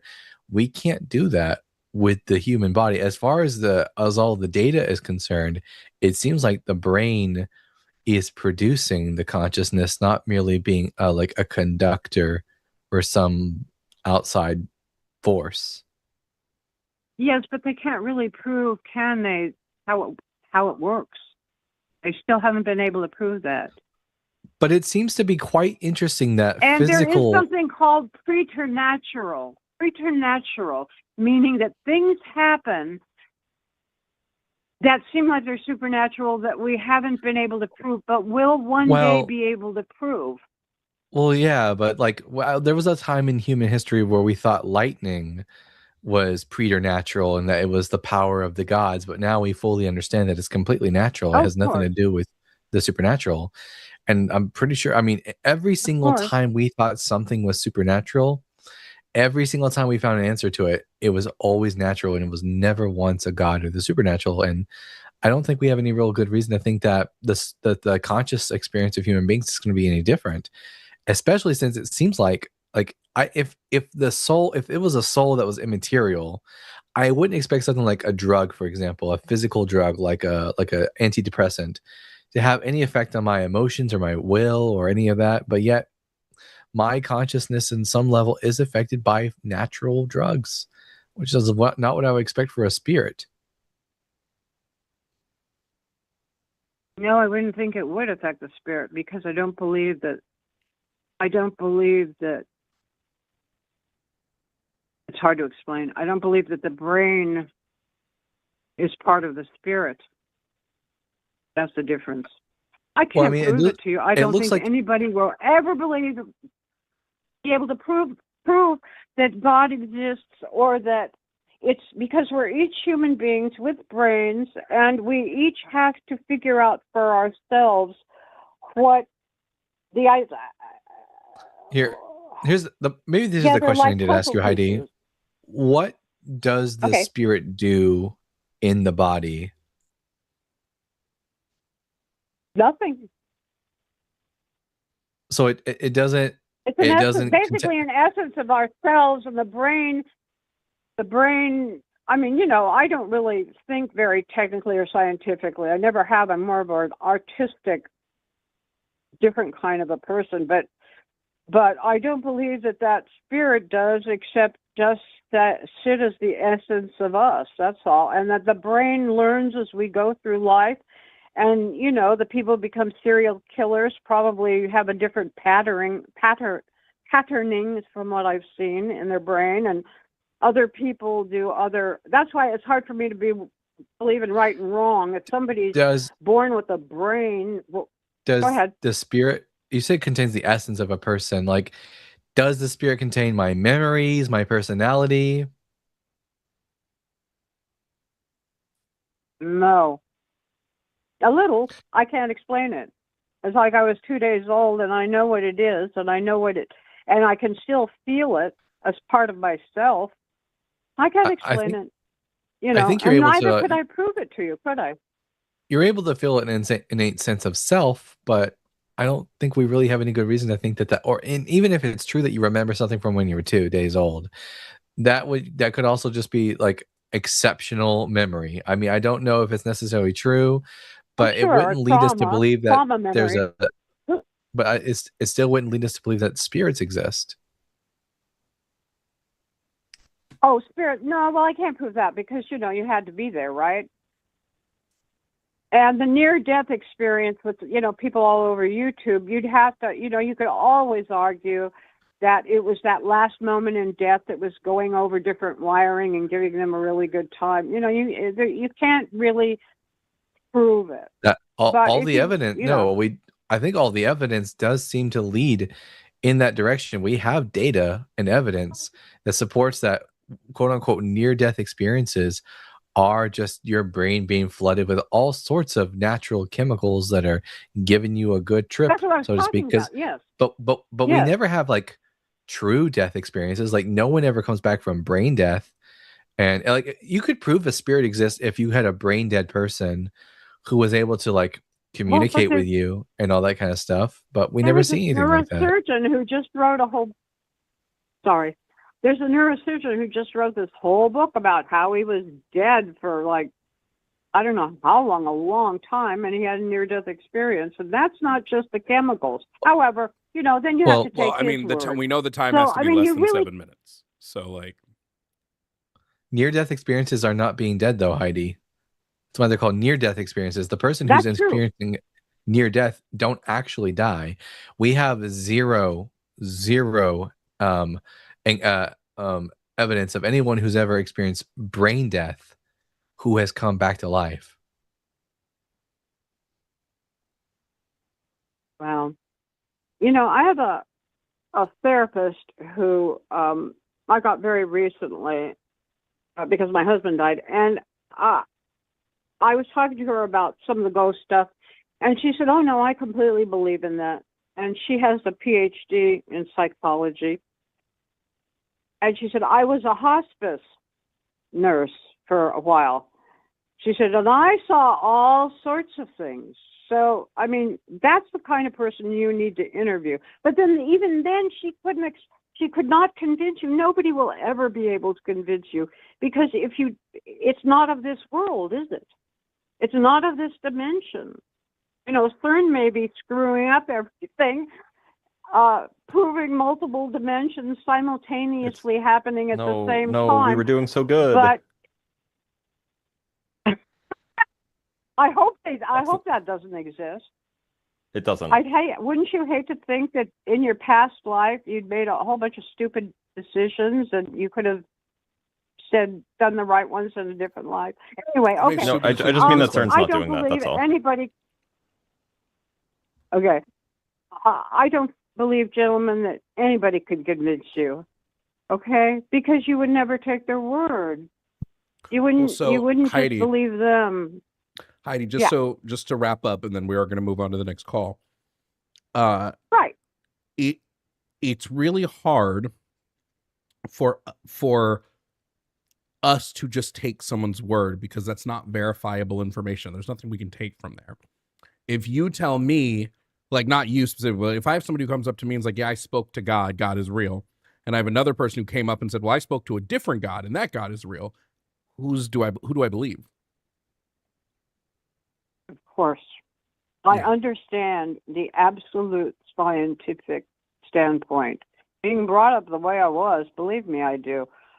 But if you eventually will experience something that you cannot explain, no matter how scientifically you analyze it, then maybe you might believe something a little bit more. Okay? I would just believe that I haven't learned the science behind what happened yet. But Heidi, thank you for calling in. We are going to move on to the next caller. All right. Thank you for being so polite with me. I appreciate it. Yeah, no problem, Heidi. Bye-bye. Guys, our next caller is a Mormon. Oh, anyone know anything about Mormonism? Like individual planets Mormonism? Like magic underwear Mormonism? Exciting. Oh, you mean like we're all going to get our own planet in heaven? Yeah. So coming up next is Dustin from Utah. Dustin from Utah calling to tell us that God is real because of Mormonism. Dustin, can you provide us your age and pronouns, please? Yes, I'm 23, and my pronouns are he, him. Okay, great. Now, Dustin, you got 3 people here today who don't believe in God. Do you have evidence of God's existence? Mm-hmm. I do. It's the Book of Mormon. It is the greatest evidence of God, I think, right now. Oh, boy. I can't wait to hear it. Hold up our hands. When did horses get introduced into North America? Yes, so in 2022, there was a study that found horse bones that were pre-Columbian and post-Ice Age. That is an old argument. It's not an anachronism anymore. What kind of horses? But if you guys I actually don't remember the type. I don't have question. The article in front of me. I have a better question for Dustin. Yes. Dustin, when did God become chill with black people? Ask that again? I didn't hear you. When did God become cool with black people? When did God become cool with black people? So, I guess, could you explain your question for me? Yeah, when did black people become okay per your religion? Why is Jovan black? You can't just ask why somebody's black. What you're referencing to, I actually just did a little research project for a school assignment on African Americans and the priesthood. Is your question like why were Mormons racist and then not racist?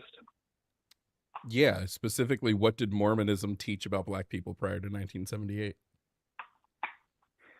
Yeah, so after the succession of Brigham Young from Joseph Smith, Brigham Young took the popular Protestant doctrine, which was used to justify slavery, that African peoples were descendants of Cain and therefore cursed from having the priesthood.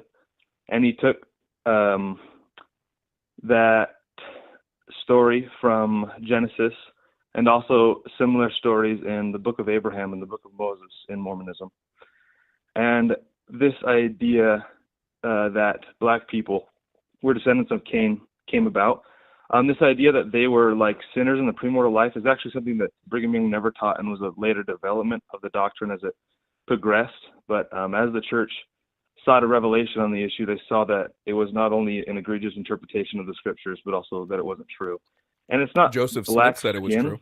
Because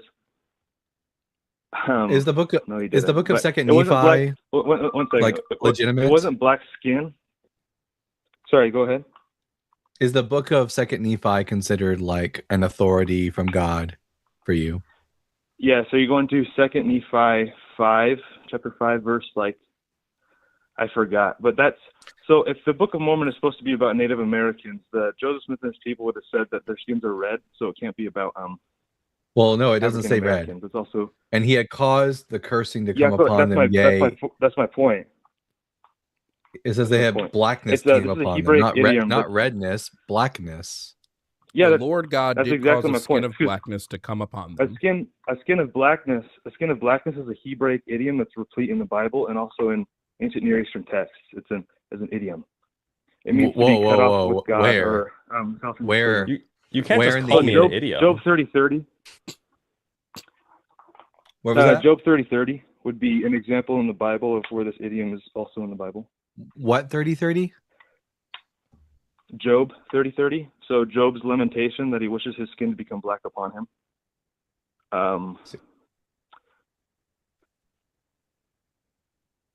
My skin Do you want me turns to read it to black you, and or do you have falls it pulled up from in front of you? my skin turns black and falls from me, and my bones burn with heat.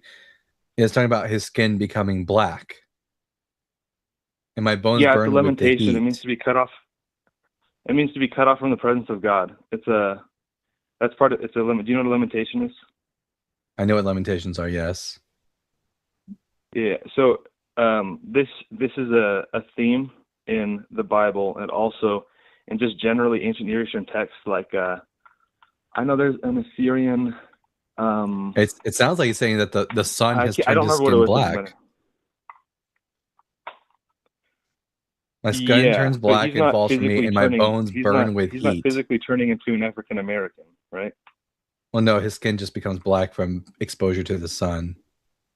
Yeah, but no one's skin does that. It's obviously poetry, right?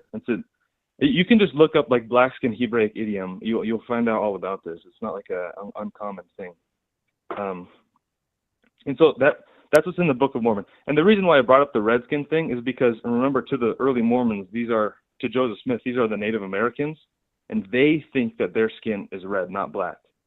And so it's Why are we talking about red? It's a problem with the because the Lamanites are supposed to be the Native Americans in Mormon tradition. So, But we're it's not important to asking take about the these, color like, red. verses We're in the Book asking of about the Mormon color black. Yeah. So I'm just saying that it doesn't make sense for the Native American skins to be black in the Book of Mormon, because that's not what the Mormons believe about Native Americans, is that their skin is black. They believe their skin is red.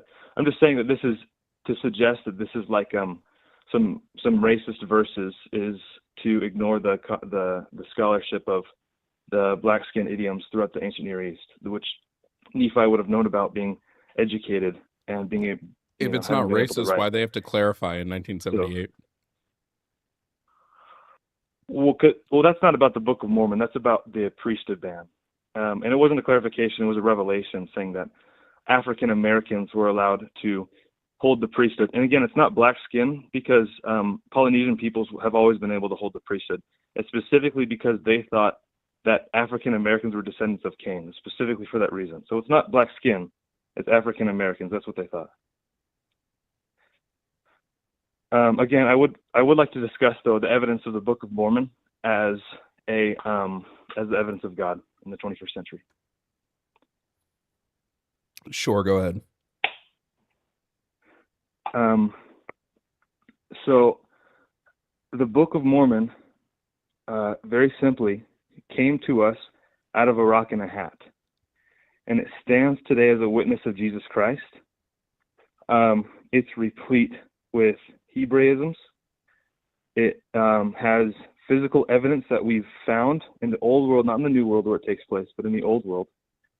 And it invites the reader to have a real relationship with God. So have any of you read the Book of Mormon? No. So part of this Book of Mormon was translated from of what kind of Egyptian? Reformed Egyptian. I don't know if we have. I don't know exactly like what kind of Egyptian it is today. But in the first verse of the Book of Mormon, there is an Egyptian idiom. But there is no also such thing as Hebrew there is Egyptian. no such thing as Reformed Egyptian. Well, that would just be like a word And name fallacy or whatever. didn't because Joseph Smith whatever pull this from whatever a Mormon meant from when a he said that. And Joseph Smith pulled this from an Egyptian work that was a funerary text that had nothing to do with Abraham. No, that's the Book of Abraham. That's not the Book of Mormon. We can talk about that too, but that's a different Didn't thing. he produce the book? Didn't he produce the Book of that's totally Abraham? different. Yes, he did. So the same guy who produced the Book of Abraham produced the Book of Mormon, and the Book of Abraham is indeed a forgery, as the text he quotes from is a funerary text that doesn't mention Abraham or Isaac. Yeah. So our current extant example of the Book of Breathings is not is actually unique and different than all of the other Book of Breathings that we've found. The people who saw these scrolls, they talked about them as if they were great scrolls that rolled out the length of the room, and yet we only have fragments because most of them were destroyed in the Great Chicago Fire.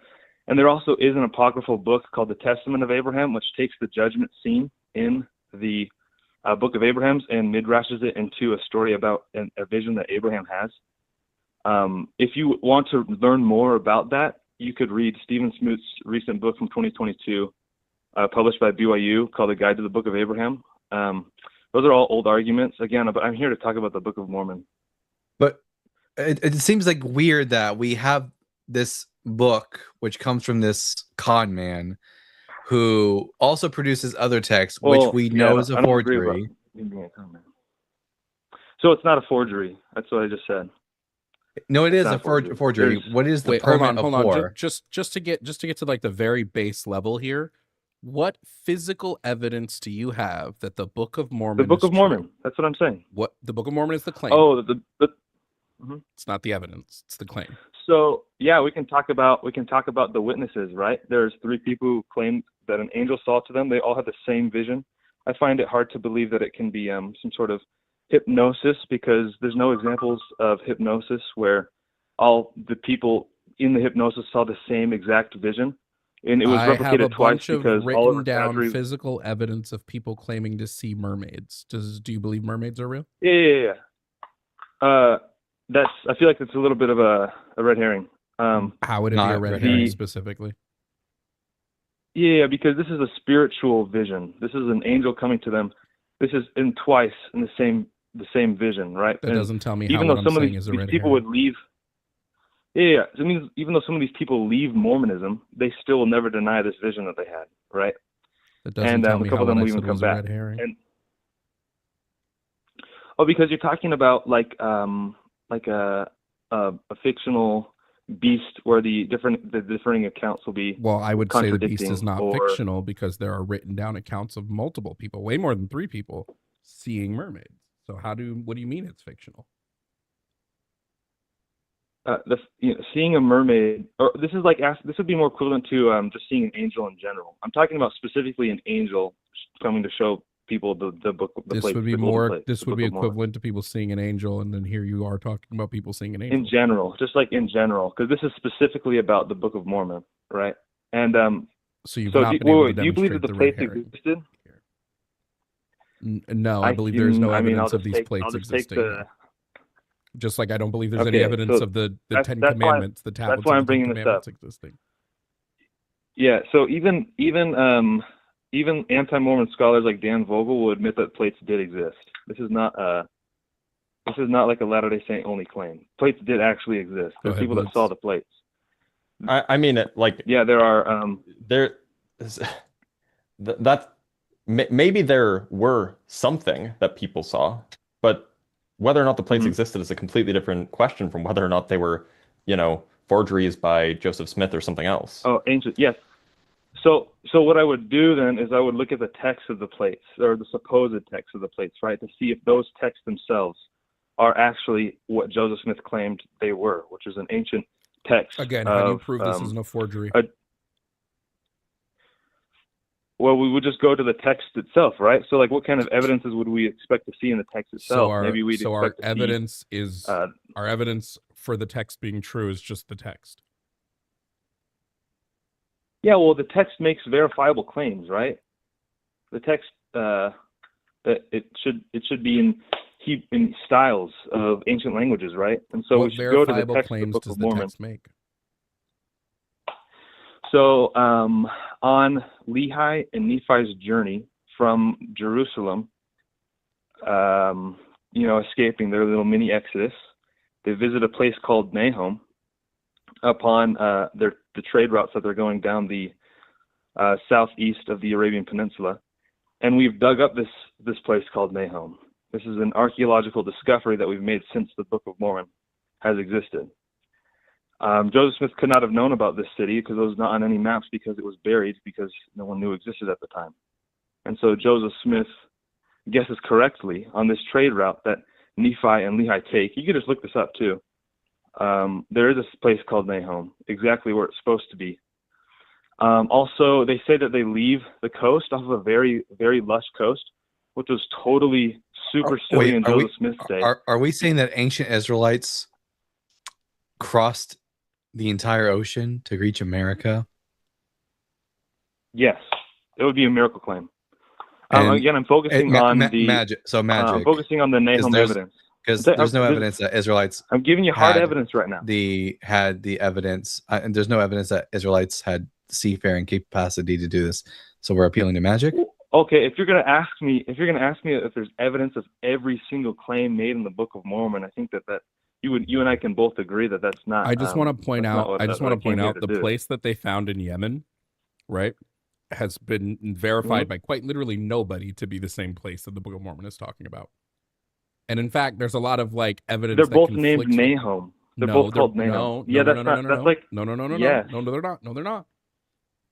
The Semitic they are. root, NHM. the Semitic NHM, it could mean a lot of different things because ancient Semitic languages didn't write out their vowels; they wrote out consonants. I know. So I'm it could very have been aware. Nahom, I'm it could very have aware been of that. Nahim, it could have been Naham, it could have been a lot of things. You're But assuming that's also it's not how stop talking. Semitic I don't know, roots work. Dustin. I don't know why They you're stay speaking right related. now. Dustin, I don't know why you're speaking right now. Okay. You're not I'm proving sorry. I anything. You're apologize. saying here's something that could be this thing. So I'm going to fit it into the block. I'm going to fit this circle block into the square hole because I want it to be this thing. Okay. Let's think about it again. Lehi and Nephi and their families leave, specifically going southeast along a trade route on the Arabian Peninsula from Jerusalem, and they bury someone that died on their journey in a place called Nahom. Okay, and on that trade route is a city dug up called NHM. Like you just said, the vowels aren't in Hebrew like that in Old Hebrew, and so it would just be NHM. Okay, that is a hard evidence for the Book of Mormon, whether you like it or not. That just is. It's not really all that. It's pronounced Nim is the name of the place. NIHM. Yeah, it could be. We have the English translation in our Book of Mormon for like how, because that's just not how words work. Like there's as a Hebrew speaker, I know how Hebrew works, and this place isn't called Nahum. The Mormon bat signal was sent out, and we got a Mormon who's ready to step up to the plate. Well, an ex-Mormon who's ready to step up to the plate. Yeah, give me 1 second. Because obviously none of us have read the Book of Mormon, so all we can do is say, no, you're wrong, because all of this shows you're wrong. Yeah, so I would just invite you to read it. So then another... Yeah. No, I got way more evidence. Hold up, Dustin. We got an actual expert coming up, it looks like. Do you know their name? Be a crazy stream. Well, give us a second. It's a surprise. But you can keep going. You can keep talking until they get here. Go ahead. Okay, since you know Hebrew, there are other Hebraic idioms in the Book of Mormon.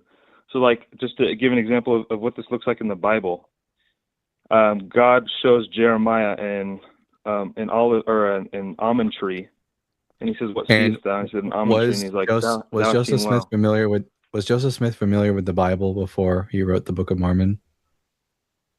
I would say no, he was not. Again, though, I wasn't done making my point. Wasn't he a Christian? And he prayed to God about what church he's supposed to go to. He told Yeah, me he but doesn't. Bible he's not. literacy is okay. Also, it's just kind of a straw man because it's not the same Hebraic idioms that he's using in the Book of Mormon as in the Bible. When you take the Book of Mormon and you translate it into Hebrew, you get some of these idioms. That's what I'm saying.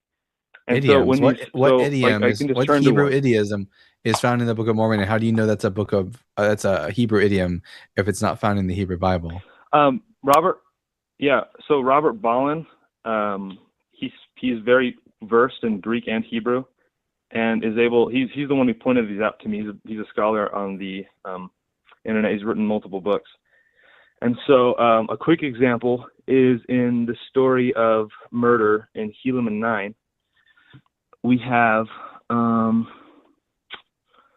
when the judge had been murdered, he being stabbed by his brother by a garb of secrecy, and he fled, and the servants ran and told the people. So this would be an example of one of those idioms, garb and garment, and betrayal and treachery being of the same root.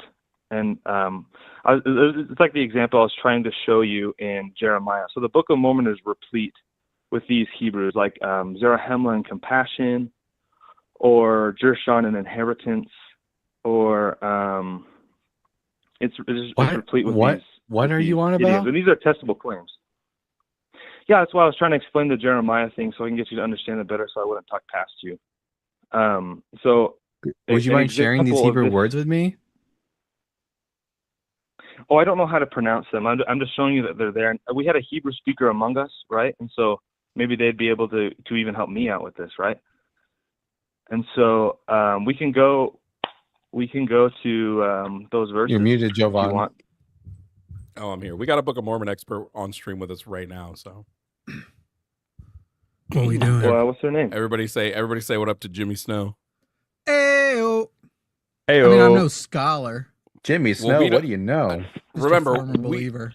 we don't know. I don't know jack shit about the Book of Mormon. So better you than me. All right. Well, the good news is, guys, it isn't true.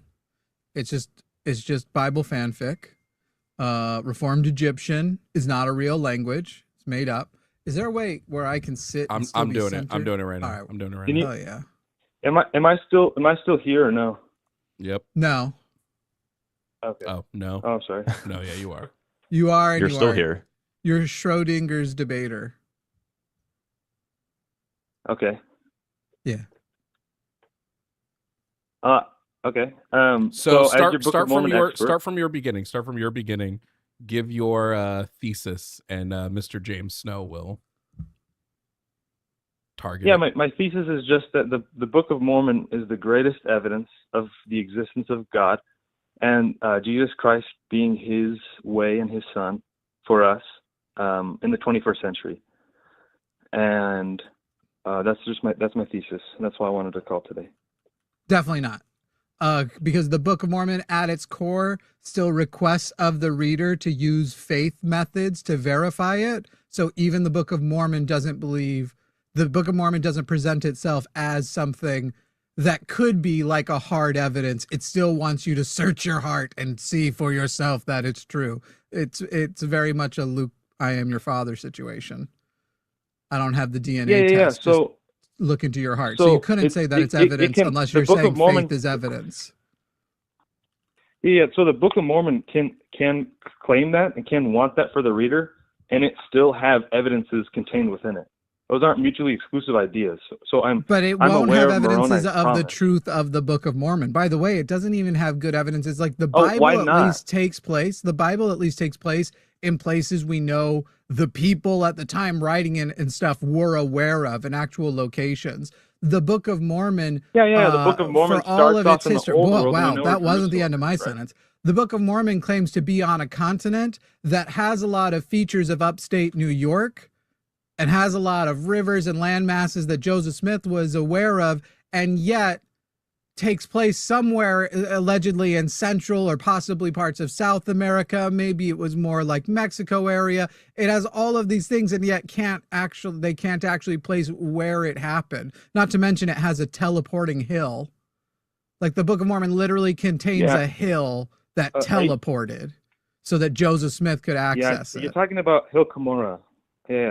So Right. that's your. I mean, you filled your claims with a lot of wrong ideas. So just common human anthropology is that civilizations build themselves next to rivers. Like that shouldn't be against the Book of Mormon. I'm I think sorry, it's actually is impressive that what you Joseph think Smith the would include extent that in of the familiar land masses are and landmarks are, and the way that everything's written out, where if you actually draw the stuff in the Book of Mormon, you think that what I'm saying is it was next to rivers, and the Book of Mormon claimed next to rivers, and Joseph Smith was next to rivers. It must be amazing to still be a true believing Mormon and think that that's the level of counter apologetic to this nonsense. No, that you're playing apologetics for atheism. That's not a. You're like pandering to the audience. No. Hey, what does the word apologetics mean? Would you the define claim it I was for me? responding to. Yeah, I mean, apologetics has a certain connotation that's a little bit negative, where people will just make it barely reasonable to believe their already a priori accepted truth claims. So, like, I mean, the basic definition is would, systematic defenses of religious faiths. So, what were you saying about me That's what I would like doing it to be. apologetics for atheism? That's what I would like. Oh, I would say atheism is a religion. I would say right. that. Okay. I'm still being Okay. consistent. Word. All right. Let's get back to the argument now that we've established you don't understand much about anything. Okay. What's it? yeah, I that's think you just don't know what like the definition of a poison in the well. religion is. Which deity or system, which deity do I point my worship toward? Because apparently you think it's a religion. Yeah. So I don't know which The definition deity of religion? you worship, and I'm here to talk about the Book of Mormon. Oh yeah, okay. You're right. Let's not define the terms that you're using so loosely, because it might challenge that. Can shit. you Anyway, tell us how this moving back to hill the Book of was Mormon. real? Can we find out about this moving hill? So yes, the moving hill that he's referring to is the Hill Cumorah. In Mormon 6:6, it says that Moroni buried all the plates that his father gave him in Cumorah, except for the plates that he's writing on. And so what he would like to suggest is that when the saints start calling the hill that Moroni buried the plates in Cumorah, he is going to say that, where's all the other plates? It comes from a misreading of the Book of Mormon, and then he's going to dogmatically.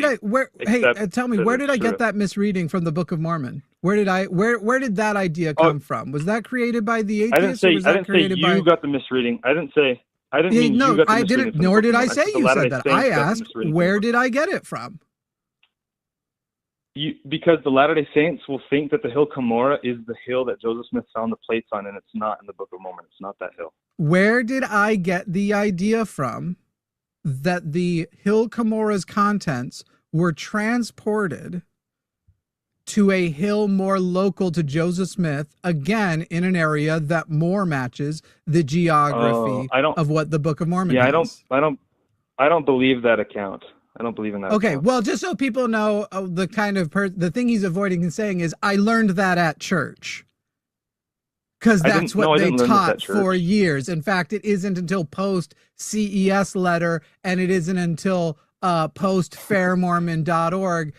It isn't until post then that they started rewriting all of those things and going, oh, that's probably nonsense. This is kind of, so now we're going to say, we're not going to establish anywhere. And in fact, I have to add that things happen that weren't written in the Book of Mormon with Moroni and these books and these abridged versions. And I have to ignore that other things were claimed to have been buried in Cumorah that were present in the Hill Cumorah that Joseph went to. It's interesting. If the it's really Mormon interesting. Church finds out something that they believe isn't true, they're not allowed to change their minds. Is that your thesis? No, the Mormon Church won't change their mind on things that they find out aren't true. They will lie about what they ever said before, and then they're like, no, this is like the forever thing. I mean, we're talking about the church who years ago said Mormon doesn't describe us. It's a slur, and now they're suing a podcast for using the word Mormon in their name. Okay, that I can just whole cloth reject that, predicated upon the blacks in the priesthood ban list, because that's like you can? Okay, great. What did the church used to say was the reason why blacks were banned in the priesthood, and what do they say now? You're saying they Yeah, didn't. yeah. They So there's don't different change. phases of thought. I mean, we talked about this earlier on the podcast today, but there's different phases of thought. So originally, you have Joseph Smith ordaining black men to the priesthood, and then you have after the succession of Brigham Young, you have Brigham Young using the typical of the day Protestant.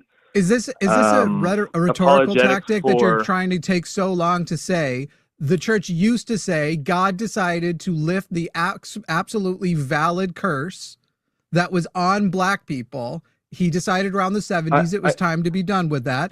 And now they say, you know, we don't know. There may have been things, and they say we never actually said that thing about the curse. Did the church actually teach as doctrine that black people were cursed? I don't remember finishing Cain? speaking.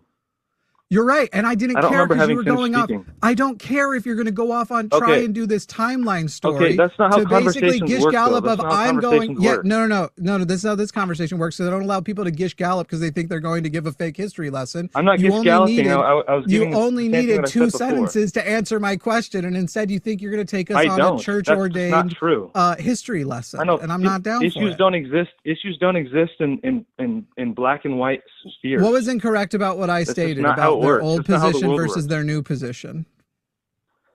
Because Brigham Young taught something different than the people after Brigham Young, who taught something different than after them. who What taught was something wrong different about than- what I said? In the That the church 70s. taught that the curse Because was it's not a present singular answer. and valid, and that in The the church- 70s they the church decided does not represent a singular ideology. the perfect church of Jesus Christ, 'cause God's true church. Wow, what another non-Mormon. It's so fucking funny when you guys, this happened when I got on with Justin's thing and we got a Mormon on. They just lie about what the church says and what the church represents. I promise the church you, I believe everything that I'm absolutely saying. I represents absolutely promise you, I believe everything I'm saying. Yeah, and the church won't endorse you, and the church will never say this guy debates on our I don't- side because don't- you actually say things I'm defiant not here. of the church. I'm not here to represent the church. I'm here to convince people about the existence of God using the Book of Mormon. And you're yelling at me, telling me about So how. to be clear, then, Dustin, you're saying you want to use the Book of Mormon, which is the book of a church, but not by representing that church's beliefs, apologetics, and representation of it. But in fact, you want to convince them on the Book of Mormon as seen through the what is this guy's name? Dustin, as seen through. You want them to accept the Book of Mormon as seen by Dustin, not the Book of Mormon as seen by the Mormon Church. You want a single representation. You're going to come here and debate Mormonism, and then when Mormonism becomes inconvenient for you, you're going to go, that's not the church. This is me. I don't debate the church's points. I diverge from the church. The church isn't going to endorse represent me. the Book of Mormon Just do any me. other way.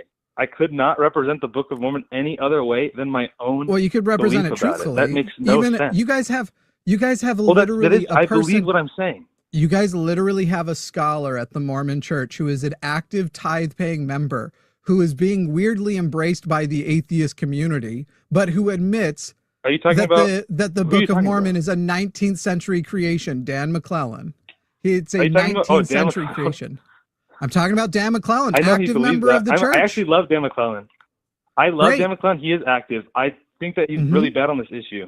I think he's really yeah, bad for I don't the have any atheist problem. I watch his community. I YouTube think he's videos a all the fucking grifter who is literally trying to pretend he's a skeptic, despite the fact that he goes and he pays his tithing and holds a temple recommend and Yes, participates in your bullshit his sacrament. video I on think he's TikTok is saying that he's not an an atheist grifter. His first video. I know he's not. I his- know he says his- he's not an atheist. The way he presents himself is as though he's like a sort of traditional Mormon is my tradition. Yeah, but it's not like I'm supporting the church. And when you guys send a super chat, 10% of it is going to the queer hate group that is the Church of Jesus Christ of Latter-day Saints, which is exactly what's happening. Yeah, so can you just help me understand what Today talking is about fun. Dan McClellan has to do with me representing the Book of Mormon as being an evidence from God? Well, except you're not representing the Book of Mormon. You're representing the Book of Mormon as understood by Dustin. You've already said that you are That's diverging all I from could do. what the That's all I what the could act- do. No, you could actually represent the church's version of everything. In fact, to suggest, Why would I? as an I don't active even, member, to suggest that you have the more valid interpretation and that's what should represent, would suggest that, in fact, Oaks needs to step down because you're the Latter-day Prophet. That's just not how it works. How our church The- works? It's Guess me, what, buddy? actually. I'm not even an ex-Mormon. I'm a Mormon. It is how our church works. I just don't pay tithing like that Holy cow. grifter. All I right. know. I'm a queer That's atheist not- Mormon. It turns out Who do you have to fuck to not be to get excommunicated anymore? Do you Apparently believe in has the no answer. Do you believe in the truth claims of the church? Do you believe Definitely in the truth not. claims of the No, church? no, definitely not. Definitely not. Okay, The then you're Mormon not a Church Mormon. is absolutely. So don't- Yes, I am. My I'm a religion is not baptized your member of the costume, bro. Church of My Jesus religion Christ is of not your Latter-day costume. Saints. If the Mormon Church doesn't want to excommunicate me, clearly they are comfortable with me representing them. They know who I am. I'm a public figure. I'm a much larger public figure than many of the public figures they have We don't excommunicated. care about And by you. the We way, don't care- we don't- way, Mormonism is mine. They don't get to take it away. Even if they do excommunicate you're not- even if they do excommunicate me from the Mormon Church, I will still be a Mormon. I was raised as a Mormon. I have more in common with Mormons than I have other people because of the common cult upbringing. You can excommunicate me if you want to try, and I will still say I am a Mormon because you can't take it from me. It's mine I to couldn't give away if I like. excommunicate you. I'm in no position to excommunicate you. I know but you can. My religion is I know. not your costume. First of all, your Not your religion costume. isn't your And religion isn't don't- the Church of Jesus Christ of Latter-day Saints, because you're sitting here saying that you reject the things you disagree with them, and you don't represent them, and you're representing just yourself. Does the Mormon Church claim to be infallible, Mormon expert? Does the Mormon Church claim to be infallible within certain contexts? Yes. No. The answer is no. If you just look I'm sorry. it up, So anyone wait, just Google it. does the answer Mormon is no. Church has the Mormon Church claimed or not that when the prophet speaks, you can take that as God speaking? I believe that there are errors in the DNC. I'm sorry, that was a yes or no question. I can't accept it yet. Does the church teach that when the prophet speaks, you can take it as the word of God? No, the church doesn't say that. You are a liar. The church says when It he's wearing a absolutely prophet does. hat. When he's wearing a prophet You are hat, a liar. he's speaking as a prophet. But sometimes he's You speaking are as a a man. liar. Do You are a people liar. not say There- speaking as a man? You are a liar. That's a yes or no question. Do people say prophets can speak as a man? Is that a yes or no? That's a yes or no question. Yeah, people say that. Do the prophets? Oh, does the church say that? People in the church say that. Does the church actually Don't have lie that? to me, brother. Hey, go ahead. Point to me in the church handbook where it says that. Go ahead and point to me where things contrary to what they have absolutely said at General Conference, which, by the way, the talks are then transcribed, put into the DNC1. ensign, which is DNC1. also represented as the modern day scriptures from God. So you show me where either at the And they level are. of a And General scriptures are Conference talk infallible? Wait, or scriptures are I already infallible? said within certain contexts they do teach infallibility, because if they No, teach that they're- at times, in no if they certain teach within context. certain DNC1, contexts, the in prophets. as much as they erred. What is with you thinking that you can ask me a question and not let me answer it? It's crazy. If they teach within certain contexts, when the prophet speaks, he is speaking the asked word me of where God, it then was they in are the- in fact in the- teaching infallibility. No, that's not true. If there are errors in the Book of Mormon, errors in the Bible, errors in the DNC, how much more are there errors in General Conference talks? That's How are there? absolutely How? not true. Wait. DNC1. Wait, I'm sorry. Do you not remember the General Conference talks about the Book of Mormon being the most perfect book? Are you taking issue with that? That it isn't the That most perfect implies book? that there are errors in it. The most perfect, The or most perfect correct book. would Oh, be you the better think word, most perfect book was them implies that there are highlighting errors actually. in it. Interesting, because I also remember growing up and being taught that the only errors were sort of arbitrary, like spelling errors, that nothing doctrinal, nothing, anything you would have to worry about. That if you read it, you would misinterpret it. Conference, or was that Did I the walk membership? into an alternate timeline where perfect things could have flaws in them? Apparently, the It most says most perfect. correct. It doesn't even say perfect. It says most Hey, correct. Of the two of us, I'm the more perfect Mormon, just so you know. But it has no commentary on that's- actual perfection, obviously. I'm the most perfect Mormon, actually, of any Mormon you've ever met. What is teleos? Just means complete. That's like the idea is completeness. In like You are an theological entirely terms, but it's dishonest neither here nor there. interlocutor when it comes to I'm here Mormonism. And this is what Mormonism does. Mormonism teaches I you that if believe you what get... I'm saying is true, so I can't be being dishonest. I never, I excuse believe me, what that's I not, actually excuse me, believe what I I'm was saying, actually so I about can't to be explain to you how that is, how that doesn't change anything. Mormonism essentially teach you, get yourself into the state where you think you're feeling the Holy Ghost. And it's a sort of very excited, especially for men, it's a sort of very excited state. You get this sort of pleasant pressure in the upper chest. And once you're in that state, then you're speaking from the Holy Ghost. So anything you're professing is truth, and it's guided by God's hand, because as a person who is not just entitled to the priesthood, but not entitled to actually call upon the Holy Ghost, you can't be bad. So as long as you're just feeling the Holy Ghost, the not words true. you're saying are true, whether or not you know they're true or not. It's not a matter of whether you believe it or not. You cult believe in it. You cult believe in things that even as you lie, even as you're being dishonest, you feel like you're telling the truth because you're essentially testifying to God's perfect word. Sorry, most perfect word. I felt the Holy Ghost once. Most correct. Also, I would prefer if you said also most correct. teleos doesn't mean almost perfect. It just means completed, perfect. Yeah, well, I'm saying it's not the most perfect book. It's the most correct book. I don't know. As a Mormon expert, he should know this. I don't know why he keeps saying most perfect. Because the church said most perfect in general Well, conference. it says most. If you just open up the Book of Mormon to the introduction, it says most correct. Great. And the prophets have said most perfect.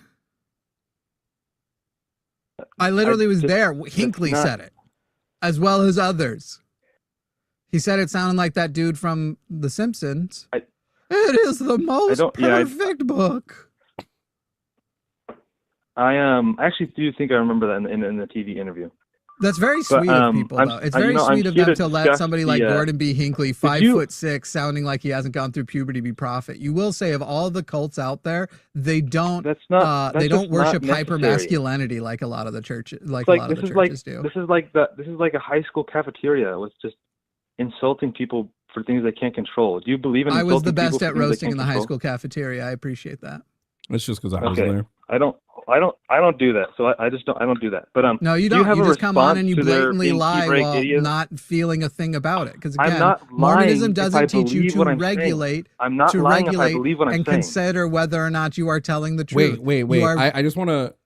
From what he just said just then, people can believe in a lie. Like you could be sure. Let's say you could still be lying, but you believe in the lie. True. That they wouldn't make Jimmy inaccurate. I would describe the lying. I'm describing the way like a shitty lawyer will lie, where they're like, okay, I know what the truth is. I know the problem that I'm running up against. Like an evil lawyer. I know the problem I'm running up against. So I'm going to try to be very choice with my wording and never use wording that I can be taken to task for. I can always go, no. I said the sentence this way, but the actual meaning of that sentence is the opposite of what I actually said. And so it's kind of more of a matter of, it's not that they are intentionally going, I'm deciding to lie. I'm going to say the words that get me to where the next step is. And then if there's a problem, I'm going to pretend that I had a different meaning for those words, and I'm not even going to be auditing myself as I do it. I used to go on exchanges with the Mormon missionaries. I used to do the thing. I wasn't able to go on a mission myself. What would you like me to affirm? What would you like me to affirm right now to get you to believe that I'm being sincere? Sure, that the church is not that the church doesn't lie about what their old beliefs, hasn't blatantly lied about what their old beliefs about blacks in the priesthood are and what they are now. I don't even know how to tackle that. Yeah, I know. So see, you won't affirm things. You won't affirm things, and you know that that's true. You know that true history. It's not true. You know that the Church of Jesus Christ of Latter-day Saints used to say it was as doctrine, and absolutely, when the Mormon Church has taught that when the prophet not just speaks, but certainly speaks as though it is from God, says it is from God, says it is a matter of doctrine, as your super racist first real prophet was, because the Church of Jesus Christ of Latter-day Saints is not the church Joseph Smith started. It's the church Brigham Young started. Joseph Smith realistically started the RLDS church, but they have basically gone off and become nothing. So Joseph Smith was trying to make a temple-based church, and the RLDS church Joseph is Smith not a said his temple-based son church, would be so the it's next not true. prophet, and that didn't happen. Hey Jimmy, speaking of liars and lawyers, don't we have court documents from like 1826, State of New York versus Joseph Smith, saying that Joseph Smith used seeing stones to do treasure hunting? Hang on, let me go back into TBM. Mormon expert, let's hear about what was the and you know consensus on? what? Jesus Christ was crucified after a court proceeding also. That's how we know it's true. We're not just the most persecuted, we're the most prosecuted. That's proof it's true. I would never say the things that you're saying. That's a characterization of me. Okay, great. So do you accept that Joseph Smith was in fact a treasure hunter committing fraud? Because that's what the court docs say. Or are you going to do your silly, like, the way they signed his name To in the use court whoa, whoa, whoa, documents, whoa, whoa. it was different? To use a seer stone. To use a seer stone in American law already implies fraud. It doesn't matter whether it works or not. So you do agree then that Joseph Smith implies was fraud. And the so when person Joseph he was Smith, so when using it Joseph for Smith, so when Joseph Smith was testified that he using was able seer to do it stones, so in when that Joseph court. Smith was using seer stones and dowsing rods, you agree then that he it was fraudulent, that God wouldn't have been taking him to treasure I agree unrelated that to the US restoration law, of the church. I agree that U.S. law required that it be fraudulent. Nope. See, this is the Dan McClellan bullshit thing. I acknowledge these things that will suggest. I'm asking you, when Joseph Smith, unrelated to restoring the Church of Jesus Christ of Latter-day Saints, as the story goes, told people he would be able to use his powers to find them treasure and find them things they were looking for, and then didn't, and was subsequently prosecuted for it, do you agree that in those times he was committing fraud, or do you believe he actually was doing his magic stone shit? I believe that he actually was doing his magic stone stuff, and that it is fraud according to U.S. law. Those are not mutually exclusive You believe claims. there's stone magic? Wouldn't Yes, it I not do. have been fraud if he had simply found the treasure he promised that he would find? Why did the person he was doing it for testify in court that he was able to do it? Because people In back that- then, in that including court him and his battle. I'm sorry, are you going to let me finish answering the question? People back Sorry, then, no, go ahead. people back then, including his family, believed in essentially witchcraft. He thought he had the magic powers. Yeah, Why American did he folk sue? magic. Hey, why did he sue? He didn't sue. His son sued. Great, why? Because Did Joseph using find a the stone treasure is or not? obviously fraudulent. Wait, There's wait, no- wait, wait. there's no what record of what it either statute? way. What statute? There's no record of stated- it either way. Why would he have been prosecuted if he found it? Wait, I really want to know what statute Well, there's states that just also no using record one of of whether these or not the stones. prosecution went through. Dustin, what Or that statute he was- Yes, there states is. that using these stones Yes, there is inherently illegal? I'm very interested in that statute I don't. because I can't I find don't it remember. anywhere. I'd have to go back to read the I'm article. showing that I'd have to using go one back is to read the article. generally If you- legal and it's protected under freedom of religion and belief. It's going to be a New York thing. It's not going to be a United States thing. But I would just continue. I'm showing digging. it's I only forgot what it was fraud called. if you charge money for it. He probably was charging money for it, but I'm not Yeah. sure. Did he find it? Did he find the treasure? According to, I think it's Josiah Stillwell. He's saying that he was able to actually use the seer stone. Actually, according So, to I them, don't it know one way was or the other nothing whether or not of he found value that was treasure- actually that treasure. obtained. Yeah, during that time of the court proceedings, but the person he was doing it for was absolutely convinced that he could and testified that he could use the seer stone. No. Right. Testified that he believed he could use the seer stone because he had shown previously that he was able to find a small amount of ore and a feather. To be clear, the Yeah, court so document whatever says Joseph Smith did was able to convince him. It says he pretended to tell by looking at this stone. In New York, seeing seer stones themselves are legal, but using them for paid fortune telling is illegal. Bro, he found a Yeah, feather that's though. probably why the fraudulent claim comes from. That's penal law Bro, he found it, but he did find a 165.35. feather. I withdraw. Guys, he found a feather. You commit Blitz, a crime we if you haven't really claim met to yet. tell How are you, dude? fortunes, find lost property, or influence. The kind of rhetoric, I guess he found a the kind of feather. rhetoric you're using in this discussion is not super helpful. Yeah. No, this whole discussion I think has been It's, super it's duper for the helpful. audience. It's not for the, it's not for the here's discussion. It's here's performative. the thing, and it's not my debate. I was just told I could come in and essentially crash it if I wanted to. They're welcome to direct me any direction they Yeah, want. you're doing a poor. My goal, you've been doing a my poor goal. job Excuse of me, that, Dustin. so Dustin, my you're more goal of an expert. was to show, and I think I've done that. That when you try to actually talk to Mormons, they will be dishonest as fuck. And you've literally been so dishonest. You can say, I haven't been intentionally only said lying things I because believe. I've never said words that I didn't plan to change the meaning of as soon as I get called on them. Let's take And a I quick- think that let's take a anybody quick, watching who's like, that's the just Book not of how Mormon is language true, works. this guy's literally saying Joseph Smith maybe did find the treasure even though he was prosecuted because they never documented that he didn't. They just And he wasn't prosecuted him convicted. for it. Let's just And take he a wasn't quick convicted. take a quick poll of the people in here. Dalton, do you think Jimmy's doing a poor job? Nah, fucking, he's Blitz. eating it up. I think he's doing fine. This is Oh, I don't even think I'm doing good in a chicken formal sex debate fallacy. capacity, but that wasn't my that wasn't my goal.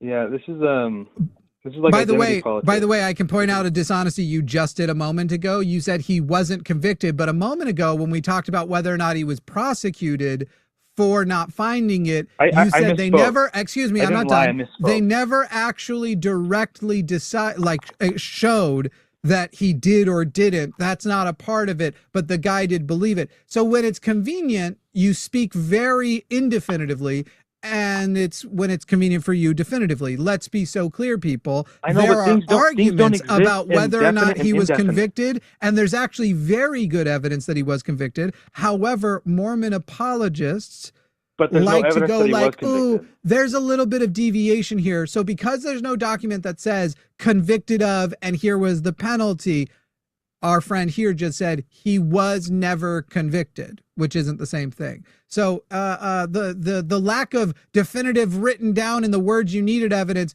good for him to say, how do we know what happened before, when it was why was he prosecuted in the first place?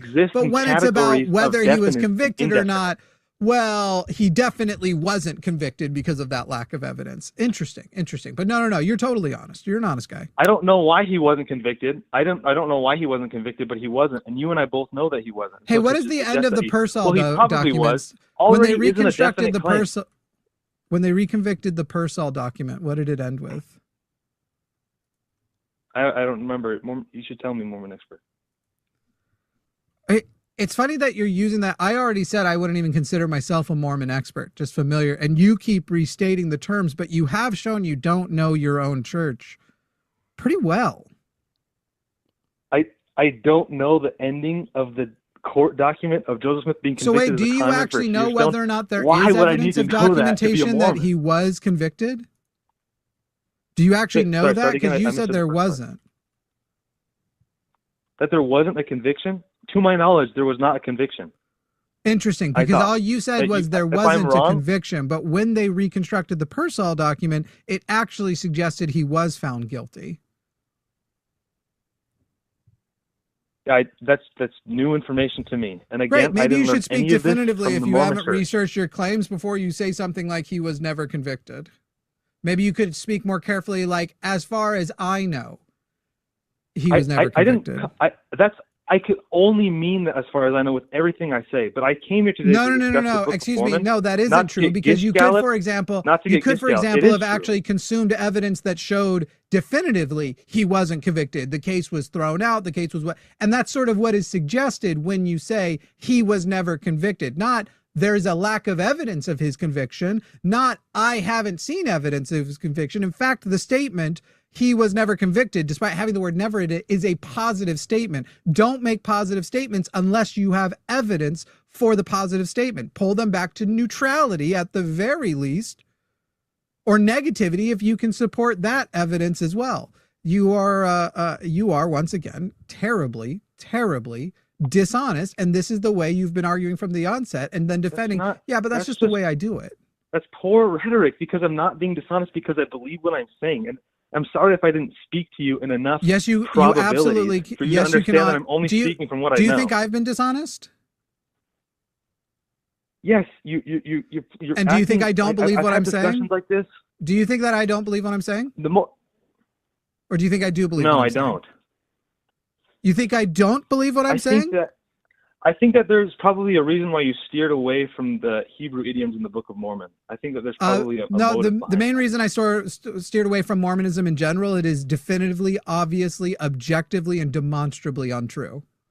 So whatever apologetic you want to bring in to go, but isn't this conspicuous? Isn't this strange? Doesn't matter. The church, starting from the conclusion that the Book of Mormon is false. Nope, I didn't start from the. Excuse me. I understand. Excuse me. I didn't start. Excuse me, Dustin. I didn't start from the conclusion the church was false. I started from the conclusion the church was true. No. And I I began said a Book of journey. Mormon is Excuse me. I'm not done. I started from the conclusion the church and the Book of Mormon was true. It was, in fact, when I went, it's so obviously true to me that surely I will be able to make a case and build up a case where I will be essentially the best, not literal missionary, because I wasn't allowed to go for health reasons, but the best missionary ever. Because if it's this obvious to me and I have a gift of articulation, which some people claim I do, I'll be able to put those together and I'm going to be able to make it obvious to everybody else. And then it was through research. I didn't read the CES letter until I already knew the church wasn't true for like 10 years. So literally, it was through my own exploration and going, I can prove this thing is true to other people, that I discovered the church is nonsense. And by the way, Dustin, I'm glad you're engaging in debates, because one day letter is egregiously you nonsense. may go, all you will have to do is go, okay, what if I just give myself permission to frame the church and what it teaches in its existence, beginning with, what if I just let myself actually wonder, what if Joseph Smith made it up? And that'll be the day you lose your faith too. Are you assuming that I haven't done that? Like, are you Yes. just telling me my experience? Yes, definitely. Yes, definitely. Assuming that I haven't You done literally, that. excuse me, a minute ago, are you going to complain about that? A minute ago, you literally said to me that I don't believe what I'm saying. I have granted you that I think you believe what you're saying while being dishonest. And I was going to demonstrate to you that if you believe I at least believe what I'm saying, you in fact do understand a person can be dishonest and believe what they're saying. A minute ago, you said I'm dishonest and I don't believe what I'm saying. I granted you that. You won't grant it back to me that I believe what I'm saying. And so now you're going to complain about me making assumptions about you and your experience and whether or not post-baptism you have ever actually gone, let me take everything I know and all of the doubts I have, and that you've even collected enough doubts, because it's not like the church is going to let you, all the doubts I have, and now frame them with the umbrella that what if Joseph Smith made this shit up? Yeah, I absolutely do believe you haven't done I am my own authority. I am my own authority on my beliefs, not the church. and yet okay? you wouldn't, Get and that yet you straight. wouldn't grant that Second I of all, believe what have I done know. that. I definitely Great. have. And a done minute ago, you wouldn't grant that I believe what I'm saying. So why would I return to you? By the way, I'm an ex-Mormon amongst. I'm a Mormon and an ex-Mormon amongst. Yeah, you're a Mormon expert. And having. I know. And once again, bringing up the phrase I've never described myself as, but I am an expert on ex-Mormonism because I've now actually had communion with thousands of them. And it is an experience that generally is the one that breaks your shelf. It is the one that actually you go, and generally the thing that happens overwhelmingly amongst us is there were times where I acted like I was being skeptical and times where I was going, if the church isn't true, nothing's true. But it wasn't until I truly gave myself permission, truly said, I'm allowed to frame this like Joseph Smith is a liar. That's the time it broke. And yes, I do absolutely believe you haven't hit that little yet. atheist testimony. Sure, in the name of You Jesus want me to Christ, bear amen. my testimony to In the you? name of Jesus Christ, gay men. There you go. In the name of Jesus Christ, I once That's what I'm fucked him in saying. his hand That's what I'm saying. holes, This by is the just- way. All right. Well, we're Dustin. That's 55 minutes for you. We're out of time. We're gonna move on now. All right. Thank you for giving me the stole time. your time. I love you guys. Have a great day. Thank you, Mormon expert. You don't love us. You don't have to. More don't lies. love He on doesn't us. love Do us. you? That's such a dumb bullshit thing Mormons say too. They absolutely do not love you. They only see you as a means to an end. If you're in the church and paying tithing, they want you to just stay quiet and keep doing that. And if you're out of the church, they either want to use you to convert other people or see if they have a chance to convert you. They don't know what love is. I grew up in a family. I have 12 siblings that is Mormon. My parents never even learned how to love their kids, let alone non-Mormons. Shut the fuck up Anybody about I love you. have any experience with Episcopalians? I'm actually an ex-Episcopalian also. I'm just kidding. All right, I'll let you guys have your show. What? I was gonna be We have an blown away. Episcopalian on the line, so I wanted to see if anybody had any experience and wanted to talk to an Episcopalian.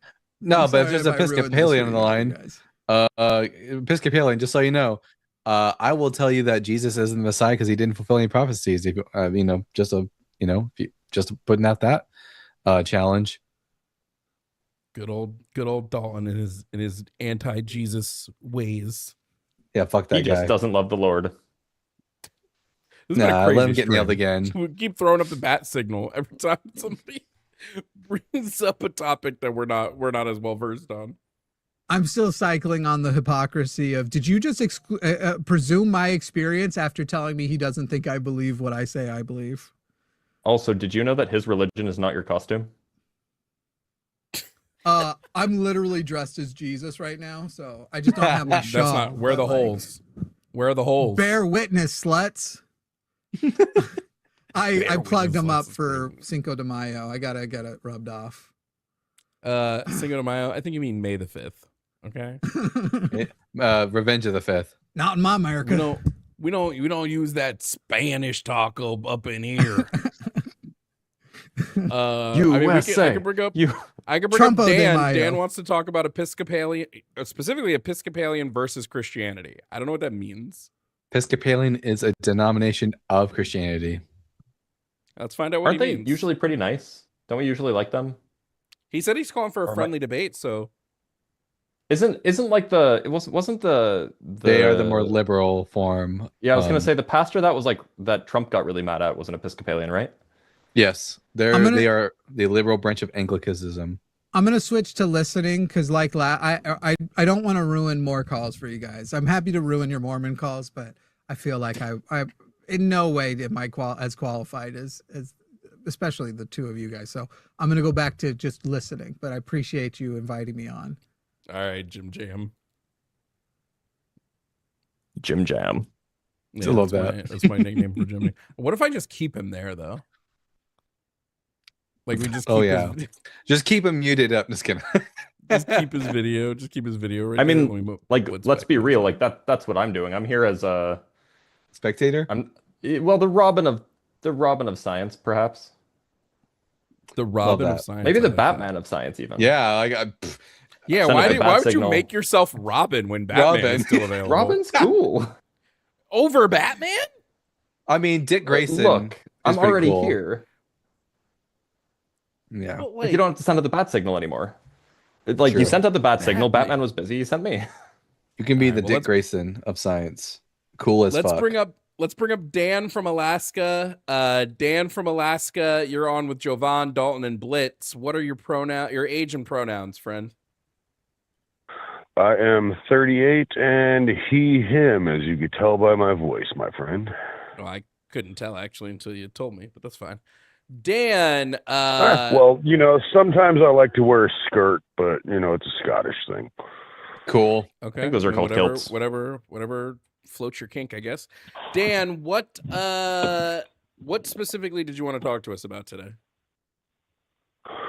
Well, I'm lifelong Episcopalian, St. Matthew's Church, King James Bible. I have no problem with any religions or denominations, and I really like to describe Episcopalians as really lazy. Can I swear? Sure. Really lazy fucking Catholics. Okay. So, I mean, I'm a lazy Catholic. No Pope in my life. Been going to the St. Matthew's Church my entire life. Raised in communion. Was never an altar boy. Never got touched either. But I mean, it's just because my busted face. Now, as far as proving God is real, that is something that's taken on faith. And as far as, let me see what your other questions were here. Sorry, I got to pull you up on my phone here because I know you had a list of questions there on the YouTube.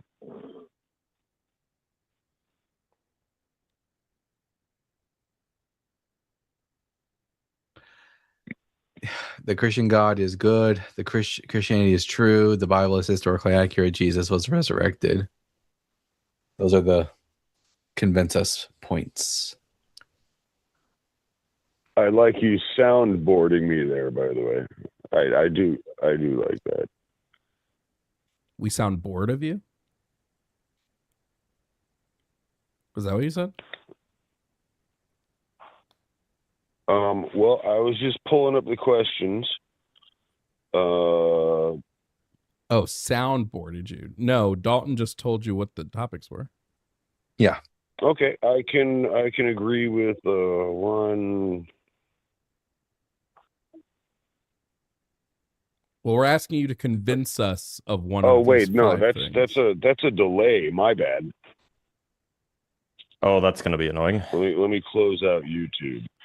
Oh, he's still that was he's a still, delay. he's, My he was bad. still watching us. That's what was happening. Yeah, that was all on me. Okay. I do believe God is fallible. Okay. Are you using that word correctly? Sure. I mean, you think God has flaws? I agree. God of the Bible God of the Bible, full of flaws, general dickhead, also big screw up. So I can agree with that 100%. I like I said, I'm here for a peaceful, calm, friendly conversation. Well, what do you disagree with us then specifically on? We don't believe God is real. We don't believe the Christian God is true. We don't believe Christianity is true. I'm sorry, we don't believe the Christian God is good. We don't believe the Bible is historically accurate, and we don't believe Jesus was resurrected. Okay. Well, I would not so much argue as, like I said before, on faith. I do believe that God is real. I do believe that some churches mean the best. And I'll be honest, you had a Mormon on a minute ago, and like this Mormon kid came out because I got into a car accident in the middle of winter, and it's 40 friggin' below outside, and I couldn't even fuel my house, and he came out and helped me. So, I mean, I appreciate that. Is Christianity While I do true? not believe in the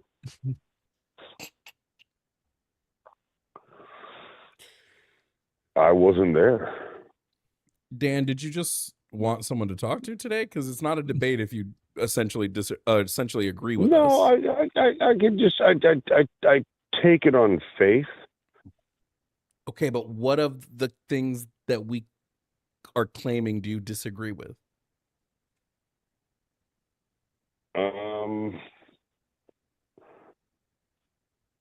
Like, let's pretend like your desire here is to convince us that one of these points are in fact true. Pick one and let's let's do that. Okay, well, I do believe. Full disclosure, I have been day drinking because it's my day off. So What have you been That's drinking? a hell of a fully disclosure. disclose that. What you been drinking, Dan? I think I might start day drinking pretty soon. It's a good time to start drinking, my friends. What's in the cup? Whiskey? Vodka. You're a vodka man. No. Yes, I You dark. like that? Oh, You like that's my alarm, that sorry. communist alcohol? Actually, I get most of my stuff made here at a distillery in Alaska. Have you ever heard of seasonal affective disorder? Well, yeah, I deal with it every year, man. It's dark for like 6 months at a time, and then it's daylight for 6 months at a time. Have you considered taking I think it's vitamin D to supplement during the winter? I was going to make a dick joke, but I'm not going to make a dick joke because I'm not gay. Okay. But, I didn't know you couldn't make. I didn't well, at know least straight as people. far as Apparently I know, not. I'm not gay. Apparently you're not allowed to. Yeah, I didn't know that was a rule. But all right. I ask because seasonal affective disorder can be trying very to- handy, or taking vitamin D supplements can be very handy for seasonal affective disorder. Not that it's a cure, but it at least ensures that you are not vitamin D deficient. How much have you had to drink so far? Say that one more time. How much have you had to drink? let's see. This will be my 8th shot. Wow, you got me beat. Which is actually normally half of what I normally drink. Wow. So you got 8 shots deep and wanted to call in to debate God. That's crazy, comrade. Um, I'm in danger. Plus, yeah, You gotta no, add that I'm to the in soundboard. danger. Fuck. I guess what do you guys think of the Episcopalian Church? Like, I think stepping away from the Catholic Church, stepping away from the Pope, basically I think just being lazy. that, like most Christians, they believe in a lot of bullshit for no good reason. Okay, I can agree with that. You just wanted some definitely. You just wanted I'm some I friends bet you today, do. didn't you, Dan? That's all right. You just wanted some friends. Now, No? stepping away Oh, okay. from the Christian church, and To be clear, Episcopalians try are in fact a Was that Christian just- church. Wait, did I just hear you drinking more? Did you take another shot? yeah, that was my 8th one. That was the last one. Okay. Brother. But yeah, you're telling me. You're committing a DUI right now. I'm sitting in my driveway in a private parking lot in Alaska. You're debating while under the influence. Well, but you're also behind the wheel now. You just admitted to us. Jesus Oh fucking yeah, you Christ. can't actually. I'm pretty sure you can't even be sitting in a car that's off. Right. Yes, you can on private property. I can drive around my entire property in Please my don't. side by side. Yeah, maybe don't test that. Maybe we shit. don't test that theory. Anyways. Well, no, I can. It's literally legal. I mean, Please don't. Yeah, let's not do that, so Dan was, boy. So was owning people at one point, but people probably still shouldn't have done it, you know? Was Jesus resurrected from the dead, Dan? Dalton, why are you trying to have a legit? He's 8 shots deep. I haven't got any food I in the do past believe out. I do. Okay, that's fair. I'm not even going to argue that. I am intoxicated, so that's totally fair. But I do believe Jesus was actually resurrected. However, Why? I don't think it's the white Jesus we have in all the photos. Okay, so photos. Brown Jesus was resurrected. No, Why should we think that's true? Paintings. I'm sorry, paintings, not photos. Paintings. I was gonna say, apologize. like, if you got photos, man, I Freudian might be slip. Christian tomorrow. Dude, Maybe if I had photos, Dan, imagine how much Dan. those would sell for. Dan. Dalton. Yep. I Dan, will listen to me, let listen you to me. go. Dan, please. Dalton, Blitz, and myself will be live next Wednesday in the evening doing another theist/science debate board. Feel free to call in then, but the rule has to be you had to have had 0 alcohol. Yeah. Okay? Next Wednesday? Next one. What time did I say? Does anybody remember? You said tell me a time. Sometime in the evening. I just said the evening. I didn't give an actual time. Oh, I think he said 3 actually. 3 or 6 p.m. EST, 6 which I guess is 3 p.m. for me. Yeah. Okay. So yeah. So we'll be live at 6 p.m. Eastern. Now, I don't know what that is in Alaska time. Right now it is 12 p.m. So then that Cool. means it would be. I can't do math. 2 p.m. for you, I guess. Like We'll be live 4? around 2 p.m. Okay. Okay, yeah, Eastern Standard Time. Okay, yeah. Can't guarantee I will call, but I will not call if intoxicated. Okay. It seems like a good Also, rule of please thumb. don't be intoxicated. It's not good Yeah. for you. Trust me, I'm getting sober this summer. Liver failure. You're 8 shots deep with liver failure. Yeah. Level's about 900, 3 times what it should be. Maybe you shouldn't wait till the summer? Well, it's just starting to be summer, and well, I live alone all winter. Have to take care of my dad's house. Guys? All right, Dan, we're gonna let you go. We're gonna let you go. Hey, Please get sober. Thank you for having a polite conversation with me. I hope you guys have a lovely day. Okay, Dan, you too. You too, buddy. All right. Fuck.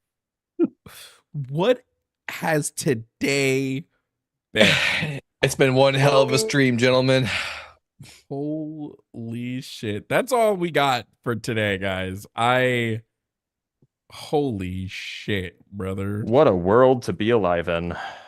Yeah, you guys, me, Blitz, and Dalton will be back on Wednesday. Maybe Wednesday just becomes Theist Wednesdays.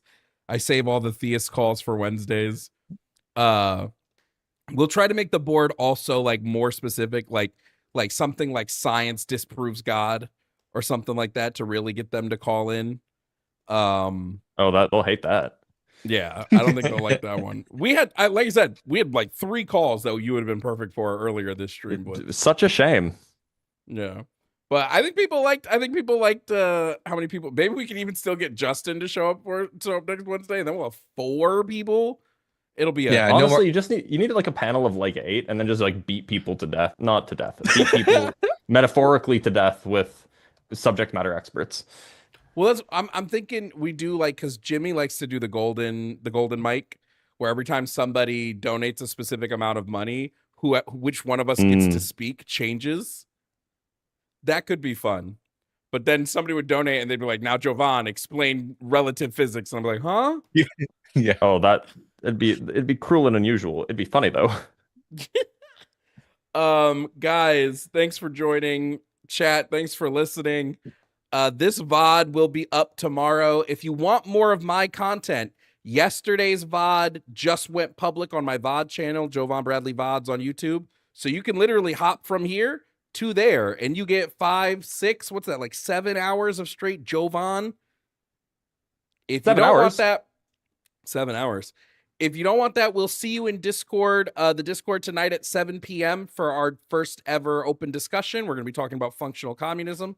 Dalton, you're probably going to go live, but if you want in, just let me know and I can throw you an invite to the Discord server. And yeah, other than that, that was our show today. 1 hour for every shot Dan has taken today. Wonderful. I feel so bad. Blitz and Dalton, where can people find you? That was crazy. That was crazy. You can find me at on YouTube and TikTok at The Bible Guy. That's just it. I am The Bible Guy. Trademark coming soon, I'm sure. You can find me wherever you want to at just look for Blitz PhD or Dr. Blitz. Either one will work. Or you could go to my website, which has all of the links, which is just blitz.phd. Which is like a great website name, by the way. Yeah, no, you got a fucking killer one right there. There was some dude who was watching when I was live on Instagram as well, who was talking shit like about us the whole stream. I bring in Blitz and he's like, "Oh, see this fake fucking PhD, blah blah blah," and then like messaged me like, "Hey, I just won't watch these anymore out of respect for what you do." And I'm gonna respond and be like, "No, fuck you. You don't get to like question credibility, talk shit, and then be like, oh, I just won't watch. Eat shit." But yeah, I thought that was funny to tell you guys. Anyway, it is pretty funny. I'll see you 2 next week, and thank y'all for being here, and thank y'all for watching, and TTFN chat. Bye bye.